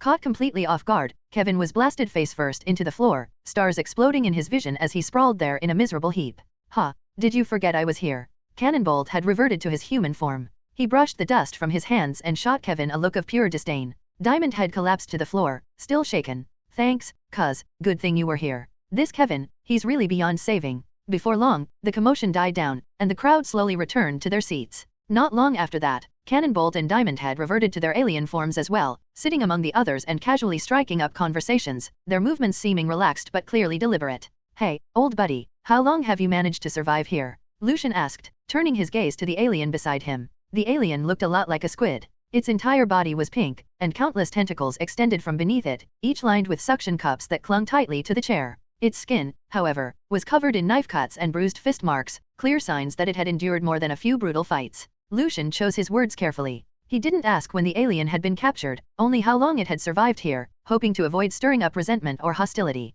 Sure enough, the squid-like alien froze for a moment, then looked at Lucian and smiled. 2 years, it said. You can tell at a glance you're new. Yeah, we were just brought in. Lucian replied. His eyes swept across the room, and once he was sure no one was paying attention, he lowered his voice. Old buddy, with conditions this bad, haven't you ever thought about escaping? The squid man burst out laughing. Of course we have. Everyone's tried. It's useless. We can't beat those robots, and there are way too many of them. Ben's heart jumped. He hurriedly glanced around. This squid guy was talking far too loudly, completely unconcerned about who might be listening. Fortunately, the other aliens were still focused on their food. Only Kevin, seated across from them, shot a brief look their way before letting out a cold snort and going back to his lavish meal. It's fine. They're used to it, the squid man said, waving a hand. New people get dragged in here every day, shouting about escaping. In less than 2 days, they're beaten into submission. After that, the idea of running doesn't even cross their minds. With that, he scooped up a spoonful of the purple mud paste and stuffed it into his mouth. Ben frowned deeply. Oh, come on, does that mean we really can't get back? He stared at the bowl of purple paste in front of him, completely devoid of appetite. The squid man shrugged and continued shoveling the paste into his mouth. You'd better eat while you can. Once Technorg shows up, it'll be too late. Technorg? Who's that? Ben asked. A trace of fear flickered in the squid man's pitch-black eyes. He's the current champion. The strongest alien here. No one can beat him. I'm lucky I haven't run into him in the past 2 years. Otherwise, I'd have died long ago. There's no way I'd still be alive. Technorg. Lucian raised an eyebrow. The name sounded strangely familiar. Thump, thump, thump. Heavy footsteps suddenly echoed from outside the cafeteria, growing closer by the second. The ground trembled with each step, rattling the trays on the tables, as if some terrifying beast were approaching. Wherever the sound passed, aliens dropped to the floor, trembling as they prostrate themselves, not daring to show the slightest hint of defiance, as though welcoming their king. Before long, Lucian got a clear look at the figure. He was tall and powerfully built, his body packed with bulging muscles. His skin was a deep orange yellow, and his golden eyes burned with a terrifying killing intent, as though he could destroy everything in front of him. It was an aura forged through mountains of corpses and seas of blood, enough to make anyone shiver. The most eye-catching thing, though, was the meteor hammer in his left hand. Pitch black and coldly gleaming, it radiated a chilling menace. That's Technorg, the squid man whispered urgently as he knelt on the floor. If you know what's good for you, show some respect. As Technorg strode forward, he casually grabbed meal trays from his fellow inmates and gulped down the purple paste in a single bite, as if it all belonged to him in the first place. Every alien except Lucian, Ben, and Kevin was kneeling on the ground, frozen in fear, terrified of provoking Technorg. Because Kevin was sitting closer to the cafeteria entrance, he quickly caught Technorg's attention. You, Technorg said coldly. Why aren't you kneeling? Kevin let out a scornful snort, jumped down from his chair, and pointed at Technorg with a vicious glare. You freak. Who do you think you are, telling me to kneel? Technorg's golden eyes flared with raging fury. It seems someone wants to challenge my authority. So what if I do? As the words left his mouth, Kevin 11 lifted his arm. It morphed into a razor-sharp spike, then shot forward like a roaring cannonball straight at his opponent. Clang, clang, clang. The emerald green spikes slammed into Technorg's body again and again, only to shatter on impact. They burst into fine crystal fragments that scattered across the filthy floor. What? Kevin stared at his broken arm in sheer shock. He hadn't expected his opponent to be this overwhelmingly strong. With a furious roar, Technorg swung his terrifying meteor hammer and smashed it into Kevin's chest. The blow sent Kevin flying instantly. He tumbled across the conveyor line, his body smeared with purple mud paste. That's insane. Ben muttered in disbelief. Kevin had been defeated effortlessly. The gap in strength was terrifying. Ding, The indicator light above the cafeteria lit up green. The battle is about to begin. All contestants, prepare yourselves. A cold mechanical voice echoed throughout the entire cafeteria. Moments later, dozens of crimson beams rose from beneath the aliens' feet, teleporting several of them away. Among those taken were Lucian, Ben, and Kevin. As newcomers, none of them were granted any rest. Now, Lucian stood at the center of the arena. Solid iron walls surrounded him, sealing this battlefield off from the others. Standing opposite him was a strange creature. It was roughly 5 meters long, its body thick and powerful like a python's, yet it possessed agile limbs. At a glance, it looked somewhat like a massive 4-legged lizard. Whoosh! Cheers erupted from every direction. The audience screamed wildly, eagerly anticipating the spectacle about to unfold. Gold, coins, diamonds, and all kinds of minerals rained down like a storm. Among them were even a few pieces of tadenite, all thrown out by spectators placing their rewards. Of course, every last bit of it belonged to Slixvigma. The fighters risked their lives, yet they wouldn't see a single coin. Next up, the Earth contestant versus the Iron contestant. A clear announcement rang out from above. Iron. Lucian's gaze sharpened. So his opponent was an intelligent species as well. Though it looked beast-like, its intelligence was likely far from low. It reminded him of the Vulpimancer species, Wild Mutt's kind. Despite their feral appearance, they possessed high intelligence and formidable combat power. This Iron was probably the same. The moment the announcement ended, the stands exploded into chaos. The crowd screamed wildly, the noise deafening. Ha ha ha, this Earthling is doomed. He's up against the Mudragon. What a pity. The Mudragon is the undefeated champion here. 9 wins in a row already. One more and it's a perfect 10. I'm betting 1 piece of tadenite on the Mudragon, a one-eyed alien shouted. I'll bet $1 on the Earthling, someone muttered quietly, only to earn a wave of scornful looks. Odds on Mudragon winning, 1:1. Odds on Lucian winning, 1:10,000. Battle, begin. The cold mechanical voice echoed once more. So your name is Mudragon. A faint glimmer passed through Lucian's deep eyes as if he were considering something. Earthling, it's your bad luck to face me, Mudragon said in a booming voice, dripping with contempt. In his eyes, the opponent before him was insignificant beyond measure. With the slightest effort, he could crush him like an ant.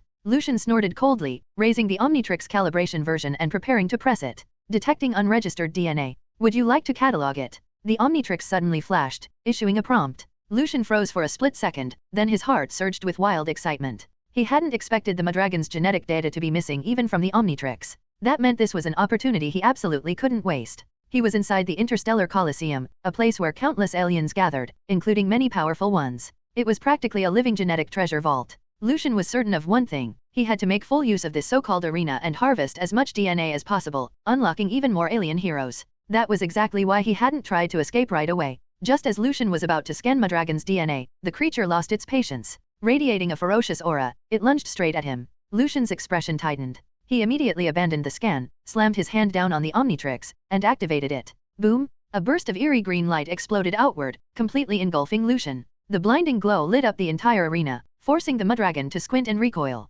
When the light finally faded, the Mudragon saw the scene clearly. The Earthling was gone. In his place stood a deep green figure. Tall and lean, with a crown of flame encircling its head. Red spikes were embedded along both shoulders, and a faint stench of swamp gas drifted from its body. Swamp fire. The Mudragon's eyes went wide. It never expected its opponent to be able to transform. What was going on? Your DNA, Swamp Fire said calmly, I'm taking it. Swamp Fire raised his palm. From the openings in his hand, scorching flames erupted, crashing straight toward the Mudragon. On the other side of the arena, Kevin stood with an ugly expression. Facing him was a massive pigman. The thick layers of fat covering its body were practically as sturdy as a latrine wall, absorbing most incoming damage. Go, Piglord! Beat that freak! Shouts rang out non-stop from the stands. Piglord was the pigman's name. Most of the audience was rooting for him. He was a veteran champion. While he couldn't compare to Technorg, he was still an undeniably powerful contender. As for Kevin, the newcomer, his appearance might have been intimidating, but the crowd clearly wasn't convinced. They firmly believed Piglord would take the win. At that moment, Piglord twisted his face into a vicious snarl, lifted his slaughter knife, and charged straight at Kevin 11. The fat on his face rippled with every step. Sharp tusks jutted from the corners of his mouth, making him look utterly terrifying. Damn it! I refuse to believe I can't beat you. Kevin 11 roared in fury, clenching his flaming fist and launching it forward like a cannonball. What he didn't realize was that Piglord suddenly stopped in his tracks. His mouth twitched strangely, then he spat out a thick glob of saliva with violent force. Interstellar arena, within the steel walls. Swamp Fire swung his palms back and forth, hurling streams of searing fireballs. Wrapped in scorching heat, they flew straight toward Mudragon. Mudragon was caught completely off guard. Faced with the relentless barrage, he faltered for a moment, scrambling to react. He had never imagined that a mere Earthling could transform into an alien like this.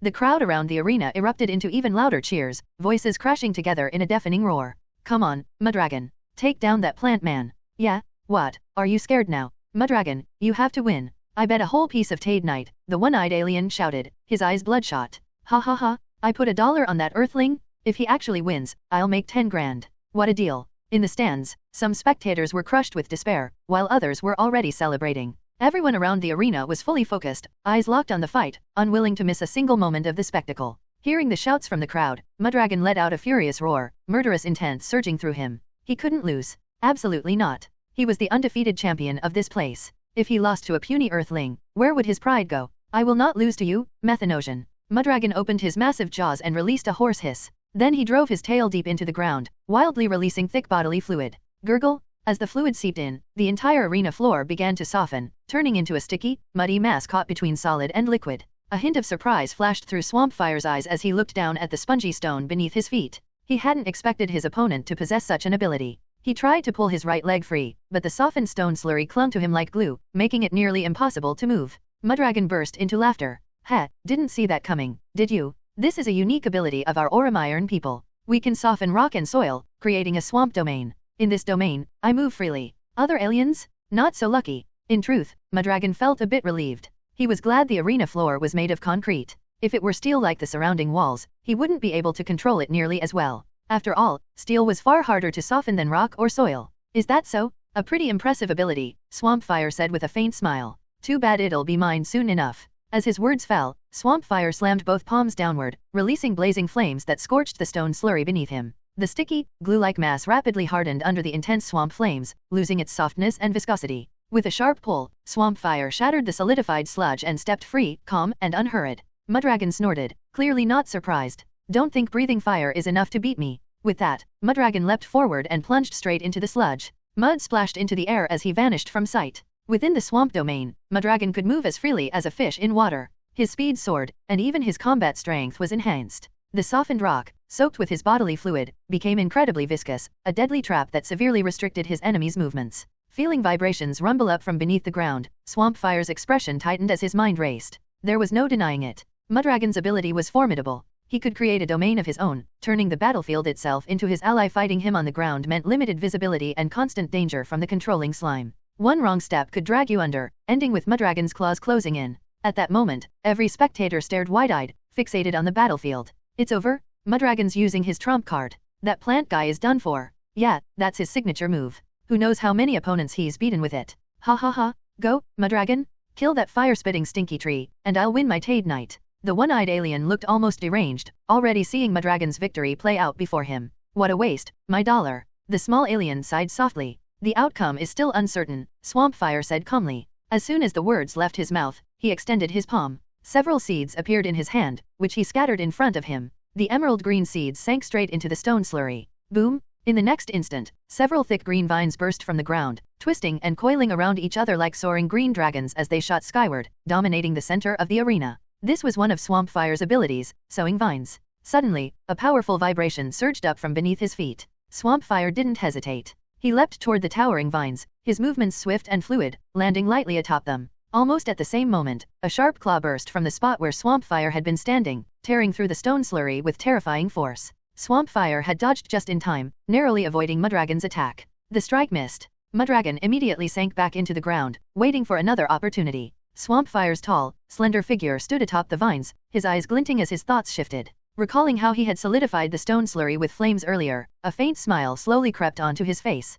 If fire could harden the slurry, then I'll seal you underground. Swampfire went all out. He raised his dark green palm, unleashing two blazing streams of flame that swept left and right, rapidly baking the slurry below as if scorching the surface of water. Oh my god, this is incredible. Using fire to counter Mudragon? That plant guy is insane. It's over, Mudragon's going to lose. Not necessarily. Mudragon won't just sit there and wait for death. He's got other tricks, someone argued. Under Swampfire's relentless flames, the stone slurry below hardened at an alarming speed, severely hindering Mudragon's movement and making every motion increasingly difficult. Feeling the rising heat from the surrounding slurry, Mudragon's heart sank. If this continued, defeat was inevitable. He hurriedly thrust his head out, bared his fangs, and spat a thick glob of mud that hurtled straight towards Swampfire's head. The mud, mixed with Mudragon's bodily fluids, would drastically restrict movement if it hit directly, making it extremely difficult to break free in a short time. Swampfire tossed out a fireball that collided with the mud midair, erupting in a violent explosion. Both forces cancelled each other out, bursting into scattered clumps of mud and swamp gas that drifted slowly back down.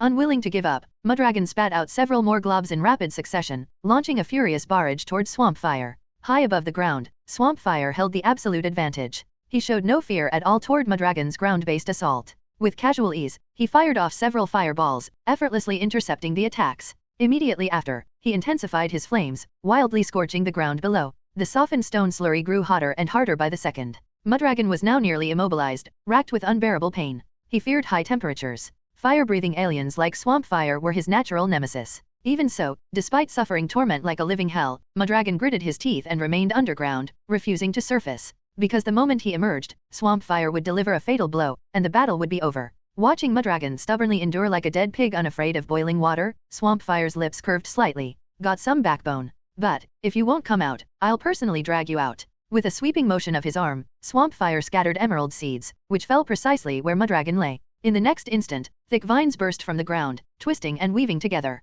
Laden with immense force, they tore through the hardened mud and rose to stand tall in the center of the arena. Mudragon was left in a miserable state, suspended midair, and bound tightly by countless vines. He struggled with all his might, but it was completely futile. Once separated from the ground, his combat strength dropped sharply. Mudragon tried to use his tail to soften the tough vines, but they wrapped around him even tighter, locking down his limbs and tail until he couldn't move at all. The battle is over. Swampfire launched a fireball that slammed straight into Mudragon's body. It exploded on impact, releasing an overwhelming wave of scorching heat. Mudragon let out a miserable scream, his eyes rolling back before he completely lost consciousness. Swampfire leapt through the air and landed back on the ground, raising his palm toward the vines. Retract. In an instant, all the vines withdrew like a receding tide, sinking back into the earth and vanishing without a trace. Only Mudragon remained, barely alive. His entire body was charred black by the flames, teetering on the brink of death. Swampfire did not finish him off. He still needed to record Mudragon's DNA. He tapped the Omnitrix on his chest, reverting to his original form, then walked toward Mudragon. The moment he drew close, the Omnitrix lit up again and emitted a prompt. Undocumented DNA detected.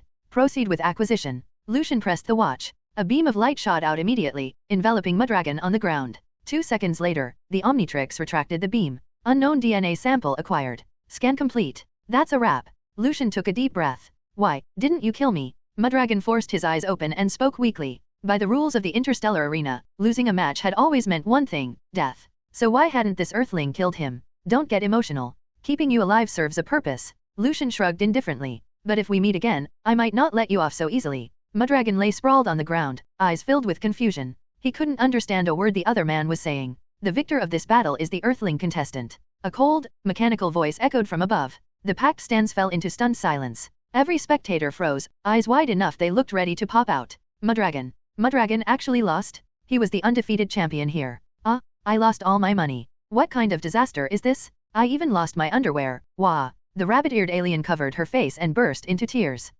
My Tade Knight? It's gone just like that? Mudragon, you useless disgrace. The one-eyed alien clutched his head, completely breaking down. Ha ha ha, I won 10,000 bucks? Yes. The tiny alien giggled, then shouted toward Lucian, thanks, Earthling? I'm betting on you again next time. Humph. If that Earthling ran into Technorg, would you still bet on him? Someone sneered.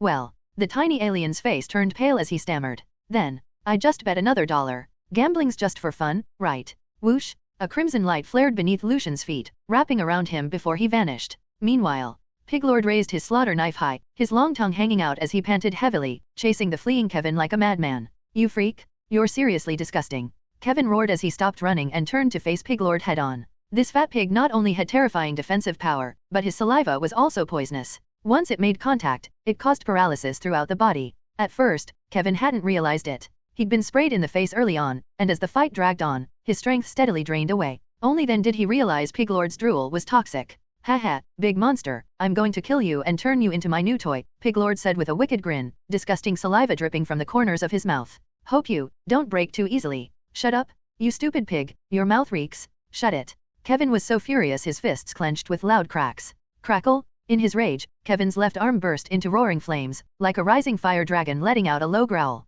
The terrifying heat made Piglord's expression change instantly, forcing him to stagger back 2 or 3 steps. He couldn't understand it at all. Why had the other man's flames suddenly grown so much stronger? Die, I'll turn you into a roasted suckling pig. Kevin's fury exploded, driving him into a frenzy. He clenched his massive, flame-wreathed arm and slammed it toward Piglord with unstoppable force. Meanwhile, Ben was locked in a grueling battle. Diamond Head's expression was grim as he stared intently at the dragon crocodile standing opposite him. It was a massive humanoid crocodile with traits of a western dragon. Its huge frame was nearly on par with 4 arms. Thick dragon scales covered its entire body, gleaming with golden light and granting it tremendous defensive power. Its claws were especially sharp, capable of ripping through steel walls and leaving behind terrifying gouges. If Diamond Head weren't durable enough, he would have been torn apart long ago.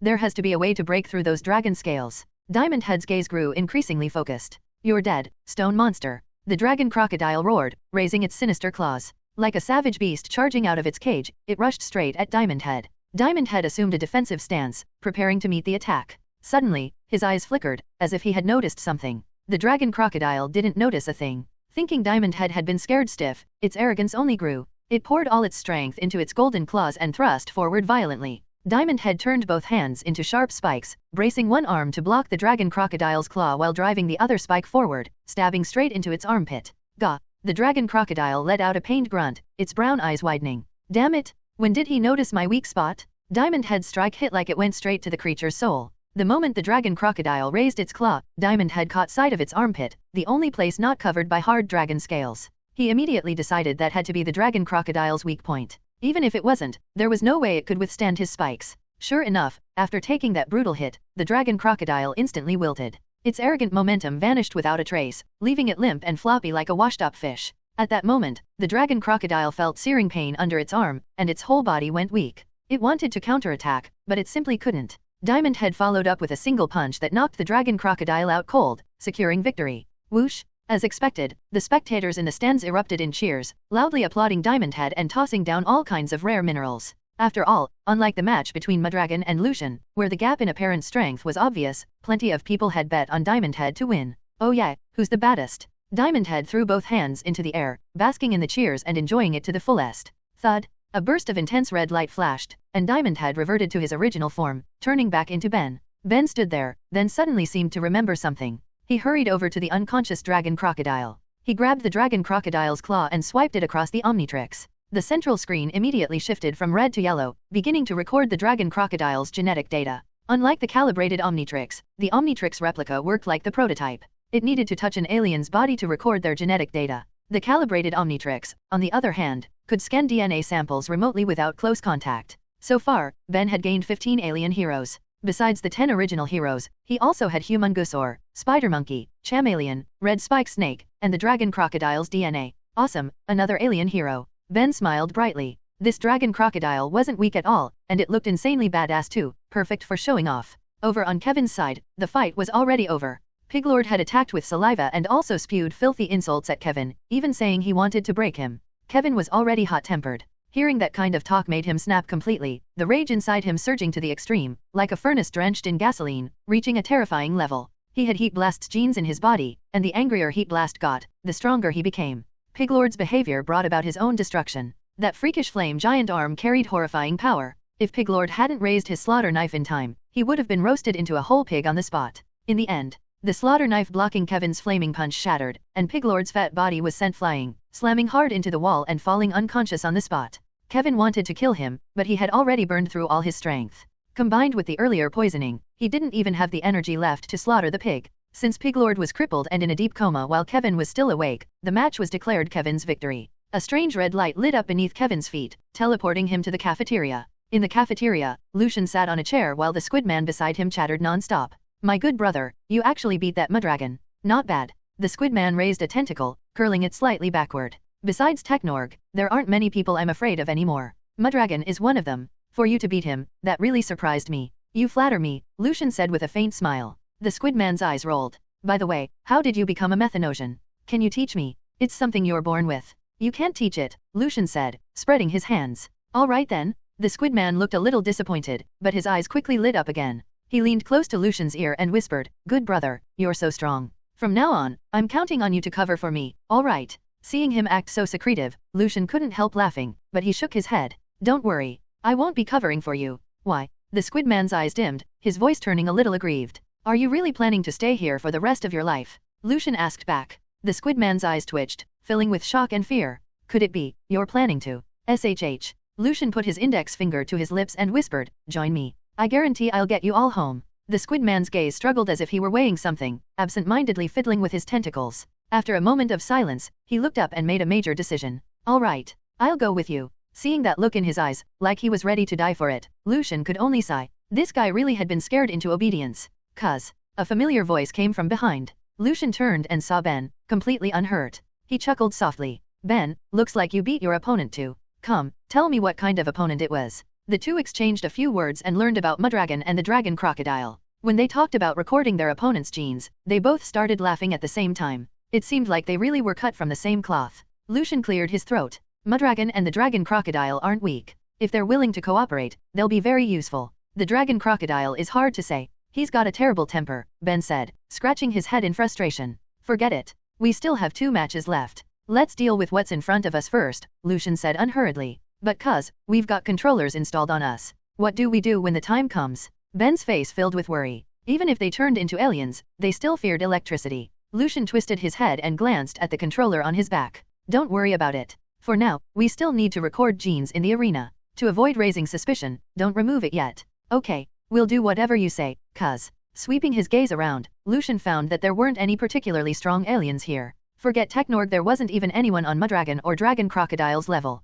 As for why they were here, maybe it was because they were newcomers, or maybe Slixvigma had already discovered the Omnitrix's secret and wasn't letting them record stronger DNA. Lucian shook his head and stopped thinking about it. He couldn't be bothered scanning the weaker aliens around. Recording them would be useless and might even become a burden. Seeing how picky Cuz was, Ben became picky too. Besides, his recording required zero-distance contact, so he simply didn't go. 2 hours had passed since Lucian defeated Mudragon. The battle is about to commence. Contestants, prepare yourselves. The cold mechanical voice rang out from above once more. Thud. A crimson glow enveloped dozens of aliens, and they vanished from where they stood. When Lucian came back to his senses, he realized he was already in the arena. And standing opposite him was a lizardman? About 2 meters tall, the lizardman had a medium build, neither thin nor fat, but its body was covered in iron-gray scales that flowed with a steel-like sheen. On its back were 6 white bone spines, a bit like a spider's long legs, their sharp tips flashing with a cold, sinister glint. The crowd around them erupted into noise again, screams and cheers rising without end. Bone-armored lizard, kill that earthling.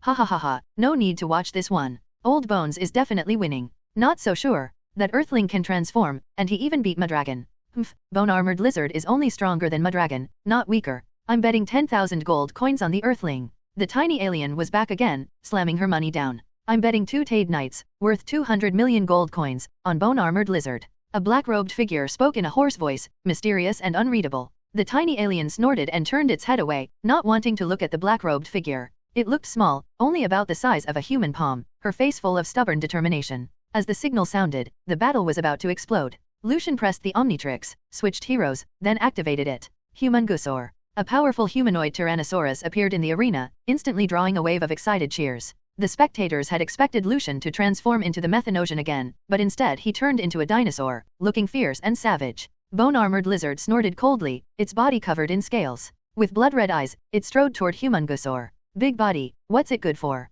I'll still knock you down, Bone-armored lizard said arrogantly, staring at Humungusaur with contempt. Then try it. Humungusaur bared his teeth in a grin. Fine. Bone-armored lizard kicked off the ground, shooting forward like an arrow released from a bow, reaching Humungusaur in the blink of an eye. Then it clenched its blue-scaled fist and slammed it toward Humungusaur's chest with aggressive force. Humungusaur caught it with one hand, grabbed Bone-armored lizard's fist, and whipped it down into the ground, smashing it hard. With a loud bang, spiderweb cracks spread across the floor. Bone-armored lizard's expression changed. It sprang up immediately and retreated at high speed. It hadn't expected Humungusaur's strength to be so terrifying. Bone-armored lizard had dealt with enemies even bigger than this before, but power like Humungusaur's was something it had never seen. Even so, Bone-armored lizard didn't panic, because it hadn't been serious earlier. It had thought the other side was just a nobody, so it hadn't used its full strength. Next, I'll show you what I can really do. As soon as the words fell, Bone-armored lizard thrust out the bone spines on its back, drawing them together in front of its body. Then its figure flickered as it charged in at top speed. The 6 pale bone spines whipped up and down like sharpened spears, tearing through the air as they spun around Bone-armored lizard's body, slashing viciously at Humungusaur. That brutal offensive actually suppressed Humungusaur for a short time. Humungusaur dodged left and right, then slapped out a palm, blocking 2 howling bone spines. But the next moment, the other spines arrived one after another, all of them sweeping across Humungusaur's waist. In an instant, a surging force struck, sending Humungusaur flying sideways to tumble across the ground. Bone-armored lizard threw its head back and laughed, its eyes blazing blood red. See, this is my true strength. Humongousaur shook his head and slowly stood back up. This bone-armored lizard wasn't weak. Those 6 white bone spines on its back could even suppress a normal humongousaur for a moment. But that was all. Bone-armored lizard grew even more arrogant, laughing loudly. So this is the newcomer who beat my dragon? Pathetic. You stupid lizard, watch closely. As he spoke, Humongousaur clenched both fists, his body swelling rapidly as hard bone plates grew from his back, making him massive and imposing. In just a few seconds, he shot up from a height of a little over 3 meters to 20 meters tall. Bone-armored lizard tilted its head up, eyes filled with shock as it was swallowed by that enormous shadow. Elsewhere, Ben was fighting too. His opponent was an alien known as Weapon Master. It had a thin, lanky body, and its face was an axe, lined with sharp teeth. Its hands were 2 red tentacles, and its body could secrete a liquid that transformed those tentacles into all kinds of weapons, hardening them on the spot. Because of its biology, Weapon Master could only form melee weapons to unleash its full strength. Even if it turned into a gun, it couldn't fire bullets. Ben transformed into Spider Monkey, constantly shooting out webbing as he circled Weapon Master, dragging the fight into a tight, drawn-out back and forth. Elsewhere, Kevin 11 was fighting Blood Fox. It was a humanoid fox standing upright. Its entire body was covered in blood-red fur, with sharp fangs and claws. Those narrow eyes were filled with danger. It had a slender build and moved with agile speed, about 1.8 meters tall, relatively small among aliens. Blood Fox could use charm abilities, and it could also absorb a target's blood to restore its own stamina. Kevin 11's state was already unstable, teetering between madness and rage, so he was easily controlled by the seductive Blood Fox. So big, a rabbit. Kevin 11's eyes glowed red as he stood there in a daze, saliva dripping from the corner of his mouth. Not much to look at, but the energy is plentiful. Blood Fox leaned close to Kevin's face and took a deep sniff, then leapt lightly onto his shoulder. Let me take a bite, just one. Blood Fox opened its small, sharp teeth and bit into Kevin's neck, greedily drawing his blood. The enlarged Humongousaur stood in the arena, power radiating from his massive frame, like an unshakable mountain. Bone-armored lizard panicked and backed away again and again, retreating all the way to the edge of the wall. It hadn't expected the other side to become so huge. It was terrifying. What's wrong? Where'd all that swagger go? Humongousaur said with a nasty grin, extending a palm so huge it seemed to blot out the sky as it slapped straight down toward Bone-armored lizard. The enlarged Humongousaur had seen a huge boost in both strength and defense. On top of that, with the system's 10% defense boost, he was even more unstoppable. Bone-armored lizard was thrown into a scramble, waving its bone spines non-stop to block the attacks, but it was getting harder and harder to hold on. This guy, I didn't think he could get bigger. Bone-armored lizard's heart sank to rock bottom. Humongousaur clenched his fist. Like a small mountain, it crashed down with crushing force. Bone-armored lizard hurriedly thrust out its bone spines, bracing them overhead to block. Boom! The hard, dragon-like punch slammed into the 6 white bone spines, blasting out a violent shockwave that swept in every direction. By now, the floor under Bone-armored lizard had already collapsed, splitting into a dense web of cracks. He grit his teeth and held on, using the bone spines on his back to brace against Humongousaur's fist. But as the seconds dragged on, Bone-armored lizard began to tremble, a powerful sense of helplessness rising in his chest. In raw strength, he was completely outmatched by Humongousaur. Fearless resistance. Humongousaur roared and poured all his strength into it, hammering Bone-armored lizard straight into the ground like a nail, embedding him in the floor. Bone-armored lizard whipped his bone spines wildly, carving open the stone slabs around him. Moving at incredible speed, he tore himself free and retreated in a blur. The blue scales covering his body shimmered with a metallic sheen, granting Bone-armored lizard powerful defense. Otherwise, that single hit just now would have ended the fight immediately. Bone-armored lizard lifted his head and stared up at Humongousaur like he was facing a giant, resolve flashing in his eyes. He clenched his claws so hard they bit into his palms and shouted, "I will never lose to you, you big dumb dinosaur." As soon as he spoke, Bone-armored lizard kicked off the ground, instantly shattering the floor beneath his feet. Like a screaming cannonball, he shot forward and appeared right under Humongousaur. Die, die. Bone-armored lizard's 6 bone spines whipped frantically, stabbing again and again into Humongousaur's legs, but they only left a few white marks, failing to pierce even his outer skin. Humongousaur stretched out a palm as wide as a fan and slapped down. Boom! The bone-armored lizard, who had been so arrogant a moment ago, was instantly smacked flat onto the ground, kicking up a huge cloud of dust that billowed up and filled the air. The victor of this match is the Earthling contestant. A cold, emotionless voice echoed from above. For a brief moment, the spectators in the stands were stunned. Then realization hit, and the entire arena exploded with deafening cheers and piercing screams, the noise surging like a tidal wave. Oh my god, Bone-armored lizard actually lost? That dragon guy is insane. That was way too strong? I've never seen an alien that powerful. This Earthling is unbelievable. First Madragon, now Bone-armored lizard? Technorg's position isn't safe anymore. Oh yeah, I won again. Earthling, you're amazing. I love you so much. The tiny alien was completely ecstatic. Ha ha ha ha, I just bet 10,000 gold coins? With the odds, that's 100 million gold coins. A full 100 million gold coins? She wouldn't have to worry about money for the rest of her life. When she returned home, she could finally hold her head high. All those relatives and neighbors who had looked down on her would have to bow before her, their faces thoroughly slapped. And more than that, she could eat all kinds of delicious food, buy tons of clothes, and even hire a few handsome little alien models to pamper herself properly. As she imagined it all, tears of joy uncontrollably trickled from the corner of her mouth. Of course, where there was joy, there was also despair. The black-robed figure who had earlier bet 2 Tade Knights on bone-armored lizard, worth a staggering 200 million gold coins, had just lost everything. I'm going crazy? Bone-armored lizard, you useless piece of trash. On the verge of collapse, the black-robed man threw down the 2 Tade Knights and fled the area, crying as he went. Humungusor rapidly shrank back to his normal size and tapped the Omnitrix on his chest. With a dull thud, Humungusor reverted to Lucian's original form. Detected unregistered DNA. Would you like to record it? The Omnitrix on his wrist flashed. Obviously. It'd be a waste not to. Lucian pressed the Omnitrix and began scanning bone-armored lizard's body to record the DNA sample. The scan finished quickly, and Lucian was immediately teleported away. Elsewhere, the battle between Spider Monkey and Weapon Master had reached its final stage. Relying on incredible mobility, Spider Monkey constantly wore down his opponent's stamina, occasionally binding him with sticky webs. At first, Weapon Master held the advantage. Using the fluid secreted from his body, he transformed his tentacles into 2 massive blades, easily slicing through the surrounding webs. But as time dragged on, his stamina began to fail. No matter how strong he was in close combat, he had no advantage if he couldn't touch Spider Monkey at all. Seeing the moment was right, Spider Monkey shot out white webbing from his tail, tightly binding Weapon Master's legs.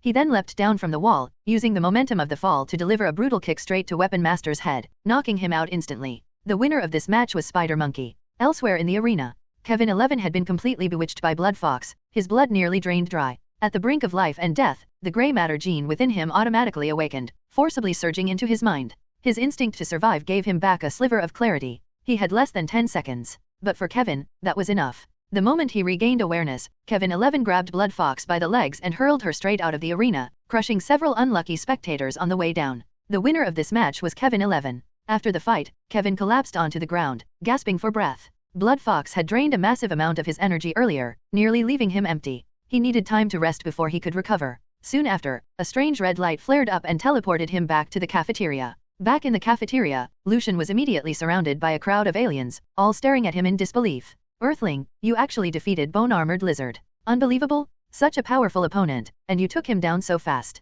The last time I ran into Bone-Armored Lizard, I almost got beaten to death. I was lucky to only lose 3 legs. Terrifying, absolutely terrifying. Earthling, next time we meet, you've got to go easy on me, or I won't survive. The cafeteria was packed with aliens, all of them stunned by Bone-Armored Lizard's defeat. Inside the control room, a tall, slender figure stood with hands clasped behind his back, bathed in eerie red light. These 3 Earthborn beings are all far stronger than expected. In that case, there's no need to drag this out. We'll end the assessment early and send you straight into the final battle. A cold glint flashed through Slixfigma's eyes. 2 hours later, Lucian and the others were once again teleported before Slixfigma. Around them stood 50 warrior robots. Their bodies were entirely crimson, laser blades gripped tightly in their hands, feet planted atop hovering spheres. They remained perfectly still as they guarded the control room. What did you summon us for this time? Lucian asked calmly. Slixfigma stood with his hands clasped behind his back, shrouded in a hazy red glow that made his figure hard to discern. His hoarse voice echoed through the room. I've decided to let you enter the finals ahead of schedule.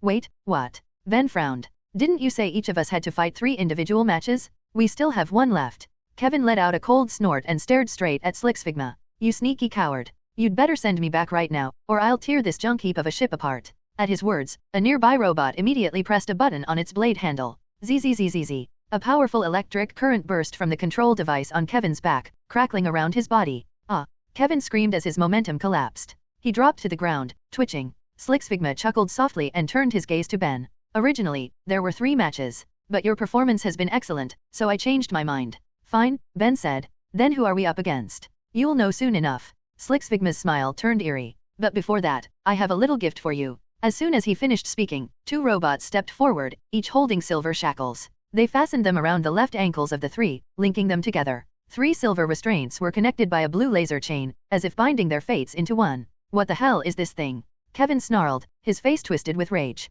Lucian lowered his gaze to the laser chain at his feet and said nothing. These are death shackles, Slixfigma said slowly, his voice hollow and distant. If any one of you dies, the others will die as well. So behave, and cooperate. His eyes could see everything aboard the ship. The conflict between Ben Tennyson and Kevin was obvious to him. To force the two to work together, Slixfigma had deliberately resorted to this method, using the death shackles to eliminate any chance of betrayal. Of course, the shackles also made the matches far more entertaining. More excitement meant happier audiences and greater profits. Enough talk. The battle is about to begin. Prepare yourselves. With a casual wave of his hand, several streaks of crimson light ignited beneath their feet, instantly transporting them away. The golden arena stretched endlessly before them. Every spectator aboard the ship had gathered here, their deafening shouts crashing together without pause. The arena's walls and floor were entirely cast from gold, an extravagantly expensive structure built solely for the finals. Over the years, countless champions had been born here. Each one was a monster among monsters, soaked in blood, survivors who had clawed their way out of mountains of corpses.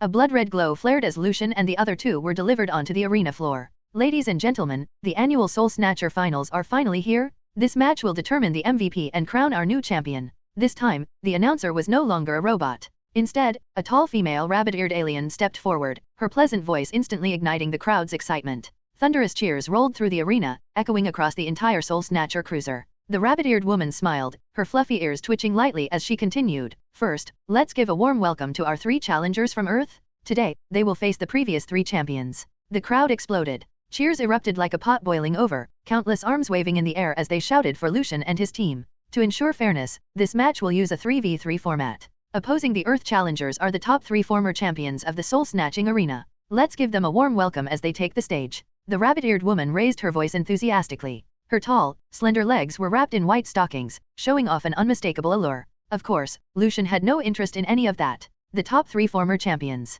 Lucian frowned. He knew the current champion was Technorg, but who were the other 2? Anyone who could reach the level of champion was no ordinary opponent. Their strength couldn't be underestimated, and caution was necessary. Ben, be careful out there. Don't take them lightly, Lucian said calmly. Relax, cuz. I won't underestimate them, Ben replied. Even as he said that, he was already thinking to himself, the hero's about to make his entrance. Time to beat up some weirdos? Kevin let out a cold laugh.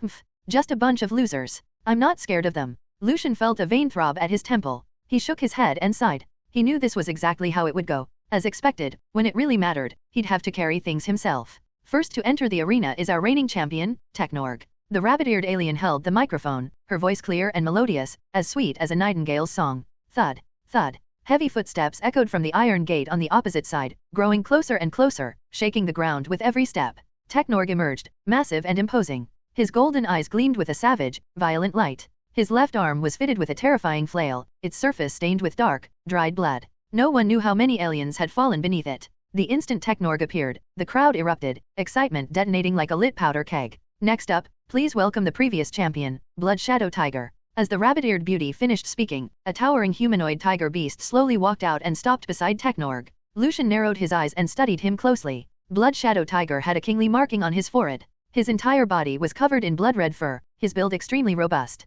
His chest bulged powerfully, his muscles sharply defined, standing nearly as tall as Wrath. Unlike Wrath, however, he wore no knuckle weapons on his hands. His silver pupils were calm and emotionless, like an ancient well. Yet the dense aura of bloodshed surrounding him was unmistakable. Lucian could tell at once that this one had killed more than his share of aliens. Kevin's expression changed instantly. His face darkened as he clenched his fists. Damn it, another freak, he thought. He had assumed Technorg was already the strongest there was. He hadn't expected former champions to still be this intimidating. The rabbit-eared alien's eyes sparkled as she continued her explanation. Some newcomers might think that former champions can't compare to the current one, that each generation grows weaker. That isn't true. According to the rules set by Lord Slixfigma, once someone becomes the arena champion, they no longer need to fight. They can remain aboard the ship and enjoy wealth, luxury, and the company of beautiful women. Lucian's gaze shifted slightly. In other words, once you became champion, you were set for life. No worries about food or shelter, endless riches, and different beautiful alien companions every day. Second only to Slixfigma himself. Past champions weren't necessarily weaker than the current champion. After all, once they won the title, they no longer had to participate in future tournaments unless they chose to. So why were all these former champions being dragged out now? Some of you may be wondering why. For today's match, 3 former champions have been deployed, the rabbit-eared beauty said with a smile. That's because the outstanding performance of the 3 Earth challengers has drawn Lord Slixfigma's special attention. To enhance the spectacle and entertainment value, and to fully satisfy our audience, the 3 champions have been specially invited to compete. The crowd exploded. Wild howls and deafening cheers surged through the arena, voices overlapping into a chaotic roar. I didn't volunteer for this, Blood Shadow Tiger said coldly. He had been happily playing with a tigress when Slixfigma issued the order. Participate in this match, or be eliminated. Lucian caught the look on his face. He clearly wasn't pleased. so even champions were still nothing more than Slixvigma's prisoners. No wonder there was resentment simmering beneath the surface. Next, please welcome the champion from 2 generations ago. He is the embodiment of death and poisonous miasma, the nightmare of countless challengers, the living legend of the battle arena, the powerful and mysterious Shadow Death Guard. The rabbit-eared alien exaggerated her tone, deliberately dragging out the final words to whip the atmosphere into a frenzy. Every pair of eyes in the arena widened, all of them locked onto the Iron Gate, desperate to catch a glimpse of Shadow Death Guard's true form. From the gloomy Iron Gate, a towering figure slowly emerged. His entire body was clad in armor, with only his arms and left leg exposed. Those exposed parts were an eerie purple soul form, like an undead revenant from medieval Europe, exuding a faint, chilling aura. Beneath the silver helmet, a pair of golden eyes gleamed. There was no joy or sorrow in them, no hint of emotion at all. They felt like eyes that could see through everything in the universe, detached from the mortal world. This is the Shadow Death Guard, Lucian murmured. Although the Shadow Death Guard's presence wasn't particularly overwhelming, Lucian knew all too well that enemies like this were often the most dangerous. True experts rarely let their aura spill outward. They stayed restrained, steady, and composed. A tiger in the heart, yet gentle enough to smell the roses. They stayed silent until they struck, and when they did, it was shocking. When someone revealed their full momentum, it was either because they had met a powerful enemy, or because the timing was perfect for a single, fatal blow.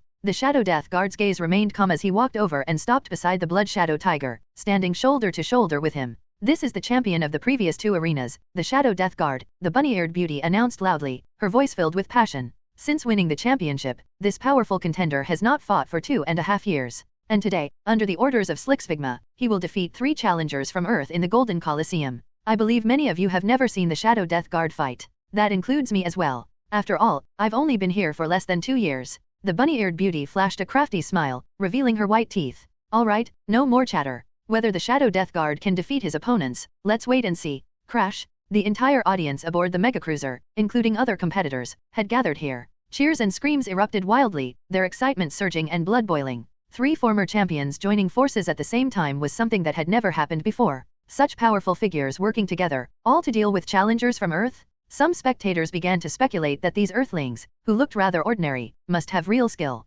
Otherwise, Slixvigma wouldn't have arranged things this way. The Shadow Death Guard swept his gaze across the 3 opponents and spoke slowly in a hoarse voice. Just these few weak creatures. Is there really a need for such a spectacle? 2 frail Earthlings and 1 ugly freak. Wouldn't Technorg be enough to handle them? Why did Slixvigma insist on sending him as well? The Shadow Death Guard couldn't understand it. The Blood Shadow Tiger glanced at the Shadow Death Guard and quietly shifted his footing, edging a little closer to Technorg, as if instinctively repelled by the aura surrounding him. Technorg scratched his head and leaned slightly to the left, forcibly squeezing the Blood Shadow Tiger back. The Blood Shadow Tiger was about to flare up when he suddenly noticed the Shadow Death Guard watching him. He immediately took a deep breath and said, "All right. I trust you've both received that guy's orders too. He wants us to defeat those 3 Earthlings, so we'll do exactly that. Once the job's done, we eat and drink to our heart's content. What do you say?" He shook his head as he spoke, glancing at both sides. "I'm fine with it," Technorg said, shaking his head. The Blood Shadow Tiger turned to the Shadow Death Guard, waiting for his answer. The silver helmet concealed the Shadow Death Guard's face completely.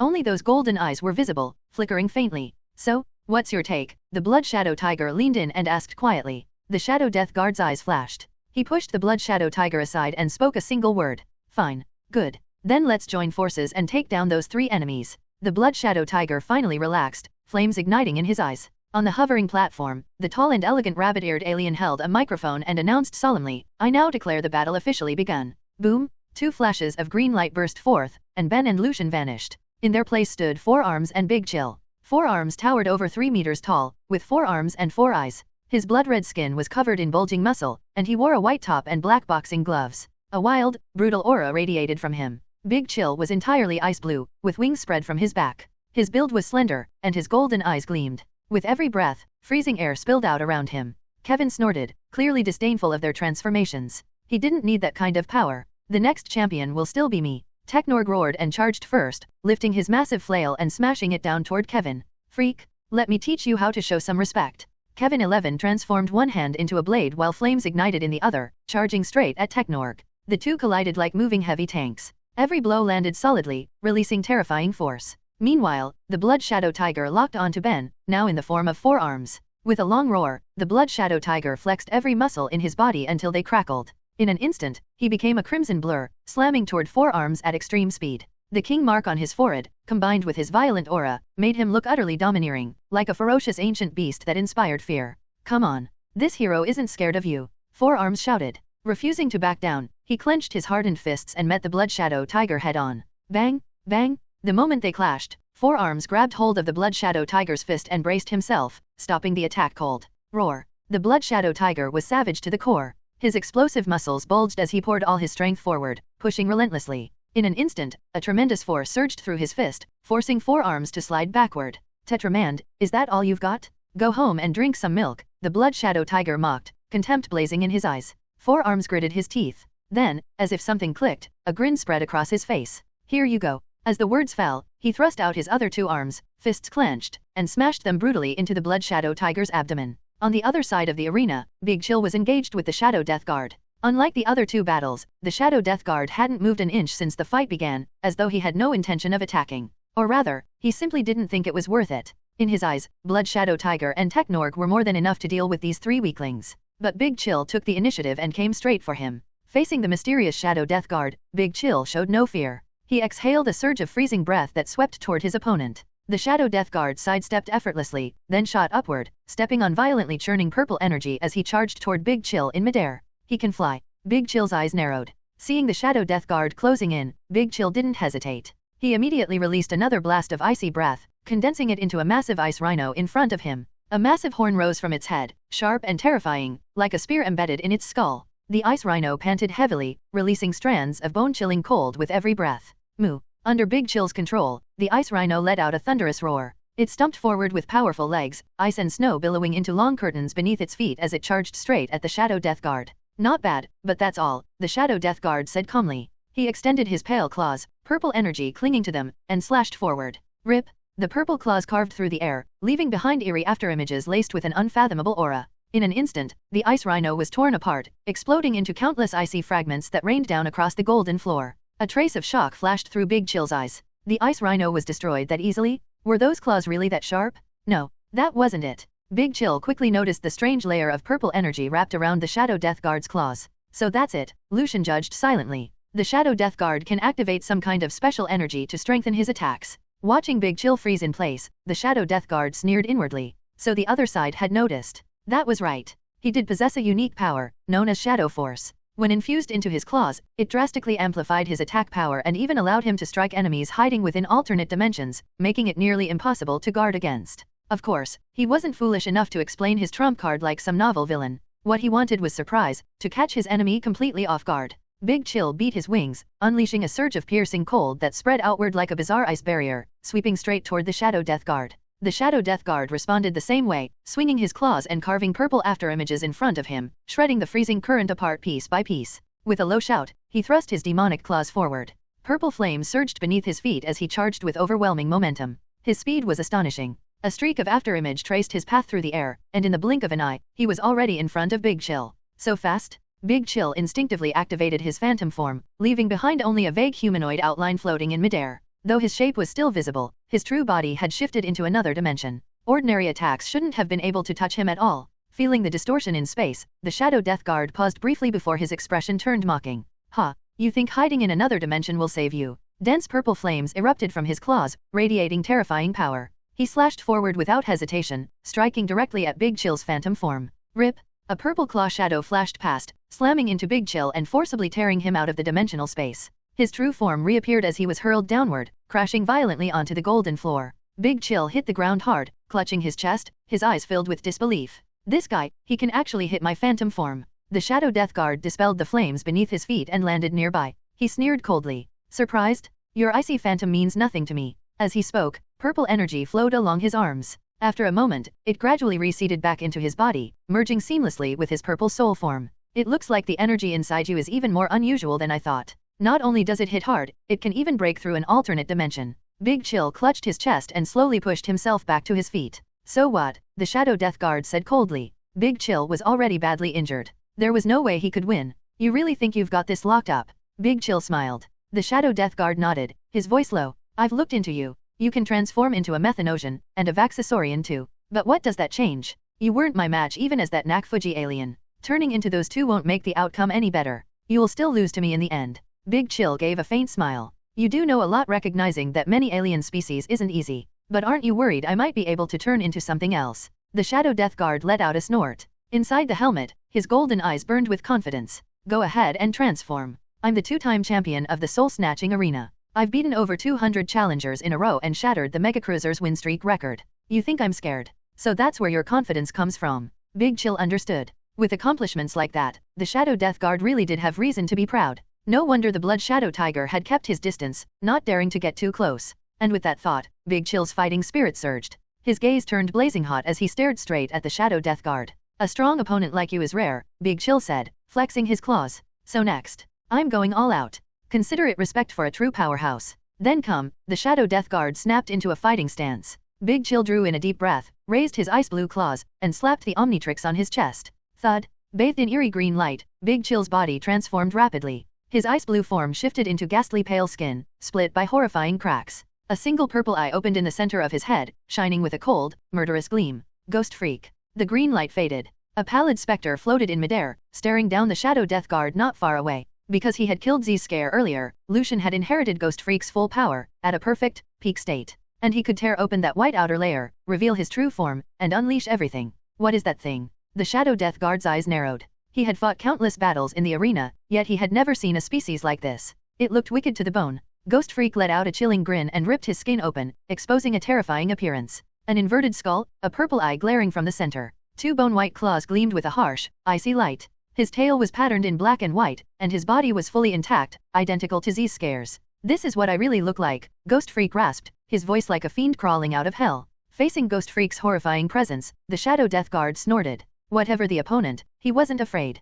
With that, he crossed his arms in front of his chest, drew on his shadow force, and unleashed a swirling purple poisonous mist. It howled like a storm as it surged outward in every direction. Coliseum. The surrounding stands were packed to the brim, a roaring sea of spectators. The noise never ceased, and every heart hung in their throat as countless eyes locked onto the battle raging below. At that moment, Kevin 11 and 4 arms were bound together, tightly locked in death shackles, fighting desperately against Technorg and Blood Shadow Tiger. As for Lucian, he had already transformed into Big Chill earlier. After entering phantom form, he broke free from the death shackles and regained his freedom. Now facing the Shadow Death Guard, an enemy capable of tearing open space itself, Big Chill chose to switch heroes. His form twisted as he transformed into Ghost Freak, ripping away the white outer layer and exposing his original, ferocious appearance. But the Shadow Death Guard responded in kind, unleashing his own trump card. He crossed his arms over his chest and gathered all his power. Purple toxic mist poured out from within his armor and spread at terrifying speed, blanketing everything within a 100-meter radius. This was the Shadow Death Guard's signature technique, Venomous Domain. By driving his shadow energy to its limit, he created a toxic field spanning 100 meters around him, continuously poisoning anyone caught inside. Those affected would suffer a 20% drop in overall combat power, while the Shadow Death Guard himself remained completely unaffected. The flaw, however, was obvious. The domain made no distinction between friend and foe. As long as one remained within the toxic field, ally or enemy alike would be afflicted by the poison. The Shadow Death Guard knew full well that Venomous Domain would weaken Blood Shadow Tiger and Technorg as well, but he didn't care. In his eyes, as long as he dealt with Ghost Freak first, the remaining two would be nothing more than cleanup. He could finish them off effortlessly. Surrounded by the swirling purple mist, Ghost Freak's inverted skull tilted slightly, a flicker of surprise flashing through his violet eyes. He hadn't expected the Shadow Death Guard to not only tear through space, but also wield such terrifying poison. Even so, Ghost Freak could already feel it. His body grew heavier, his strength and speed both dulled to some extent. Within the hazy fog, a pair of golden eyes suddenly ignited, bursting with razor-sharp killing intent. Shadow energy surged around the Shadow Death Guard's claws, purple flames rolling violently as they tore through the poison mist. Carrying overwhelming force, the attack tore straight toward Ghost Freak's position. Ghost Freak let out a cold snort and slipped into nothingness, vanishing completely. The Shadow Death Guard's strike hit nothing. His eyes unfocused for a split second as he quickly scanned his surroundings, searching for his target. In the next instant, Ghost Freak appeared behind him. Skeletal claws shot forward and clamped down on the Shadow Death Guard's exposed arm. The Shadow Death Guard cried out in pain and spun around at once, slashing out with his purple claws. But he hit nothing but empty air. Ghost Freak had already disappeared again. Damn it, what the hell are you? The Shadow Death Guard growled, clenching his fists. Haha, didn't you say you can tear through space? Come on, try hitting me. A hoarse, mocking voice echoed through the mist. The Shadow Death Guard tightened his fists, golden eyes wide open, yet he still couldn't find Ghost Freak's position. It was true that he could shatter space and strike Big Chill, but Ghost Freak's ethereal form granted true invisibility. Ghost Freak's intangibility worked by expanding the gaps between his own molecules, allowing him to ignore physical attacks. Big Chill's phantom form, on the other hand, hid his body within another dimension entirely to avoid enemy strikes. In theory, Ghost Freak's method was the inferior one. But every power had its trade-offs. Big Chill's phantom form left behind a visible blue outline, something the naked eye could still detect. Ghost Freak was different. Like a truly formless specter, he could fade completely from sight, gaining countless tactical advantages. The Shadow Death Guard's heart sank. His attacks were devastating, but without being able to see his opponent, they were utterly meaningless. Relying on surprise strikes, Ghost Freak steadily seized control of the fight. The enemy was exposed, while he remained hidden. Before long, the Shadow Death Guard's soul form suffered severe damage, torn apart again and again by Ghost Freak's razor-sharp claws. "You monster!" The Shadow Death Guard, encased in armor, dropped to one knee. His body trembled as he struggled to stay upright, clearly at the brink of collapse. "Goodbye." From the void, Ghost Freak tore open a rift across his chest. Black and white tentacles burst forth, writhing wildly. From within the frenzy of those tentacles, a thick purple beam erupted. Like a roaring violet dragon, it slammed brutally into the Shadow Death Guard's chest. Boom! A thunderous explosion rang out. The savage purple dragon blasted the Shadow Death Guard away, sending him flying in a brilliant arc before he crashed heavily into the golden wall. Inside the silver helmet, the Shadow Death Guard's once blazing golden eyes had grown dim, flickering weakly like a flame swaying in a torrential rain, on the verge of being snuffed out. Of course, Ghost Freak had held back. He still needed to collect the opponent's DNA. A species this powerful couldn't be wasted. As the Shadow Death Guard collapsed, the purple toxic mist surrounding the arena gradually dispersed, the air returning to its former clarity. The rabbit-eared alien, tall and slender, hovered in place atop her floating board. Her beautiful eyes were wide open, her cherry-red lips forming a perfect O. Shock was written plainly across her face. This. I'm not seeing things, am I? The Shadow Death Guard contestant actually fell. She shouted excitedly, her voice ringing through the arena. And the one who defeated him was an Earth contestant? That's incredible. The stands erupted into deafening cheers. Surprise, confusion, and even anger mixed together, but above all else was admiration. To defeat the Shadow Death Guard meant only one thing. A new champion was about to be born. Ghost Freak cast one last glance at the fallen Shadow Death Guard, then turned and rushed toward another battlefield. Boom! Technorg swung his massive hammer, the violent shockwave smashing straight into Kevin 11's abdomen with a terrifying crash. Kevin 11 screamed as his body was hurled backward like a rag doll. He slammed into the golden floor along with 4 arms, both of them landing in an utterly miserable heap. "Oh, come on, Kevin, can you be any more useless?" 4 arms complained, rubbing his aching head. "You can't even beat that big idiot." "Shut up, Ben Tennyson." Kevin 11 snapped back viciously, his face twisted in pain and rage. "You didn't beat that tiger either? You're just as pathetic. Don't act like you're any better." 4 arms spread his hands helplessly. "Hey, who knows? That guy couldn't even touch me at first. Then he just kept getting stronger, like he was pumped full of adrenaline." Technorg and Blood Shadow Tiger advanced side by side, killing intent blazing in their eyes. Each step they took sent tremors rippling through the ground. "It's over. This is bad." 4 arms thought grimly, his heart sinking. Kevin 11 glared fiercely at the 2 approaching enemies, but waves of agony tore through his body. He barely had any strength left to fight. "Die, Earthlings!" Blood Shadow Tiger let out a furious roar. Dropping to all fours, his body blurred into a streak of crimson as he lunged toward them. At the critical moment, a flash of purple surged in from the side. Ghost Freak struck. White skeletal claws extended, stabbing straight toward Blood Shadow Tiger. Swoosh. A ghastly bone claw slammed into the Blood Shadow Tiger's flank, hurling it sideways. The massive body skidded across the floor and rolled to a stop several meters away, struggling to get back up. "See cuz." 4 arms' eyes widened. At some point, Ghost Freak had already appeared on the battlefield and struck without warning, dealing a heavy blow to the Blood Shadow Tiger. Seeing the tiger fall, Technorg let out a furious roar. His powerful body surged forward like a heavily armored vehicle, charging straight in. Ghost Freak gave a chilling grin and vanished on the spot, causing Technorg to crash into empty air. "What the hell?" Technorg scratched his head, completely confused. In the next instant, Ghost Freak reappeared behind him, a pale bone claw flashing out and slamming into his back with blinding speed. Technorg screamed in agony, not even having time to turn around before. Ghost Freak tore open the rift in his chest, exposing countless writhing tentacles that lashed wildly across Technorg's body. Those terrifying tentacles were so powerful that even the Thunder Dragon couldn't withstand them. Technorg quickly went limp, collapsing and losing all ability to continue fighting. Suddenly, a sharp gust of wind howled in from behind Ghost Freak. Without turning his head, Ghost Freak slipped straight into his intangible state, narrowly avoiding the lethal strike. Roar! The Blood Shadow Tiger's ambush failed. Its limbs dug into the golden floor as it crouched low, staring fiercely at Ghost Freak hovering in midair, his form flickering in and out of sight. Faster, and stronger too," Ghost Freak muttered. He could clearly sense it. The Blood Shadow Tiger's combat power had risen significantly, but it had just taken a devastating hit from him. By all logic, it shouldn't be this strong. Unless, the more damage this thing takes, the stronger it becomes? 4 arms watched the ferocious tiger and hurriedly warned, "Cuz, be careful. That Blood Shadow Tiger freak is really weird. The more you fight it, the stronger it gets. I can't beat it anymore." "I know." Ghost Freak nodded. A cold, sinister glint flashed through his purple ghostly eye. Roar! Driven into a berserk state, the blood shadow tiger lunged again. Ghost Freak slipped into the void. Before the tiger could even react, a bone claw lashed out, delivering a crushing sideways blow to the back of its neck. Thud. The blood shadow tiger's eyes rolled back as it collapsed onto the gleaming golden floor, completely unconscious and unmoving. If it just keeps getting stronger, then knocking it out works just fine, Ghost Freak said calmly. With that, all three former champions had fallen, defeated at the hands of Ghost Freak at his peak. On the ornate hoverboard, the rabbit-eared alien stood frozen for a long moment, staring blankly at Ghost Freak below. All around, the spectators' eyes were wide open, nearly bulging from their sockets. They stood stiff and silent, the entire arena plunged into stunned quiet. I hereby declare that the winners of this battle are the three Earthling contestants. The rabbit-eared alien shouted at the top of his lungs, his chest rising and falling sharply. Whoosh! As expected, the crowd erupted from every direction. Deafening cheers and piercing screams exploded through the arena, threatening to shatter eardrums. Oh my god, that ghost is insane. He actually defeated all three grand champions. Even the Shadow Death Guard lost? That Earth contestant is way too strong. He took down all three former champions by himself. Am I dreaming? This world has gone crazy. Looks like a new grand champion is about to be born. At that moment, a fluorescent green pop-up window appeared high above the Colosseum. Inside it stood a tall, slender figure. With his hands clasped behind his back, Slixvigma spoke in a raspy voice. I am Slixvigma. I will now announce that a new grand champion has been born. He is an ectonurite from the Inerstar system. Whoosh! Another wave of noise swept through the entire Slixvigma arena, echoing non-stop before gradually settling down.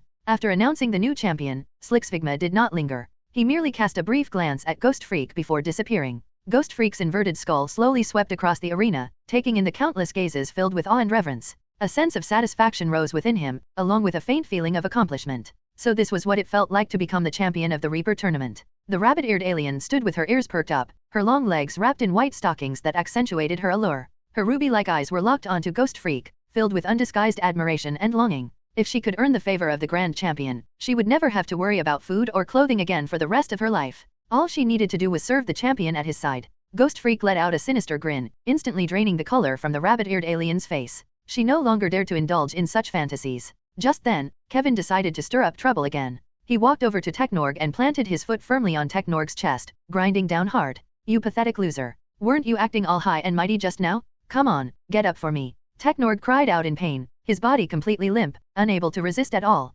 Forearms couldn't bear to watch any longer. He rushed forward and shoved the enraged Kevin aside. We've already won. There's no need to keep fighting like this. What did you say, Ben Tennyson? Who do you think you are to challenge me? Kevin snapped angrily, stepping forward to attack. Whoosh! A chilling presence suddenly appeared behind Kevin. His body stiffened as he slowly turned around. Ghost Freak showed no mercy. He tore open the fissure in his chest, black and white tentacles bursting forth. From their core erupted a roaring purple light dragon that slammed into Kevin, blasting him straight into the wall. Kevin crashed heavily against it and went completely still. Ben, let's get to work, Ghost Freak said calmly. As he spoke, Ghost Freak tapped the Omnitrix on his chest and reverted back into Lucian's form. Lucian then walked up to the three grand champions one by one and began collecting their DNA data. The DNA of Technorg, Blood Shadow Tiger, and Shadow Death Guard. Each of them was a powerful alien and absolutely had to be added to the Omnitrix. Seeing his cousin scanning them, Ben immediately jogged over and used his Omnitrix replica to touch their bodies, copying their DNA as well. Before long, Lucian finished the process.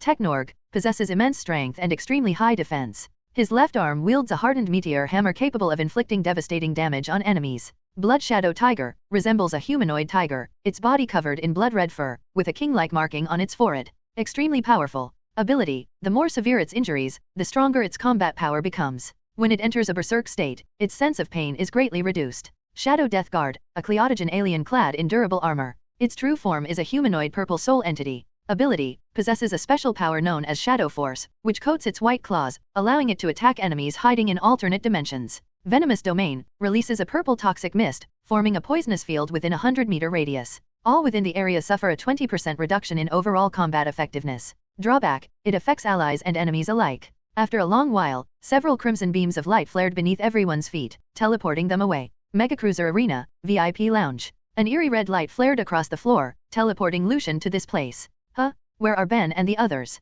Lucian frowned in confusion. There was no sign of Ben or Kevin. It seemed he was the only one brought here. He slowly looked around. The room was spacious and brightly lit, spotless and orderly, lined with all kinds of training equipment. It was leagues better than the chaotic cafeteria. Crystal dining tables were piled high with delicacies from countless planets, dragon meat, death worms, charcoal-grilled demon serpents, deep-fried tentacles, and more, all releasing rich, mouth-watering aromas. Beside the table stood a row of beauties. There were bunny-eared aliens in black stockings, cat-eared girls dressed in Lolita fashion, dragon beauties in blue and white sailor outfits, mature fox women in tight red dresses, and white-haired, red-eyed, doll-like girls. Around 40 or 50 in total, each with a completely different style. Lucian was completely stunned. What the hell is going on? Wait. Don't tell me this is the treatment for becoming the grand champion? Unlimited food, surrounded by all kinds of beauties. This was absurdly luxurious, practically the life of an emperor. For a brief moment, Lucian didn't even want to go back to Earth. Just give up, lie flat, and drown in this intoxicating life.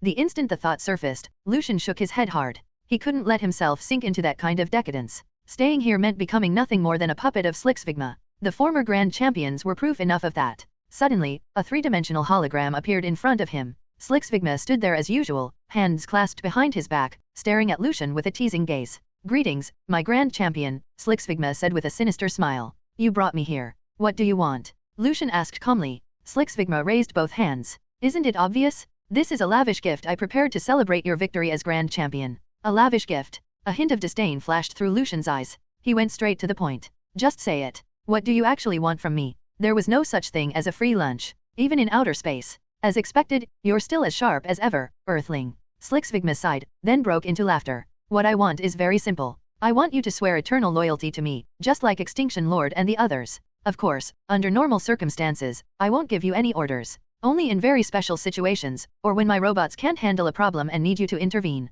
As long as you obey me, I can seize for you the finest food, women, or rare treasures from any planet. How about it? That's a pretty good deal, isn't it?" Lucian's eyes flickered as he put on an excited expression. "Really? Any planet at all?" "Correct," Slixvigma replied confidently. "Then what about Vilgax's planet?" Slixvigma's eyes widened, nearly popping out. Realizing he'd overreacted, he quickly cleared his throat. "Ahem, that one doesn't count. Pick anything else." "Well, that's a shame," Lucian sighed. "Then how about a Nerfeatos? That should be fine, right?" Slixvigma staggered, almost losing his footing. Change it, pick another one." "Why change it again? Are you even capable of this?" Lucian asked. "Change it again. Don't worry. Aside from those two planets, everything else is well within my grasp." Slixvigma straightened up, confidence returning. He refused to believe there was any planet other than Vilgax and Ghost Freak that he didn't dare provoke. Then, Lucian said suddenly, "I want the queen of the celestial sapien race." "No problem." Slixvigma started confidently, then froze mid-sentence. His expression turned strange, then outright terrified.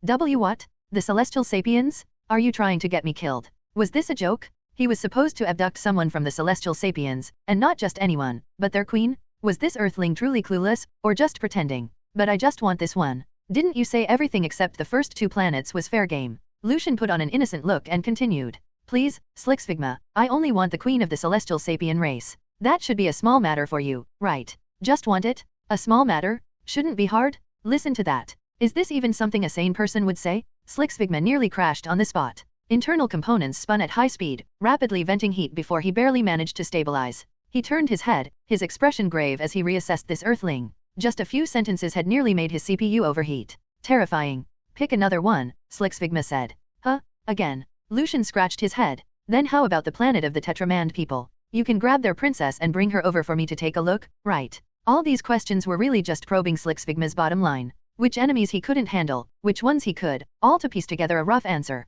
If Slixvigma truly was overwhelmingly powerful, then Lucian would have to plan his escape carefully. No mistakes allowed. One slip, and it would be total annihilation. On the other hand, if Slixvigma's strength was about the same as in the original story, then escaping wouldn't be difficult at all. Lucian had plenty of options. This entire exchange was meant to test Slixvigma's true capabilities. After a moment of thought, Slixvigma nodded slightly. "Fine. I can capture the Tetramand princess for you. But, what do you want her for? I'm interested in her. Is that not allowed?" Slixvigma's gaze turned strange. "As far as I know, Tetramand females are far stronger than their males. With that small body of yours, can you handle it?" What a joke. After finally cultivating a powerful grand champion, if he ended up getting crushed to death by a Tetramand princess, who would Slixvigma even complain to? Lucian's mouth twitched slightly. He hadn't expected Slixvigma to be this thoughtful. He waved his hand. "Just go get her. Don't forget, I can transform." Only then did Slixvigma relax. "True. Your transformed Vaxasaurian form is indeed extremely sturdy, and it can even grow to enormous size. If the two of you were to produce offspring, I wonder what they would look like." Lucian nearly got struck dumb. "So even you don't know the result, Slixvigma?" "My database contains no recorded cases of Tetramand and Vaxasaurian pairings," Slixvigma replied, suddenly turning serious as if running rapid calculations. However, based on my projections, there is a high probability of producing a four-armed Tyrannosaurus-like humanoid. It would inherit tremendous strength and astonishing jumping ability, while discarding the weakness of clumsiness. Slixvigma muttered to himself, tilting his head as his CPU ran at full speed. Lucian wiped his forehead. He could practically hear the whirring of internal fans, loud and constant, like a desktop computer. Thinking about it more carefully, though, it all made sense. In the original story, Slixvigma was a robot to begin with. He was the core of the control room, overseeing everything aboard the ship and controlling all electronic systems. As long as he wished, he could access the ship's cameras at any time and observe every movement. He controlled all the red robots and an arsenal of weapons, an absolute ruler with complete authority. All right, Slixvigma said with a sinister smile. I've agreed to capture the Tetramand princess for you. However, the ship will still need several days to reach that planet. So, he continued, fixing Lucian with his gaze, what's your answer? Lucian's inner thoughts, submit, or die. All right, I agree. He grinned, a flash of cunning flickering in his eyes. Excellent. I enjoy working with smart people the most. Slixvigma clapped his hands lightly and continued, in that case, I won't disturb your rest. Haha, today is your championship day, after all. All right. Lucian nodded. Just as Slixvigma was about to leave, the holographic projection condensed again. Oh, right, Earthling. Are you satisfied with the food and women I arranged for you? Hearing this, Lucian glanced to the side at the female aliens. Well, most of them weren't exactly good-looking, but there were a few standouts, some even surpassing top-tier celebrities from his previous life. Like the mature fox woman in the red body-hugging dress, the white-haired, red-eyed lowly, and the bunny-eared alien in black stockings. Especially the white-haired, red-eyed lowly. She looked very close to a human, with watery eyes and an adorable appearance that made people want to protect her. Not bad, Lucian answered honestly. Good. Slixvigma let out a sinister chuckle. To ensure your loyalty, I specifically searched Earth's databases to study how Earthmen like women to dress. Using teleportation, I took quite a few outfits and had the most beautiful aliens wear them. You've worked hard, Lord Slixvigma, Lucian said, sounding genuinely moved. Slixvigma turned away, waving his hand with the air of someone who did good deeds without seeking credit. All right. Go enjoy the gifts I prepared for you. These ingredients are all premium delicacies. They'll help restore your strength. Eat as much as you like. Lucian nodded, then looked at the 40-plus beautiful alien women. How about this, Lord Slixvigma? Could you take some of them away? There are a bit too many. I'm not really used to it. Slixvigma laughed darkly. Don't worry. These beauties are fresh stock. I conducted thorough physical examinations on all of them. They're absolutely safe and non-toxic. With that, Slixvigma left, the faint green glow of the projection slowly fading away. Watching Slixvigma disappear, Lucian took a deep breath and walked toward the dining table. The moment he sat down on the sofa, a swarm of beauties rushed over, crowding around him in a chaotic wave. Handsome, let me give you a massage. Grand champion, let me feed you some fruit. The fox woman in the red dress squeezed into Lucian's arms, wrapping herself around his waist. Her voice was lazy and seductive as she parted her red lips. Come on, little brother. You've been fighting all day. You must be exhausted. Big sister will feed you some cherries. Here, open up. The white-haired lowly immediately grew unhappy and plopped herself onto Lucian's lap.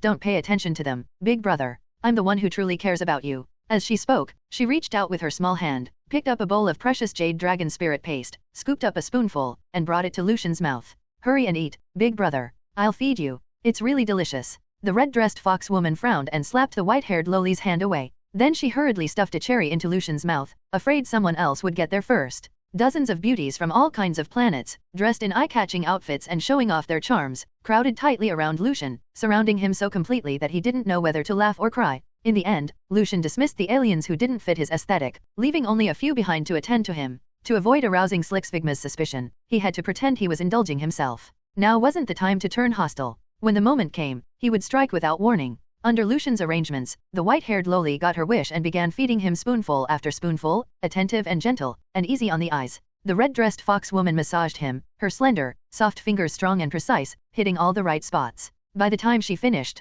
Lucian was barely holding it together. The bunny-eared alien in black stockings sat on his other side, carefully telling him stories. Half reclined on the soft sofa, Lucian didn't need to lift a finger. Food came to his mouth, everything was taken care of. Even immortals would envy this kind of life. So this is the life of a grand champion. Lucian murmured, momentarily dazed. In his past life, he had just been a bottom-ranking student, a nobody drifting through life, the kind of bad kid people talked about, lost and uncertain about the future. An utterly ordinary person, the kind you could find anywhere. Who would have thought he'd one day cross over into the world of Ben 10? Not only that, but he'd obtained the Omnitrix, beaten up all kinds of freaks and villains, saved people from disaster, and fulfilled his childhood dreams. Now he was the grand champion of an interstellar arena, surrounded by beauties and feasting on endless delicacies. Everything felt unreal, hazy, like a dream. With the white-haired lowly feeding him, Lucian had eaten quite a bit and was starting to feel full. He had to admit, the food Slixfigma prepared was truly excellent. Each dish was the finest specialty from a different planet, slowly restoring his exhausted body.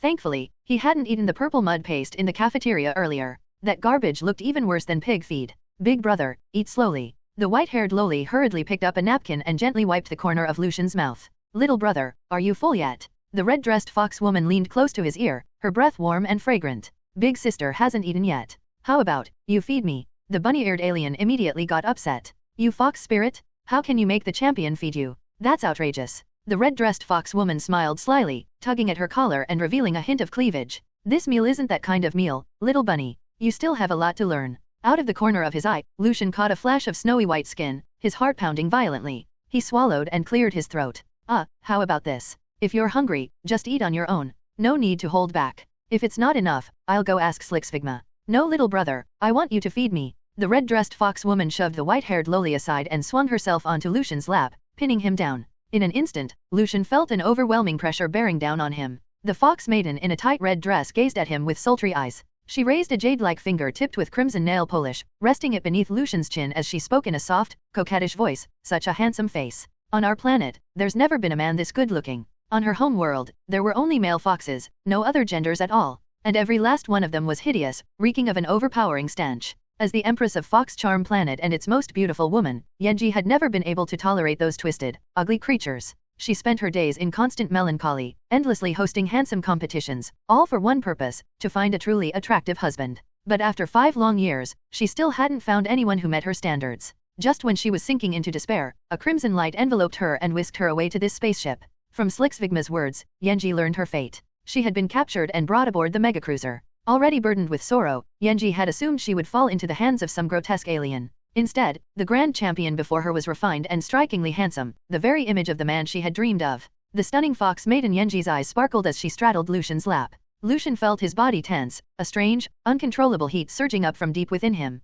He had to admit it. This fox maiden was breathtaking, overflowing with charm. She was far more beautiful than any celebrity he had ever seen on television, possessing a natural allure that could topple kingdoms. Get off. Lucian tried to push Yenji away, but Yenji was far stronger than she looked. Her slender, delicate hands locked around Lucian's wrists with ease, pinning them in place and leaving him unable to move. No matter how gentle she appeared, she was still an alien. Earth humans simply couldn't compare. Standing around 5'9" with a graceful, curvaceous figure, the fox maiden held the absolute advantage. Her slightly parted neckline drew closer and closer to Lucian's face. A sweet, intoxicating scent washed over him. Lucian's head swam. He shook it hard, forcing himself to regain control. But seeing the man beneath her continue to struggle, Yenji pressed her advantage and intensified her assault. She leaned close to Lucian's ear, her voice lazy and soft as she whispered, "Little brother, this is my first time, and you won't be losing out either. Bonding with us Fox Star people can strengthen your physique." "Stop lying," Lucian said flatly. He didn't believe her for a second. "It's true," Yenji whispered.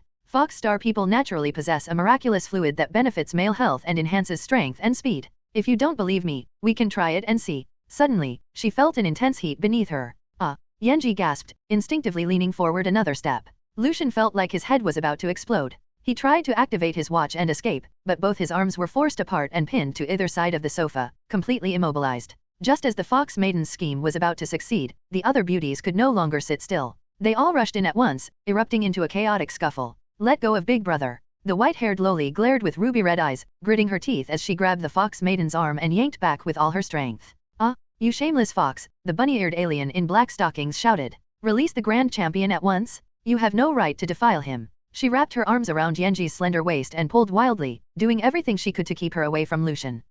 You're all insane," Yenji snapped. Refusing to give in, the fox maiden pursed her red lips and summoned every ounce of strength she had, forcibly breaking through the beauty's blockade. Smack. Her soft red lips pressed against Lucian's cheek, leaving behind a vivid mark. Before Yenji could even savor the moment, she cried out as she was tackled to the ground by the frenzied crowd. Dozens of beautiful alien women surged toward a stunned Lucian like a raging tide, scrambling and clawing at him with the ferocity of tigresses fighting over prey. Thud! A faint green glow burst out from the crowd. In the next instant, every beauty froze mid-motion, suspended in the air as if someone had pressed a pause button. Not a single one of them could move. A small, humanoid rat slipped out from between the packed bodies. He had blue skin, a long pointed nose and ears, and wore a green jacket. Barely half a meter tall, he was astonishingly quick. In the blink of an eye, Jack the Freeze darted outside and gently closed the door behind him. Jack the Freeze freezes time within a 5-meter radius without affecting himself. Can move freely within the frozen zone and possesses high agility. Weaknesses: low offensive power, may be unable to break enemy defenses.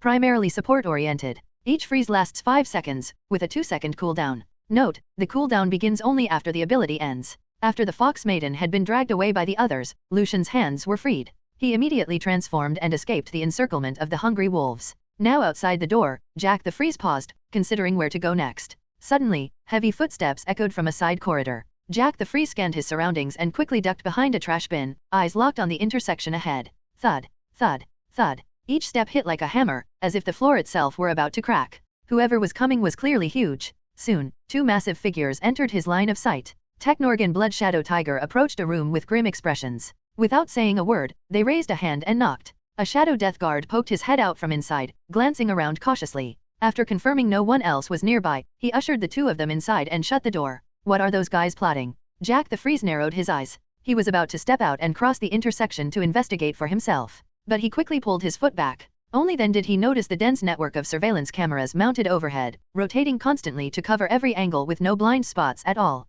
Wait, there should be cameras behind me too. The moment that thought crossed his mind, Jack the Freeze spun around. More than a dozen cameras were already sweeping toward him, their lenses just about to lock on. Without hesitation, Jack the Freeze activated his ability, freezing time within a 5-meter radius. The surrounding cameras instantly locked in place, suspended and motionless. He immediately tapped the Omnitrix on his chest and transformed into Ghost Freak. Ghost Freak let out a chilling grin, faded into invisibility, and vanished into the air. Invisible, Ghost Freak strode straight through the camera's coverage and slipped through the door of that room. The Shadow Death Guard's quarters were much like Lucian's VIP room, packed with all kinds of training equipment and an array of colorful food, lavish to the extreme. Naturally, all the beauties had been driven out by the Shadow Death Guard. He had something important to discuss. Sit wherever you like. The Shadow Death Guard took a seat on a crystal stool and gestured for the other 2 to sit as well. Blood Shadow Tiger and Technorg exchanged a glance before sitting down across from him. Shadow Death Guard, why did you call us here? A trace of surprise flashed through Blood Shadow Tiger's silver eyes. Technorg scratched his head. You're not inviting us over for dinner, are you? The Shadow Death Guard lifted a cup filled with green liquid, took a light sip, and spoke slowly. Gentlemen, I think you already understand what I'm getting at. Blood Shadow Tiger frowned. Is this because we lost today's match? Exactly. The Shadow Death Guard nodded, his golden eyes sharp and bright. We lost the match and embarrassed Slixfigma. He won't let us off easily. Then what? Is he going to kill us? Technorg asked, his voice thick and heavy. A new Grand Champion has already emerged, and he's stronger than all of us. Blood Shadow Tiger's expression shifted uneasily. Slixfigma has always been a master schemer. He'll never continue allocating resources to us. To save himself a few meals, he might even silence us permanently. That makes sense. The Shadow Death Guard nodded. After all, we're former champions. We don't even participate in regular matches anymore. Wait. Blood Shadow Tiger suddenly became alert and scanned the room. The 3 of us gathering like this, won't that bastard notice? The Shadow Death Guard let out a scoff. Purple soul energy faintly seeped from his armor. Relax. I activated my shadow power a long time ago. Every camera in this room is covered. He can't see us, and he can't hear what we're saying. Blood Shadow Tiger looked up at the cameras shrouded in purple energy and finally let out a breath. Good. But if Slixfigma really decides to kill us, what do we do? Technorg asked anxiously. The Shadow Death Guard sneered. Then we strike first and kill that damn bastard. Back on Cleotog planet, he had lived a carefree life. His overwhelming combat power made him stand out among his peers, and he had been on the verge of ascending the throne. But a single crimson beam from Slixfigma had taken everything from him and dumped him into this hellish place. If not for his lingering fear, the Shadow Death Guard would have fought Slixfigma to the death long ago. Fortunately, his strength allowed him to win the arena championship, granting him endless food and women, and he had gradually adapted to life here. But now, the situation was growing worse by the moment. He knew he had to act first and seize the initiative. Blood Shadow Tiger pondered for a moment, then shook his head. Even if the 3 of us join forces, we're still no match for Slixfigma. Yeah, Technorg chimed in. That guy's way too mysterious. Feels like he can do anything, and he controls a ton of robots.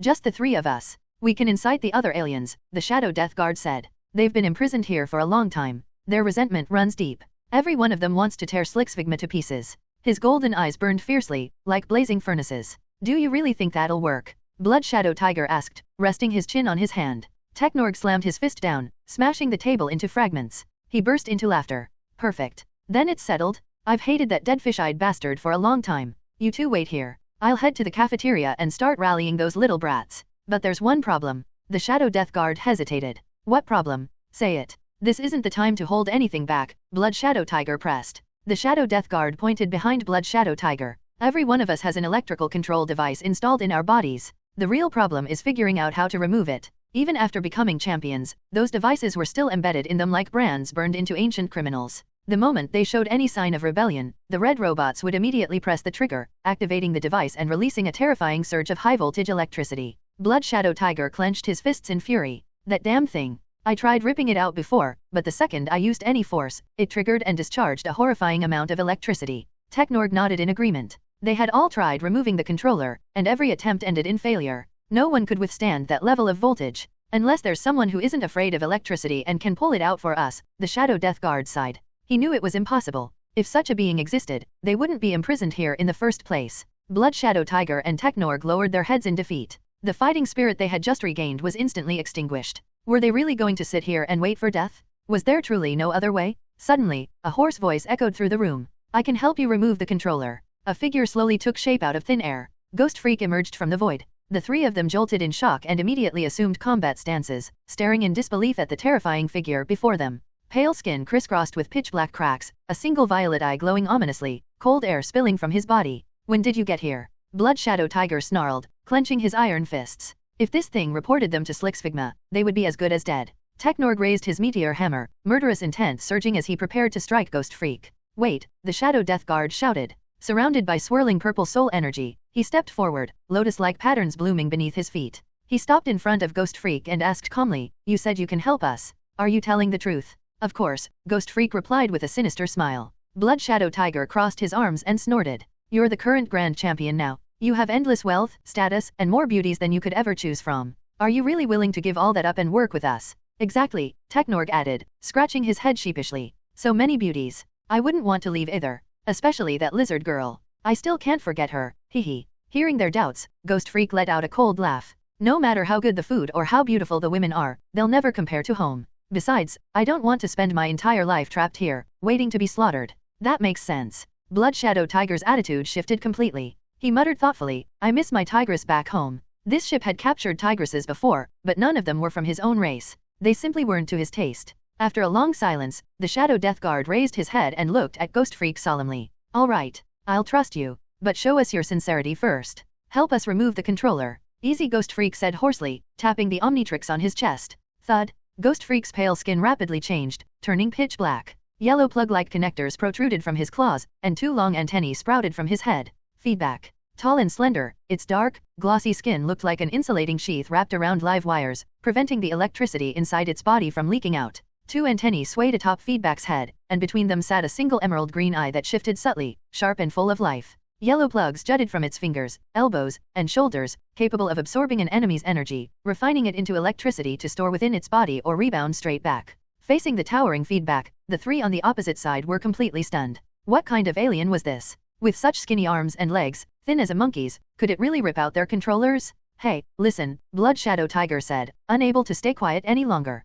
"If you turned into that dragon man, maybe you could dismantle the controller. But what is this supposed to be? You're way too scrawny." Technorg scratched his head and laughed. "Looks like some kind of plug man doesn't feel nearly as scary as that ghost from earlier." Inside the Shadow Death Guard's silver helmet, his golden eyes flickered with uncertainty. He knew very well that this newly crowned champion was unfathomably strong. Just moments ago, Ghost Freak had defeated all three of them in the arena. Now Lucian had chosen to transform into this so-called plug man. There was no way he'd done that without a reason. "I trust you. Go ahead," the Shadow Death Guard said at last. Feedback grinned. Reaching out, it hooked a finger around the controller on the Shadow Death Guard's back and began to pull, slowly and steadily. ZZZZT. In an instant, a violent surge of blue electricity burst out, pouring endlessly from the controller. The Shadow Death Guard's eyes widened in shock. He could feel countless currents licking at his wounds, ready to flood through his entire body. Such pitiful electricity. "It's nothing more than food to me." Feedback snorted, its voice buzzing with static as it began absorbing the energy at a frenzied pace. The raging currents surged out of the controller, but before they could even touch the Shadow Death Guard, they were swallowed by Feedback. The energy raced through its body, rapidly refined and converted into its own power. "That feels amazing." One hand on its hip and the other gripping the controller, Feedback looked completely relaxed. Technorg's eyes nearly popped out of his head. "My god, what is this?" He's not afraid of electricity at all. Blood Shadow Tiger was just as stunned. "I've never seen a creature that doesn't fear electricity. He's the first." What a freak. It didn't take long for Feedback to drain every last bit of power from the controller. With a sharp yank, it tore the controller free from the Shadow Death Guard's back and crushed it in its palm. The device shattered into fragments of red debris that scattered across the ground. Impressive, the Shadow Death Guard said sincerely, giving a thumbs up. No big deal, Feedback replied, flashing an OK sign. A few minutes later, the controllers on Blood Shadow Tiger and Technorg were removed as well, restoring their freedom. Ha ha ha, thanks so much, big bro. Technorg was so excited he felt like a 1,000-pound brute, rushing forward and wrapping Feedback in a tight hug. He'd been convinced he would spend the rest of his life aboard the ship with that cursed controller stuck to him. He never imagined Feedback would save him, descending like a god from the heavens. The feeling was nothing short of exhilarating. Blood Shadow Tiger felt utterly mortified. He had clearly underestimated Feedback earlier and hurriedly tried to smooth things over. Ahem. I failed to recognize true greatness just now. Please don't hold it against a country bumpkin like me. That's enough. We have more important matters to deal with, Feedback said, waving it off. Our top priority is to cause a riot in the cafeteria. We need hundreds of aliens to turn this ship upside down. After that, we break into the main control room, capture Slixfigma, and use him to activate the emergency escape pods. Then everyone goes home, each to their own place. Any objections? None, the three replied in unison. Feedback nodded, then asked, which one of you knows the way to the cafeteria? I do, Technorg said, stepping forward. Is it far from here? Not really. About 30 or 40 meters, Technorg replied, scratching his head. Good. Since it's close, we'll charge straight in, Feedback said, pausing briefly. There will definitely be a lot of robots. You handle them. I'll remove the other aliens' controllers first, then regroup with you. No problem, the Shadow Death Guard answered without hesitation. Blood Shadow Tiger and Technorg nodded as well. At this point, there was no turning back. Everything would be decided here. Bang! Technorg smashed the door open with a single punch and rushed out, taking the lead. Feedback, the Shadow Death Guard, and Blood Shadow Tiger followed close behind. All of them were top-tier fighters, moving at incredible speed. After images streaked through the corridor as fierce winds howled in their wake. Before long, surveillance cameras picked them up.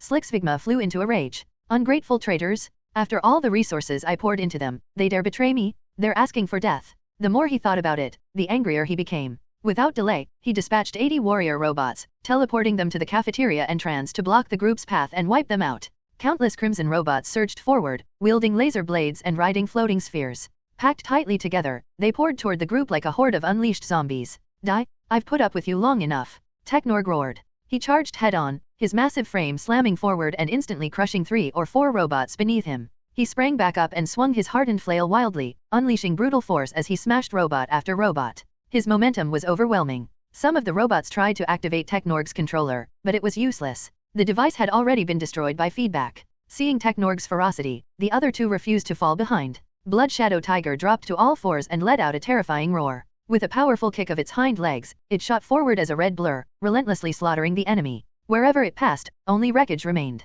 The Shadow Death Guard snorted coldly. Purple shadow energy wrapped around his arms, forming claws capable of tearing through space itself. Each strike landed on a robot like a blade slicing through soft tofu, meeting no resistance at all. Realizing the situation was slipping out of control, Slixfigma immediately sent in more robots from behind. They poured in densely, nearly filling the entire corridor. Open fire? Blast them to pieces. Slixfigma bellowed, fury blazing as he resolved to wipe them out completely. Hundreds of robots raised their laser rifles and pulled the triggers in unison. Scarlet beams erupted like a raging storm, raining down toward the group. This is bad, the Shadow Death Guard muttered, his gaze sharpening. Leave it to me. Feedback stepped in front of the others, raising its palm as its antennae and tail lashed through the air. Its figure flickered back and forth, absorbing every incoming laser beam and dissolving the attack completely. So much energy. After taking in the lasers from hundreds of robots, Feedback felt a vast surge of power swelling inside its body, nearly bursting free. Then I'll give it back to you. The moment the words left its mouth, every plug on Feedback's body erupted with surging blue lightning.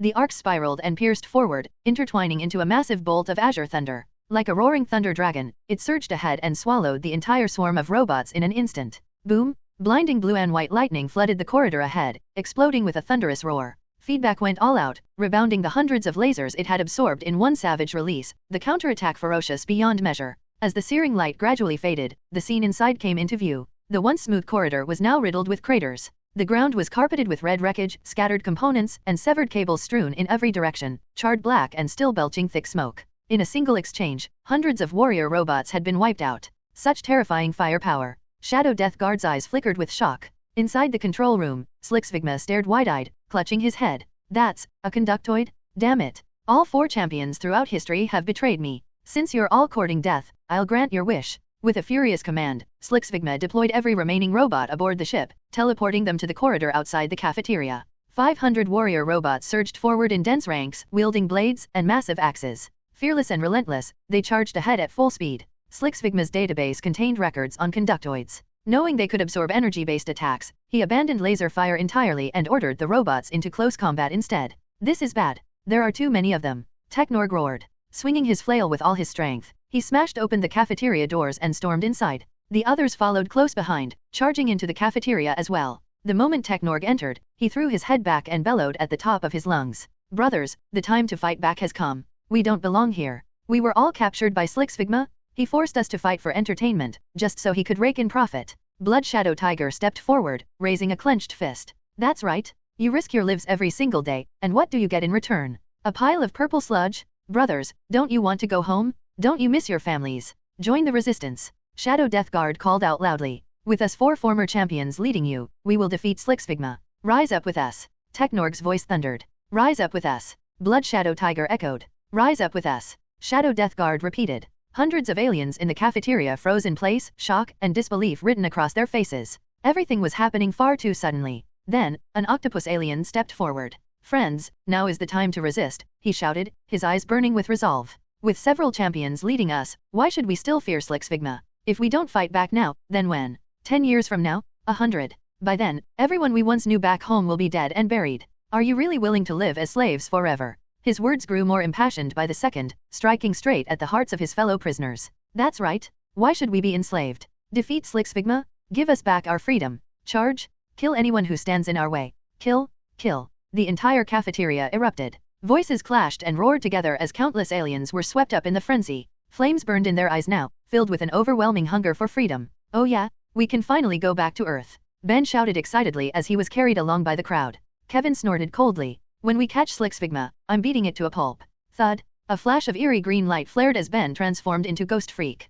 Hey, buddy, I don't feel like being tied to you anymore. Ghost Freak chuckled, shifting into a spectral state and slipping free of the soul-binding shackles. Works for me, Kevin replied with a cold sneer. At that moment, the 500 robots reached the cafeteria entrance, just seconds from breaking in. You 3 hold them off, Feedback said, its single green eye fixed on Shadow Death Guard and the others. I'll help remove the controllers. No problem. Blood Shadow Tiger roared. He transformed into a savage beast and slammed headlong into the robot horde. Technorg, massive and unstoppable, swung his giant hammer in wide arcs, smashing robots apart like toys, one blow at a time. Shadow Death Guard's arms surged with purple shadow energy, his aura climbing rapidly. His figure flickered, turning into a living blade as he carved through the robots at extreme speed, severing heads one after another. 3 legendary champions were more than enough to hold back 500 red robots, as long as the controllers remained inactive. Seizing the opportunity, Feedback moved among the other aliens, tearing off their controllers one by one while absorbing stray electrical energy to further strengthen itself. After their controllers were removed, Ghost Freak and Kevin immediately stormed out of the cafeteria and threw themselves into the chaos of the fight, beating down the warrior robots and taking a huge load off Shadow Death Guard and the others. Blue sparks crackled beneath Feedback's feet. It moved insanely fast, like a gust of wind weaving through the crowd of aliens, constantly reaching out to yank the controllers from their bodies. The aliens who had been imprisoned for years had long been simmering with endless resentment and rage. The moment their restraints came off, they let out fierce roars and surged forward like beasts breaking out of their cages. As more and more aliens poured out of the cafeteria, the hundreds of robots were swallowed by the mob almost instantly, crushed into countless pieces that scattered across the floor in jagged fragments. Once the robots were dealt with, Feedback led the entire group of aliens straight into the main control room. The second Kevin saw Slixfigma, his teeth clenched so hard it looked like they might crack. He charged forward on thick legs, crossed the distance in a blink, and seized Slixfigma in his fist. You freak? Weren't you pretty tough earlier? Now I'm gonna make you pay. As he spoke, Kevin moved to rip Slixfigma in half. ZZZZT? A streak of blue lightning flashed, blasting Kevin backward and slamming him into the wall. It can't die yet, Feedback said with a grin, pulling back its smoking fingers. Why? Blood Shadow Tiger demanded, completely baffled. Shouldn't we kill this thing right now? Feedback lifted Slixfigma with one hand. It's the core of the control room, the one that controls all the ship's electronic systems. If we want to activate the emergency escape pod switch, we still need it. Shadow Death Guard stood in his armor, a faint purple aura curling off him as his brilliant golden eyes suddenly lit up. Then we force it to open the emergency escape pods. That way, we can all go home. Haha, keep dreaming. I'd rather die than help you, Slixfigma sneered coldly. Technorg raised his flail. If you won't help, I'll smash you into scrap metal. Feedback waved a hand, stopping Technorg. No need to make things that complicated. I have a way to activate the escape pods. The moment the aliens heard that, they lit up with joy, all of them turning to Feedback with eager, hopeful eyes. Feedback tapped the Omnitrix on its chest, and a crimson glow burst out.